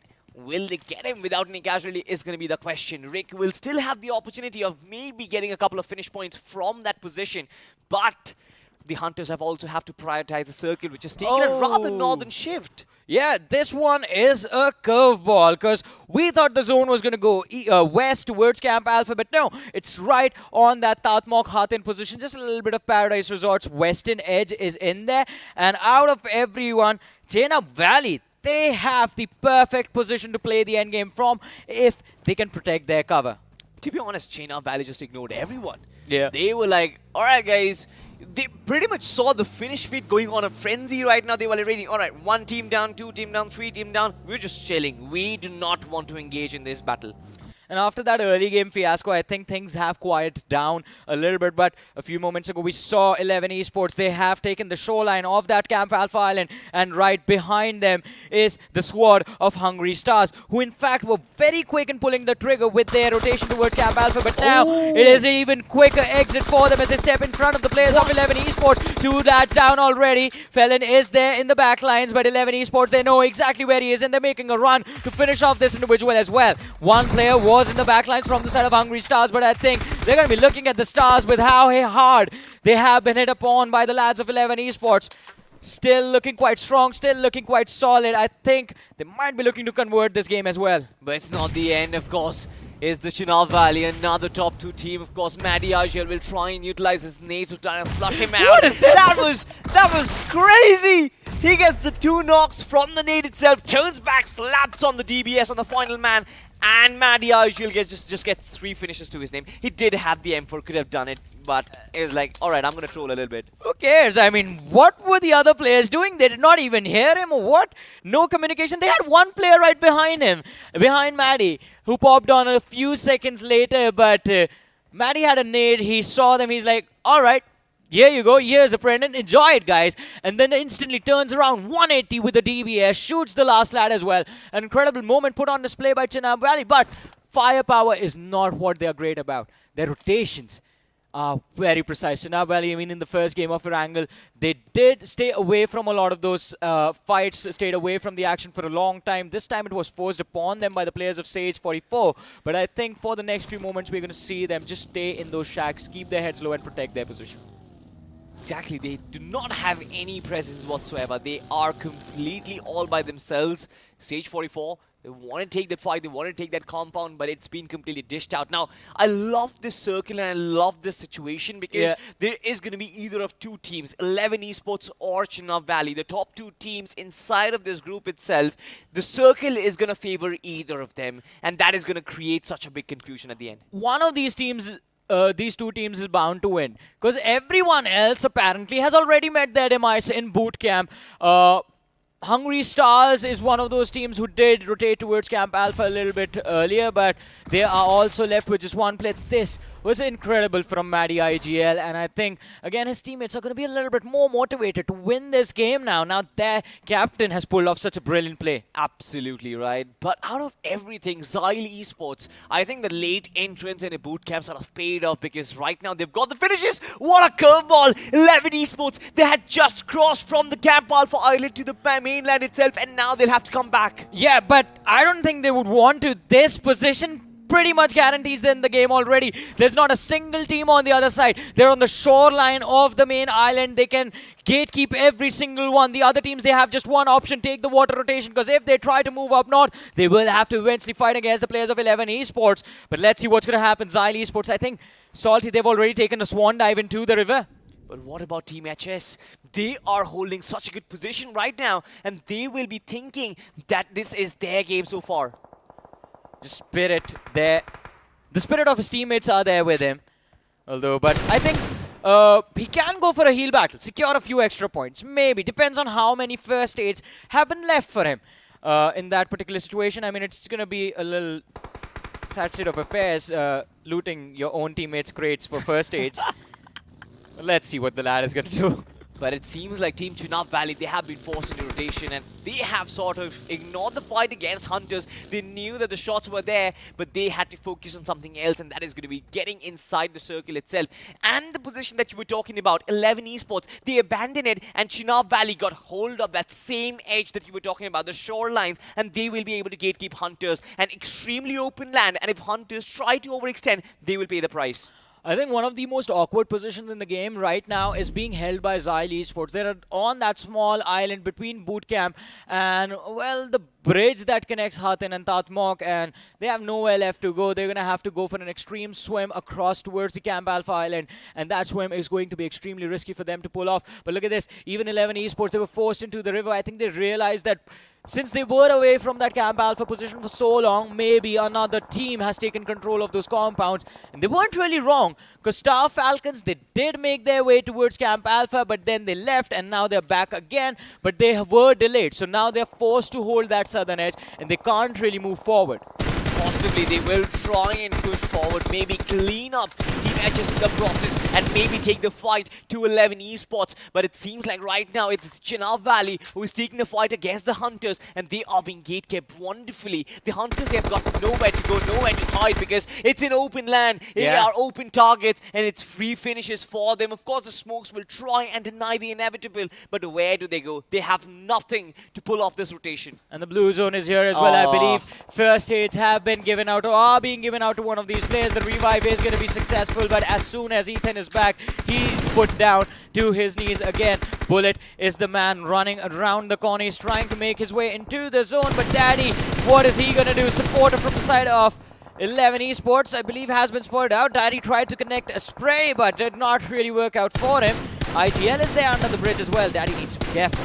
To be honest, Chenab Valley, in trying to spoil the Hunters game, it seems like they have cut their own grave. They've dug their own grave as well. The zone kind of shifts away from them, and now they're the ones who need to make this big rotation. The big swim is almost impossible, but we have another fight. Pirate gets shut down in an instant, and Xyle Esports, they know as a matter of fact that these are easy pickings. Yeah, these are easy pickings for them. They have the DBS to work with. Asteroid trying his level best, takes the shots, and is responsible for the wipe down of Team Quiet. They have 15 eliminations on on the board also. 14 teams, 14 players, 5 teams remaining. But Xyle, they might have lost quite a few players from their side. They're down to the last 2, and I think they won't be winning the game, but they have all the points they could want. Exactly. Their positioning is probably going to be the worst nail in the coffin, but at least Alsi has got 8 first-aid kits to work with. Might actually survive till the top 3. Hoping at least to survive till the top 3, because Rick right now will be eliminated. Another team, that is the Hunters, who get wiped off.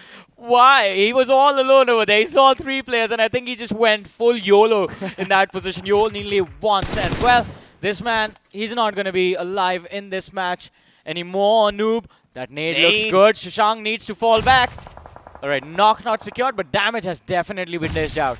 Yeah, barely. But of course, 11 Esports, they just try and hold on to this position because this is absolutely brilliant. They're trying to gatekeep Team Star Falcons and denying them entrance. And if a couple of players fall down, this game is almost done and dusted. This game is going to be 11 Esports in their hands. It's almost in their hands already. Alright, opposition target spotted, and Noob does manage to connect his shots. 11 Esports already in the perfect position to secure the win of this match. 10 eliminations to their name already. They have all 4 players still alive. And this is what we were talking about, Salty. Now that they have the numbers, they can rack up the finishes in this endgame, because Xyle Esports, the play that was made to go for that central island hasn't really worked out for them. There's Alsi going for a heal battle, but Astro is trying to go for a swim. And Chenab Valley as well, only one option left for them. Cross the bridge and Meteor make or take the swan dive and try to go for a gamble for a top 2 finish. I love this from 11 Esports. In spite of the fact that they have so much control over the circle, they still left supporter from the backlines to try and cover Chenab Valley coming in from the bridge itself. Now, Chenab Valley had 2 options. Either they had to take the big swim, which was almost a suicide battle. They tried to take the high ground. They didn't. They had the support of the blue zone, to be honest, as well. The bridge sort of is not encapsulated in it, but as soon as they try and do it, they are being gate kept by Team 11. It's a little bit of a retaliation fire comes in against them, and it means that 11 Esports, they suddenly feel a little shaky. Yeah, in the end game, always Assaulter has taken a lot of damage. He has the M4 and the 4X to work with, but his HP is down to around 30. IGL is going to have to step up for his team yet again, just like in the previous match. Sees Daddy takes him down. Chenab Valley down to the last surviving player.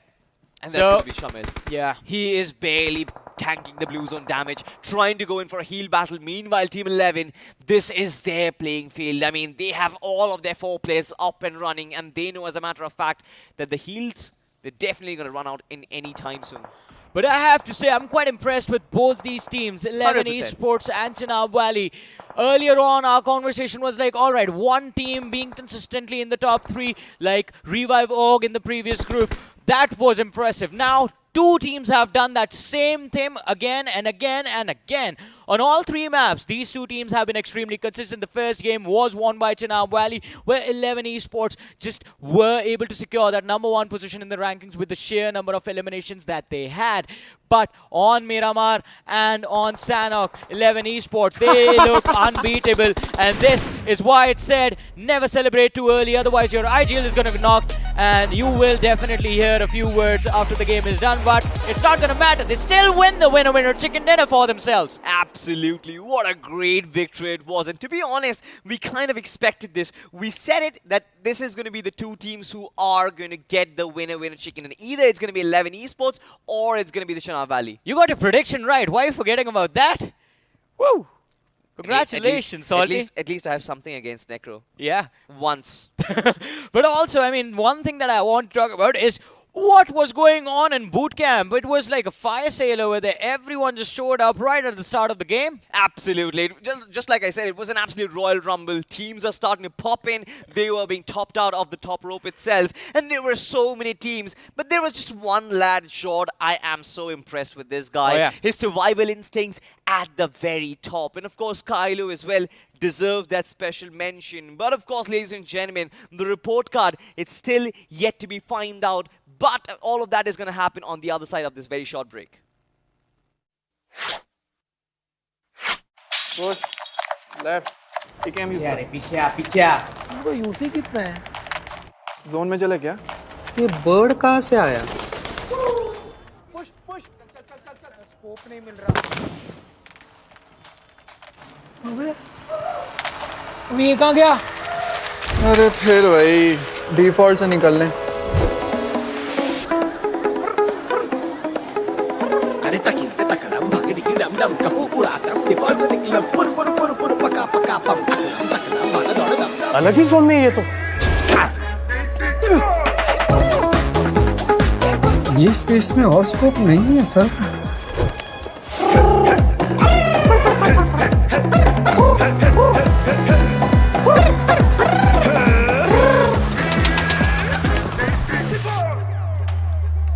देखा default से निकलना कितना easy है.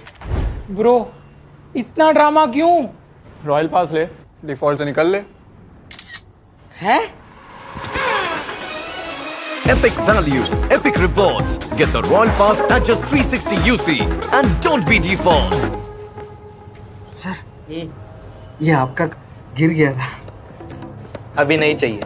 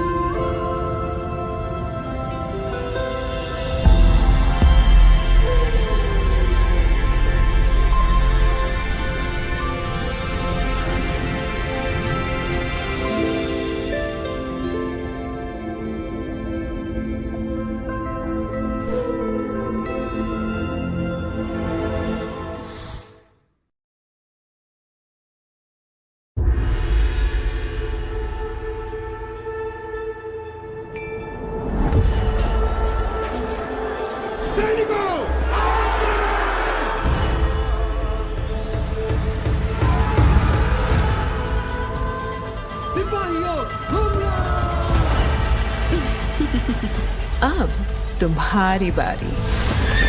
Be prepared for the fury. साथियों आगे बढ़ो.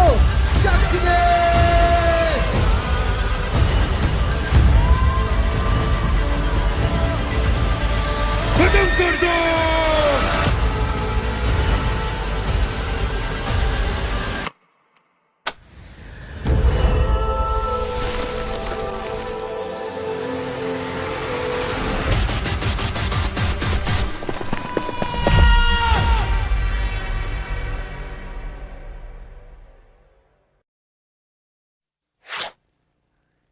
The addition of the Indian faction to the game Road to Valor is probably the most exciting news that is happening in the gaming industry right now. Of course, you guys go and check it out. But coming back to BGIS 2023, we just witnessed a blockbuster, ladies and gentlemen, in two different ways. The top two teams of the group, they were locked in horns, but the rest of them, they gave them a tough fight in boot. Yeah, and apparently you keep informing us about Road to Valor and the Indian faction. Why didn't you inform us there's a new TDM match inside of Sanhok now in boot camp that just happened?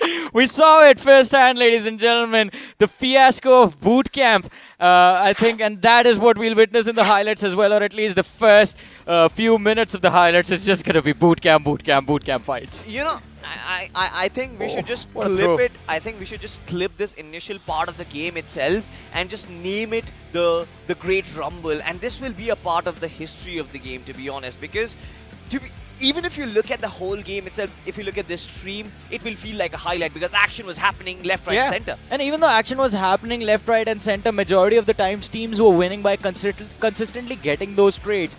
Yeah. It was Kylo. I think him and Jord were the only two people who showed moments of individual brilliance, and both in their own different aspects.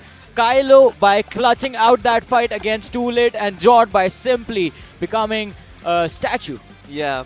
a statue or a dead body or a crate, whatever you want to call it. But then as we transition out of that bootcamp fight, all of a sudden we just witnessed that the lobby is almost half empty. And then again, a moment of magic. Maddie IGL just spots out two players napping, catches them with the nade itself, and then slaps back immediately with the DBS. I mean, the way these players use this weapon makes me wonder, am I just that bad with shotguns? I think so, man.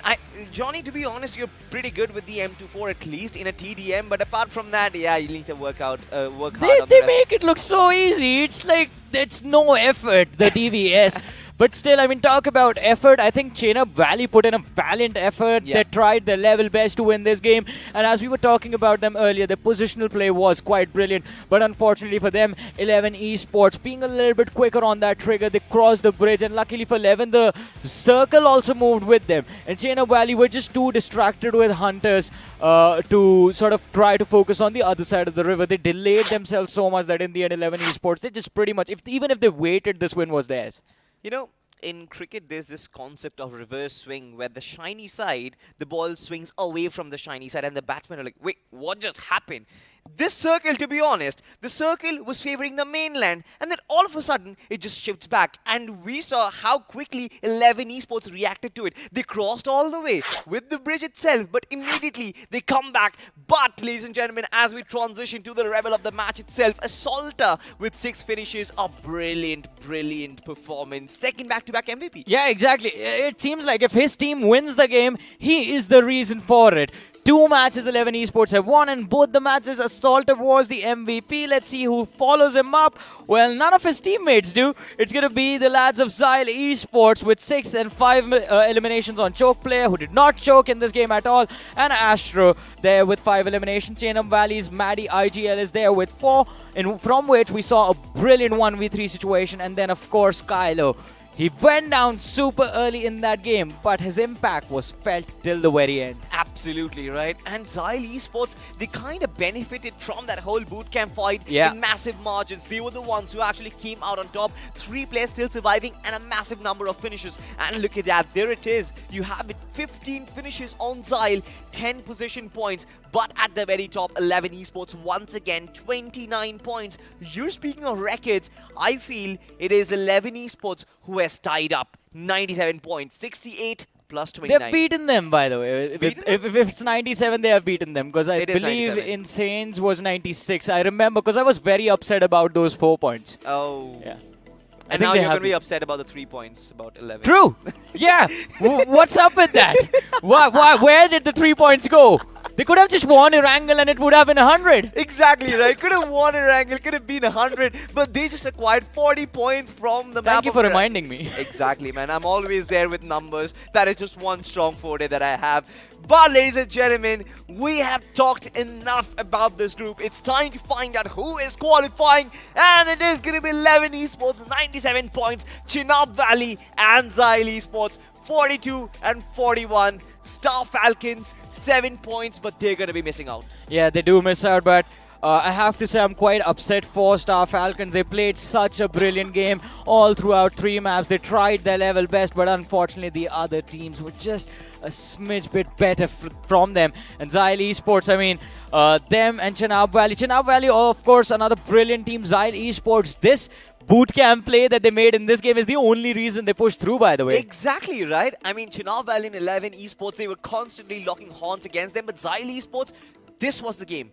But when you look at the 7th spot, it is Team EXO. They just have 7 position points, 12 finishes, 19 points in 3 games. Are we looking at the right team? To be honest, 11 Esports just made me forget that EXO was in the lobby. True. It was Team EXO who were supposed to be pulling up a similar performance, but 19 points. They're not even in the 4th spot, not even in contention for the top 96, ladies and gentlemen. And of course, as we move to the second page of the rankings, these are the teams that journey is, of course, obviously over. For the first page, at least the teams on the 4th and the 5th position do stand a chance. Maybe if they are lucky enough, they make it through to round 2 in that bracket of top 96. But Hellfire, I mean, we enjoyed a few good moments from them. Akatsuki as well. Newborn, they just played for placement the entire time, but still 5 finishes and 2 placement points. We did not see them quite a lot in this game. Sage 44, I have to say, we saw them survive for so long, but to no avail, unfortunately. Just 14 points in 3 games. What a day it has been so far. I mean, just individual acts of brilliance. The first group, of course, was really, really dicey. 7 Shore, U-Dog, absolutely brilliant. U-Dog, to be honest, did give us a scare. Yeah. But the second group, I mean, it was more or less a one-man show. At least U-Dog just gave us a scare. EXO is just straight up out. And also, now then, since you brought up the point about 7 Show and Chenab Valley, these two teams, out of all the undergods that we have witnessed in the first 3 days, they have exceptional level of map awareness amongst them. Yep. They are brilliant with that positional aspect, because remember that Sanhok game when 7 Shaw was the only team in Camp Alpha and they held the same compound for a good 10-12 minutes. And that was the only reason they won that game. Otherwise, Sanhok was not their win. They were in an awkward spot at the start of the match. And same thing for Chenab Valley. They were able to secure the top 2 finishes because they were so incredible with their positional awareness. Exactly, and it's not just the map of Sanhok as well, on Miramar as well. Yeah. The way they hold their fort is absolutely brilliant. Certain teams, they are absolutely defense powerful. They are a defense powerhouse. But look at this, the top 5 rebels of the day itself. Ravan at the very top with 11 finishes. I'm extremely proud of this player because he showcased that underdog teams can also come in and absolutely put the foot of dominance up front. Yeah, this is from the previous group, ladies and gentlemen, by the way. Ravan was incredible. In 7 Shaw, they were quite impressive as well. Saik Laura today, his Miramar clutch, I think definitely that was quite a big moment of individual brilliance, because no one expected him to survive, but still, out of nowhere, he comes out on top for his team, and it was quite impressive. Absolutely. But ladies and gentlemen, I mean, with so much happening left, right and center, I am pretty sure that the overall standings which is building up at the back of the calculation, that is also kind of creating a lot of excitement as well. I'm pretty sure the top 96 is going to come, but look at this, the top 5 rebel of the second group. Noob with 16. So it's basically 11 esports and that one player that they now need in that lineup as well. Yeah, this team is going to look super strong if they add Choke player to this.